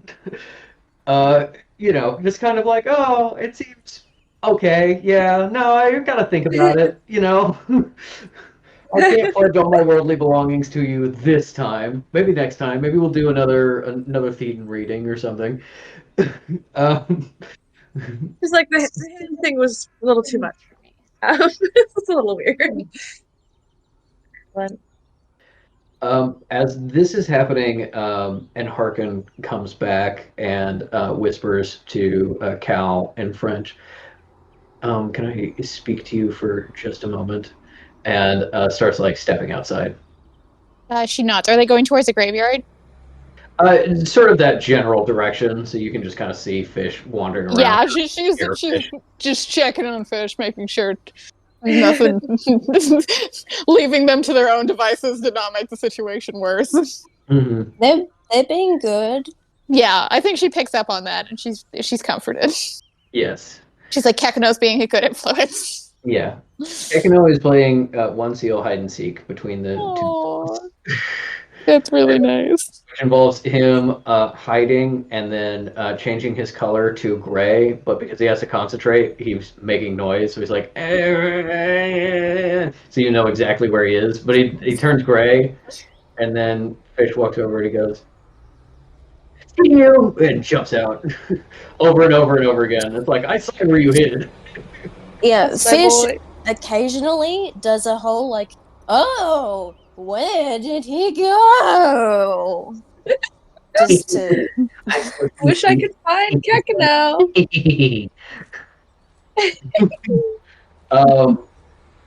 Yes, and Harkin pulls you aside and says to you in French, it is always nice to see my students doing so well with themselves. How are you, sister? Hey, it's a lot of work, obviously, and I'm trying to rise up to meet it, and it is difficult when I am now being asked to do something for a entirely separate organization. I understand. Tinnitus always likes to play his little games, move his little pieces around. And you probably remember, based on that like you were pretty young then, and Harkin was one of the like kind of runner-ups to being abbot before Tinnitus took over. He was kind of the presumptive abbot before Tinnitus. Mm-hmm. So that was gonna be his role, and is not. Was there any of that like behind the back rebellion that I kind of got with Tail and Elise of him like taking care of me in ways that Tinnitus wouldn't approve of? No, just because it was more focused on people other than you. Yeah. I think you would remember, like, and Harkin would like have class and teach basic necromancy, and then like some of the older necromancers who had no reason to be in a classroom would come and visit him and talk with him for a little while. A lot of like less like secret rebellion and more like, can we actually arrange enough people to like oust Tinnitus? Probably the Interesting. reason why he was for a lot of your adult life not in the temple. Yeah. Yes, I just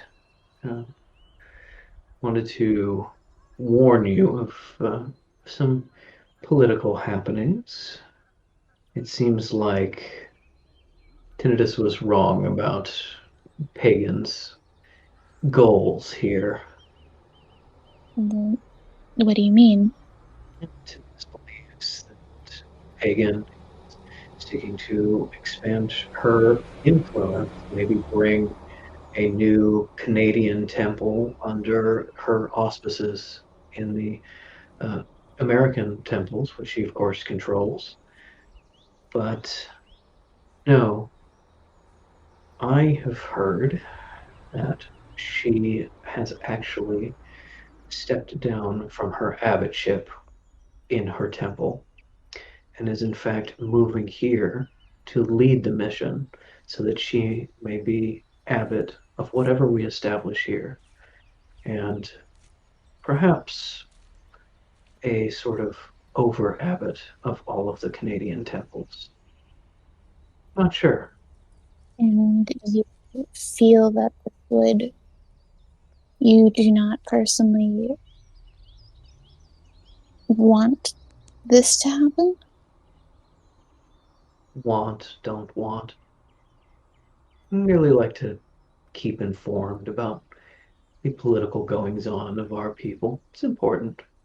And as a student who is important now and I cared about in the past, I wanted to make sure you were aware of potential pitfalls. All right. Thank you.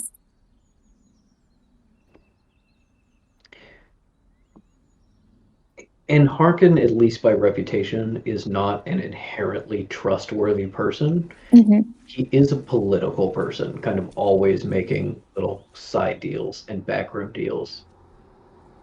And so give me an insight check to see if he believes this to be accurate, as well as the motivations he's telling you he's doing.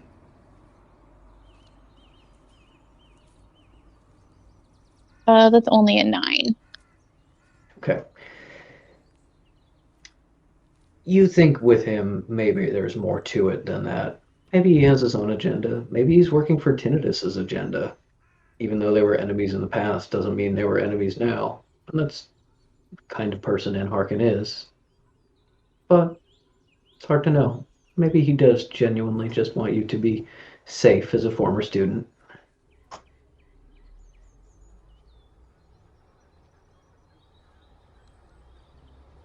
Well, it's good to see familiar faces here. It is good to see how you have grown outside of my teachings. I think she just kind of like tilts her head and puts like her hands up a bit of just being like, as in her own kind of joke of being like, how much can you really see me like this? I remember before you put on the veil, cute little chubby cheeks running around, constantly sticky. That's who you'll always be to me. Now you're just stronger. Oh, that is so much worse. I did not know you saw me that way. Oh no. Oh no, no, no, no. Oh, little Caligulus. Or what was your given name? No, no, no, no, no, no, no. I Wait, start dang walking it. away. Oh, I remember. No, no, I no, no, won't no. say it, but I remember. And I think she is loud enough that Fish probably Rolling to clocks that. hear, Yeah, please. it is in French, but French no and English no are identical. They are the same. Like, if she's kicking up a fuss, Fish is like, huh? Yep. What am I rolling here? Perception, I'd say DC probably like 9. You're in an outdoor area. 16. 16. You not only heard that there was a argument, you also got that he is joking with her in some way, and she is upset by it.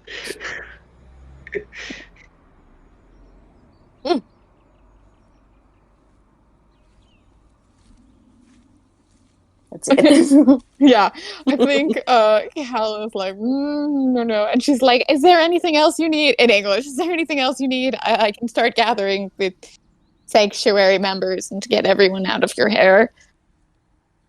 I think we really need to focus our research efforts on finding the old temples and setting up, recruiting new people, and apparently we have a lot of money to spend. Apparently. Well, thank you. And I wish you well. And the saints guard your shadow. Seize the denier. Marches over to Fish. Let's go Yeah, where are we going? home. Two of This you. your home, technically? Not right now. feel Island Metal also come out. You were carrying a lot of pamphlets. There is also, you each have a new pen that says necromancy, and then it's got a cartoon skull with a thumbs up. Good. Good. How goes? That's a good. Really? That's a new pen. That one looks much better than the last one. Yeah, it's a new design. I can tell. And yeah, you are all out and regrouped. As you look across, you don't see Sensitive Mercy in the diner anymore, but you then hear like and you look over and like 2 shops down, there's a little bookstore, and she's knocking on the glass and waving to you. Yeah, what do you guys want to do? I am going to propose us going home and maybe doing like a broad overview of pasta night and going into Friday. Yeah, okay. Does everybody agree with that? Or Spend did a anybody whole say something? session doing pasta night. Yeah, Yeah. kind of sad. There's a bomb. The bomb is at pasta night. We've discussed this. Maybe just I don't know, in the afternoon, because she's like, hey, we're gonna work on the thing that you said that you wanted to do, and she's like, no, leave me alone. Pasta night slaps. It's amazing. Yeah, pasta night's great. Who gives Cal butter noodles? Is it Metal's idea? Yeah, for sure. She's looking out for her. I think first of all, you get Sensitive Mercy. She's bought a couple of books, and she's flipping through a copy of Charlotte's Web as you get all set up. And you head back. It's getting into sort of the early evening, still a little bit on the early side. Can I say real quick that the books went in the back seat and Cal had to pick them up and look, and she looked at Charlotte's Web and she was like, a spider. A spider, and she's a friend. Good She's spider. like, Sorcerer Mercy, could I borrow this when you're finished? Oh yeah, no, I heard it's good. Yeah, sad though apparently. Sad why? I don't know. Haven't read it. Oh no. Elle looks at Cal knowingly. She's like, you know. You know. You read Charlotte's Web? I've seen it happen. No, but she's been in the wild and she's seen the spider egg sex and she's seen them die.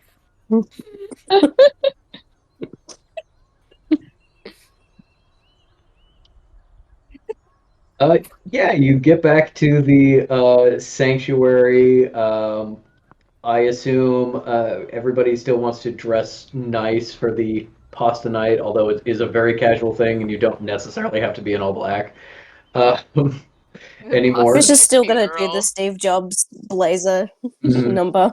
Mhm. Definitely. This is a very Um, elegant pasta night. We're dressed to the nines, okay? As Isla you, isn't wearing what she wears. yeah, Isle wearing what she wears. Has Isle gone through a car wash though? Get all the metal blood off? When it rained, she stepped outside. Yeah. It's Okay. still That it's was still good. raining. It That's was okay. raining the whole time. Exactly. So she's Hell good. yeah. Yeah. Cumberland was far enough outside of kind of the range that there was some mild drizzling and mostly it was just overcast while you were there and kind of walking around the sanctuary and stuff. Okay, but from the graveyard, Fish could stand and appreciate their work in the distance, yes? Yeah.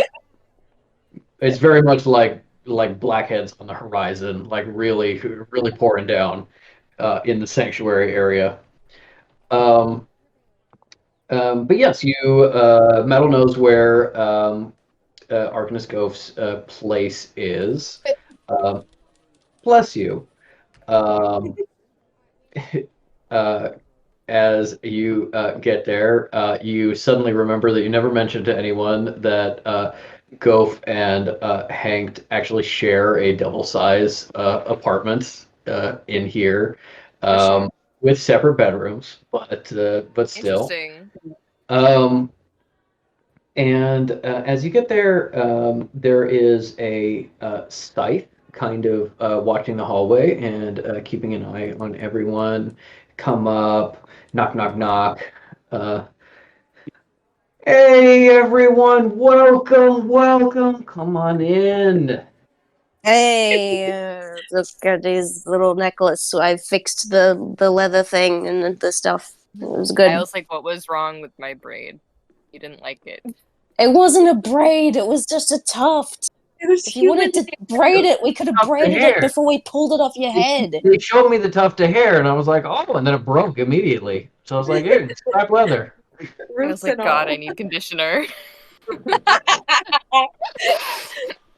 I will say, this is not really me. I got kind of the shoulder length locks, but you got to keep it nice, conditioner, and then you got to brush it. You got to brush it out every once in a while. You got a lot of like. I'll movement. physically Nodding. at the word brush. I'll as a yeah. Metal's Recoils. also nodding sagely.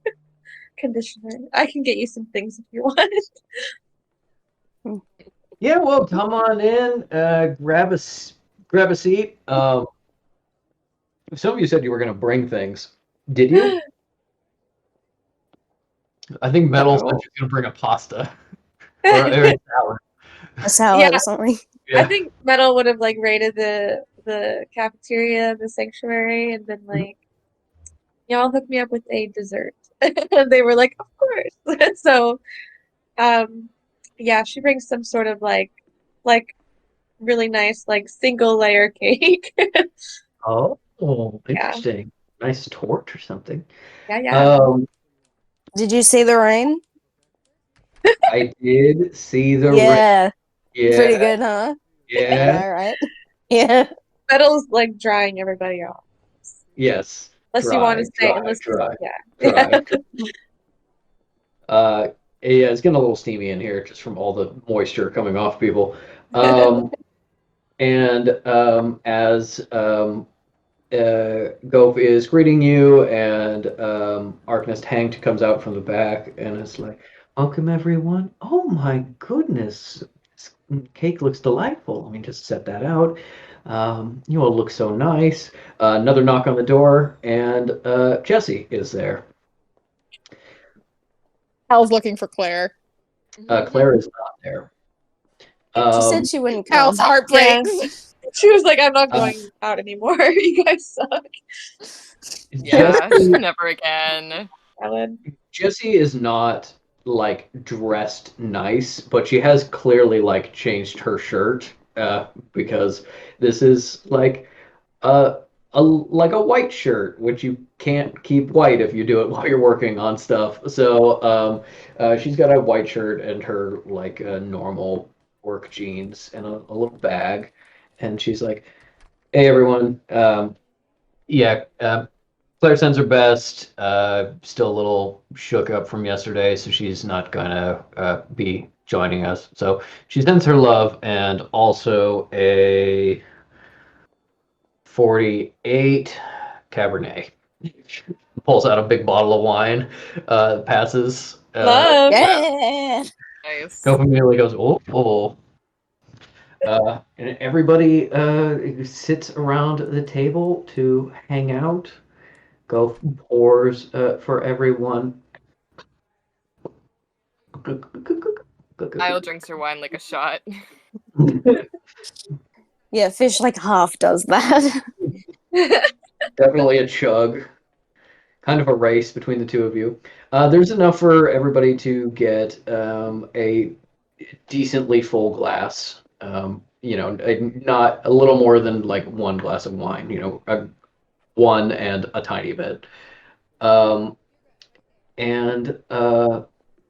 as they're setting up, and Goph passes out the salad while Hank takes the Parmesan and starts sprinkling it on the pasta, and then starts pulling it out to people's plates. And the way the noodles just kind of wrap around each other in the way that Tone's beads move, and there's always more beads underneath. The noodles come out, and there's always more noodles, and it's just the pile never gets any smaller as Oh, passing I love out Stregonona. food. The never-ending pasta bowl. Yes, Yeah. I was like, okay, I was like, will anyone get my Stregonona joke? Okay, I do. Yes, we got it. I love those. Yeah. And yeah, a little side salad, and Hell yeah. Gof stands up and he says, "A toast to first of all, 5 of you still being alive. I know yesterday was tough, but also to our new investigators. Oh, clink, clink, clink, clink, clink, clink. Clink, clink, clink. Denia, clink my glass. Clink. Do it. I did. Clink. Clink. There is a little like saucer that gets set out with just an absolute splash of wine for Kekano that he drinks and then goes. Yeah, that's how Cal's doing it too, but she knows from experience that wine makes her feel slightly less awful in living in her own brain, so she's just grimacing. Sometimes full body shuddering every time she sips at it. Metal did the Kekano and politely took one sip and then was like, yeah, that's why I don't like that. Okay. Like, I've had a lot of good wines in my day. I understand. This is a quality wine. Still don't like it. Yeah, just have a nice time, a nice conversation. Everyone is chatting and seemingly trying to avoid talking about, the scary things that happened in the position the sanctuary is in. As we just close in on this nice scene of everybody, safe for now, happy for now. And then as we sort of zoom out, Jesse leans over to Kel and goes, "Did you ask my wife about getting pregnant?" And Gaslight, girl boss, what are you talking about?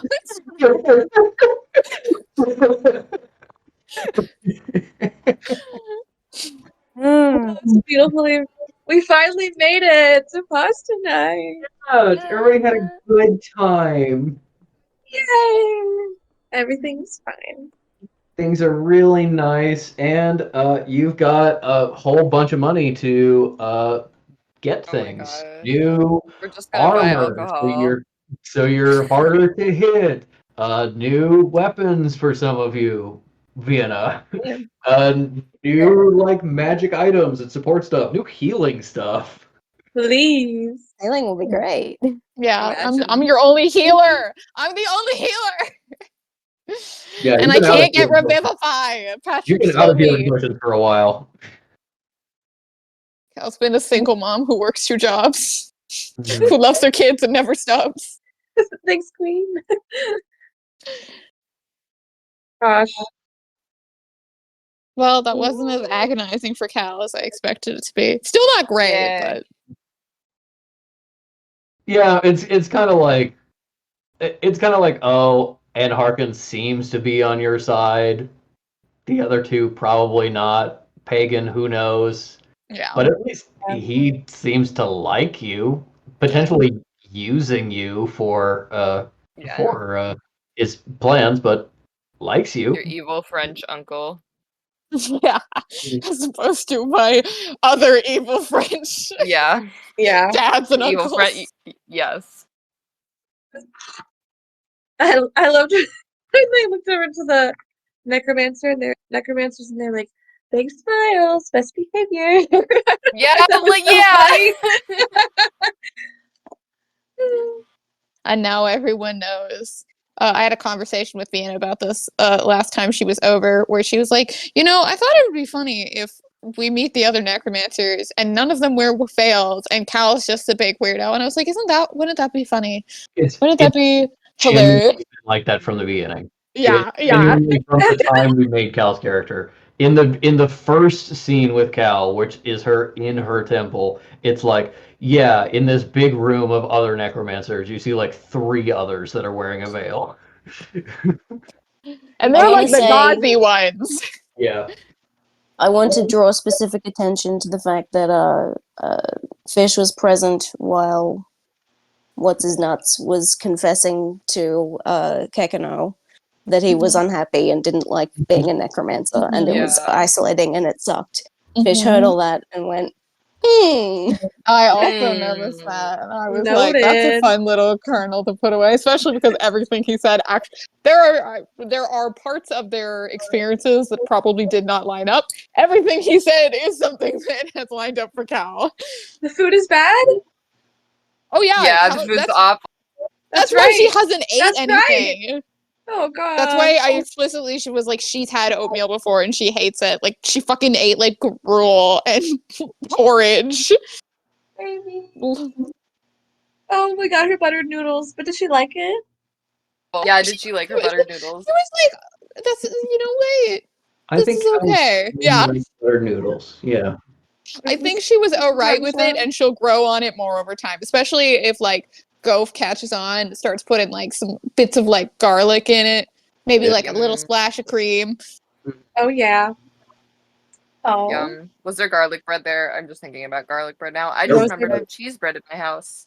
There Okay. was garlic bread. Was Cal happy with Yes. garlic bread? God. Maybe. Yeah, maybe. It's a strong flavor, but I think she'd Yeah.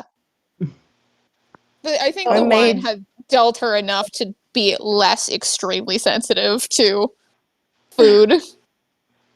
Homemade garlic bread was a regular thing for enchilada night when I was a child. That's You a had that's a garlic very bread with your Australian thing. enchiladas? Yeah, Yeah. that Huh? sounds very Huh? Australian. Interesting. But delicious. That's so interesting. Yeah, like I respect it. Yeah, I think that garlic bread Thanks should be for added to not every meal. immediately making fun of me. have garlic bread all the time. Have it for every meal. Yeah. Also, yes, Patrick. So the mad scheme is Fish and Cal trying to possibly unsuccessfully, but it will be fun, counteract Yes. Rubble's magic and become immune to it. Very Yeah. Because No. I have 2 nat 20 arcanas that I am going to use to ruin your life. Mm. Living it, loving it. Patrick's great. Love to hear it. Wonderful. No, I'll totally love to do that. You'll definitely have to commit some like time and resources Yeah. to make that work. But That's yeah. why I didn't want to do it today, because I was like, it's perfect if we go from the necromancers to like overview of pasta night. So I was like, Ink and I are going to want to role play that out. So I was like, we're skipping it. Yeah. How does Cal feel like comparing happy people who really like each other to the necromancers? Just a few hours apart. I think in a lot of ways, I think she thinks a lot of these people are like faking it. It's so Yeah. fucking. She like sees how Yeah. miserable metal is. Oh man. She like sees how miserable metal is and how to a lesser extent like Fish and Isle both also pretend to be much happier than they, and she's just like, well, everybody's just very good at pretending to be happy, and I'm slowly getting to know these people, and that wasn't the case in the necromancers. We all were just openly miserable. But I guess We it's all- a culture Mm. outside of necromancy that you just pretend you're happy all the time, and then she's seeing that in real time with the 3 of them in different different scales. I'm very I've surprised. crushed Mad's hard. Yeah. No, it's very sad. Realized that I looked like this. I was like, listening intently. Sorry. I am surprised you didn't get Elise's book and immediately asked me what was in it. I also was just like, I want to save that for another night where I'm not just having. We were having a lot of Patrick info dump. I was like, Yep. you can send that to me as a document and I can post it in the chat or something like that. And I was like, I'm trying to get us just to move faster. Mhm. There's a bomb. There's a bomb. There is a bomb. Confirmed. May not be a Hashtag good thing. confirmed bomb. Nightmare. I'm so sorry, you Doing guys. faster may not be a good thing if the bomb's counting down. Exactly. why I'm We need to like, you don't- prolong. We need to why roleplay I'm like, going you to the don't- bathroom to delay You the don't want bomb. to do time skips more than a couple days because you'll be like, yeah, we're on vacation for like 2 months. It's like, cool. There's a crater where the sanctuary used to be, or like Montreal is gone. Absolutely terrifying. Also, I want to say, as everybody was sitting around the table for pasta night, I think Metal's heart settled a little bit, and she was just happy to be Yeah. among friends. I Oh, also think if you give me a insight check with advantage as everyone's guard is down for pasta night. Me? Yeah. Okay.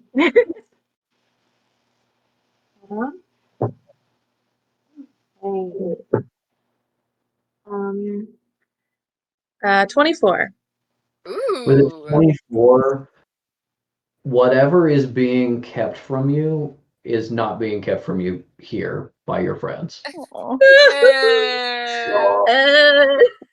I was like, speak for Bye. yourselves. Nobody Yeah, knows I those secrets that are being hidden from you. And I think as you look around the table, That's why Claire's not there. Claire poisoned Oh, wine. Claire the Mortal. as you look around the table and kind of see everyone with their guard down, Metal perhaps makes the choice to trust these people, the trust that they're not trying to hurt her. Yeah. So I'll drank Metal's undrunk wine. I was like, cool, that's Yes. for me now. yeah, Yeah, Yeah, Cal for sure. also passed off hers when she was like, nope, okay, this is now bordering into tipsy. No, thank you. I think Metal does look around at the table and feeling that, and is like, probably has the first inkling of like, well, regardless of how I ended up getting to the sanctuary, it does make me happy. Like, Yeah. I did get here, which is good. what do you guys want to do next session? What are your kind of plans going forward? Is that when Fish and Cal want to do symbol research? Yeah, I'd like to get that started before we bring Ellie in, and then we can do it as a little like B plot of running around the ruins and seeing if we can find anything and stuff like that. Sure. Yeah, just let me Also- know what you're planning on doing, because I want to know whether I should be like, Ellie, it's week after next, or not quite yet. Yeah. I also wanted to say real quick, if you're like, Mooney, why didn't you say the sensitive thing when we were all talking about what happened with Metal? That was really like smart and insightful, and everybody was like, oh yeah, duh. That's because I was possessed by Cal. I had not had that thought until Cal had possessed my mind and was like, hey, dipshit, a sensitive knows considered? if somebody has a block on their memory. Dude, literally, you said that, and I was like, oh shit. Yeah, no, me, my me God. as well. You said that, and I was like, oh. Cal I was just like, you guys really are all reacted like stupid. that, and I was like, I just hope no one thinks I was withholding this for drama reasons. I did not think about it until Cal was like, hey. Be considered a great idea. However, I need to know somebody who doesn't work here and who also. Connie. Uh, Oh yes, the yes, return yes. of Connie. Call him. I He's given will me very say- important information. You were talking about calling Connie on the phone. I don't think mental block diagnosis works over landlines. Yeah. You gotta I will- go visit him. Hope he's still We gotta in go back to Picklesburg. Picklesburg. Good Christ. Cal's personal hell. Hey, maybe we can just convince the teleporter to like give us a quick We'd be like, detour. we need to go see our friend because we want to hang out, and they'll be like, that's not. That's gonna be $7,000. Oh my god, the check thing. I knew that Niello owed Cal, and it was going to go to the necromancers. The fucking bomb dropping that was Ooh. the Hide the sanctuary. money. I was like, money. oops. God. And Cal doesn't know that. She's just like, oh, rich people be rich, I guess. Yeah, A lot of money. real. Our impact. Yeah. Oh. We secured that for both of our places. Mhm. Also, peek behind the scenes, the entire time of Metal's speech and elder and administrator speaking and like the for and against, I told you I was running and like rolling and keeping track of things and going back and forth. I was keeping track of that and I was like, okay, so at the end of this, it looks like they're going to want to take almost all the budget, but there's a little bit left they'll hold on to, kind of a token amount. And then you did enough to save 2 of the hostages. I should also mention this would be in have been covered in the meeting, but Krennic Brash, the reflection guy, is absolutely 100% kidnapped, as is a member of, I think, the Prime Minister's staff, who's a sorceress, was kidnapped. But Very cool. Minister Gust, you saved him and one more, and I was like, okay, well, they get a roll too, and they're like, yeah, they were convincing, and I was like, okay, they pushed it back up to half the budget. So Hell yeah. I want you to know that wasn't like story determined. That was genuinely based on your roles and your actions in the battle and kind of what you all did. Very cool. So it would have it would have been 100% from the start if Fish hadn't gotten in that fight, right? I think so. They were already pretty strongly gonna cut the budget. I think Fish's actions may have made things harder, but it ultimately wasn't They were responsible. Confirmation starting off in a bias. bad spot. These guys suck. Yeah. Hey, I Look suck. at that guy. Oh yeah, these guys fucking suck. Man. Yeah. And I was like, okay, they get a stipend to do their stuff, they get a nice budget, and the sanctuary just lost half of its budget, so we'll just take their budget and just cut it in half, and that's what they get. So, yeah, you could have gotten a lot less money for your own things. It already feels like a lot of money. I'm like, if someone gave me $2,000 in real life, I'd be like, Jesus. Man. We're just gonna buy more pets. Yeah. We start a zoo. Spiders. That would be what? $40,000 in today's money? Oh, spider money? Or just your dispensation from the sanctuary, just to like Is get. that yearly or something? Like, goodness. This is a big. This is a large like onboarding sum of being like, hey, buy a bunch of shit. Whatever you don't use is what's going to contribute to the future. But in exchange, it's like, hey, you can use this to like purchase a teleporter out of there, or like rent a car or something. Don't necessarily call us. It's not going to be like. It's not going to be Stop like, hey, bothering us. I hey, will pay you're you going here. We're paying $1,000 to send a by my teleporter to you silence. there. It's like you go do your own thing. That also means, unfortunately, you have to pay for your own stuff. You like figure it out. Yep. I'm not joking. Fish should get driving lessons so they can actually drive. Yep. For Yeah. sure. No one's gonna allow Cal to drive wearing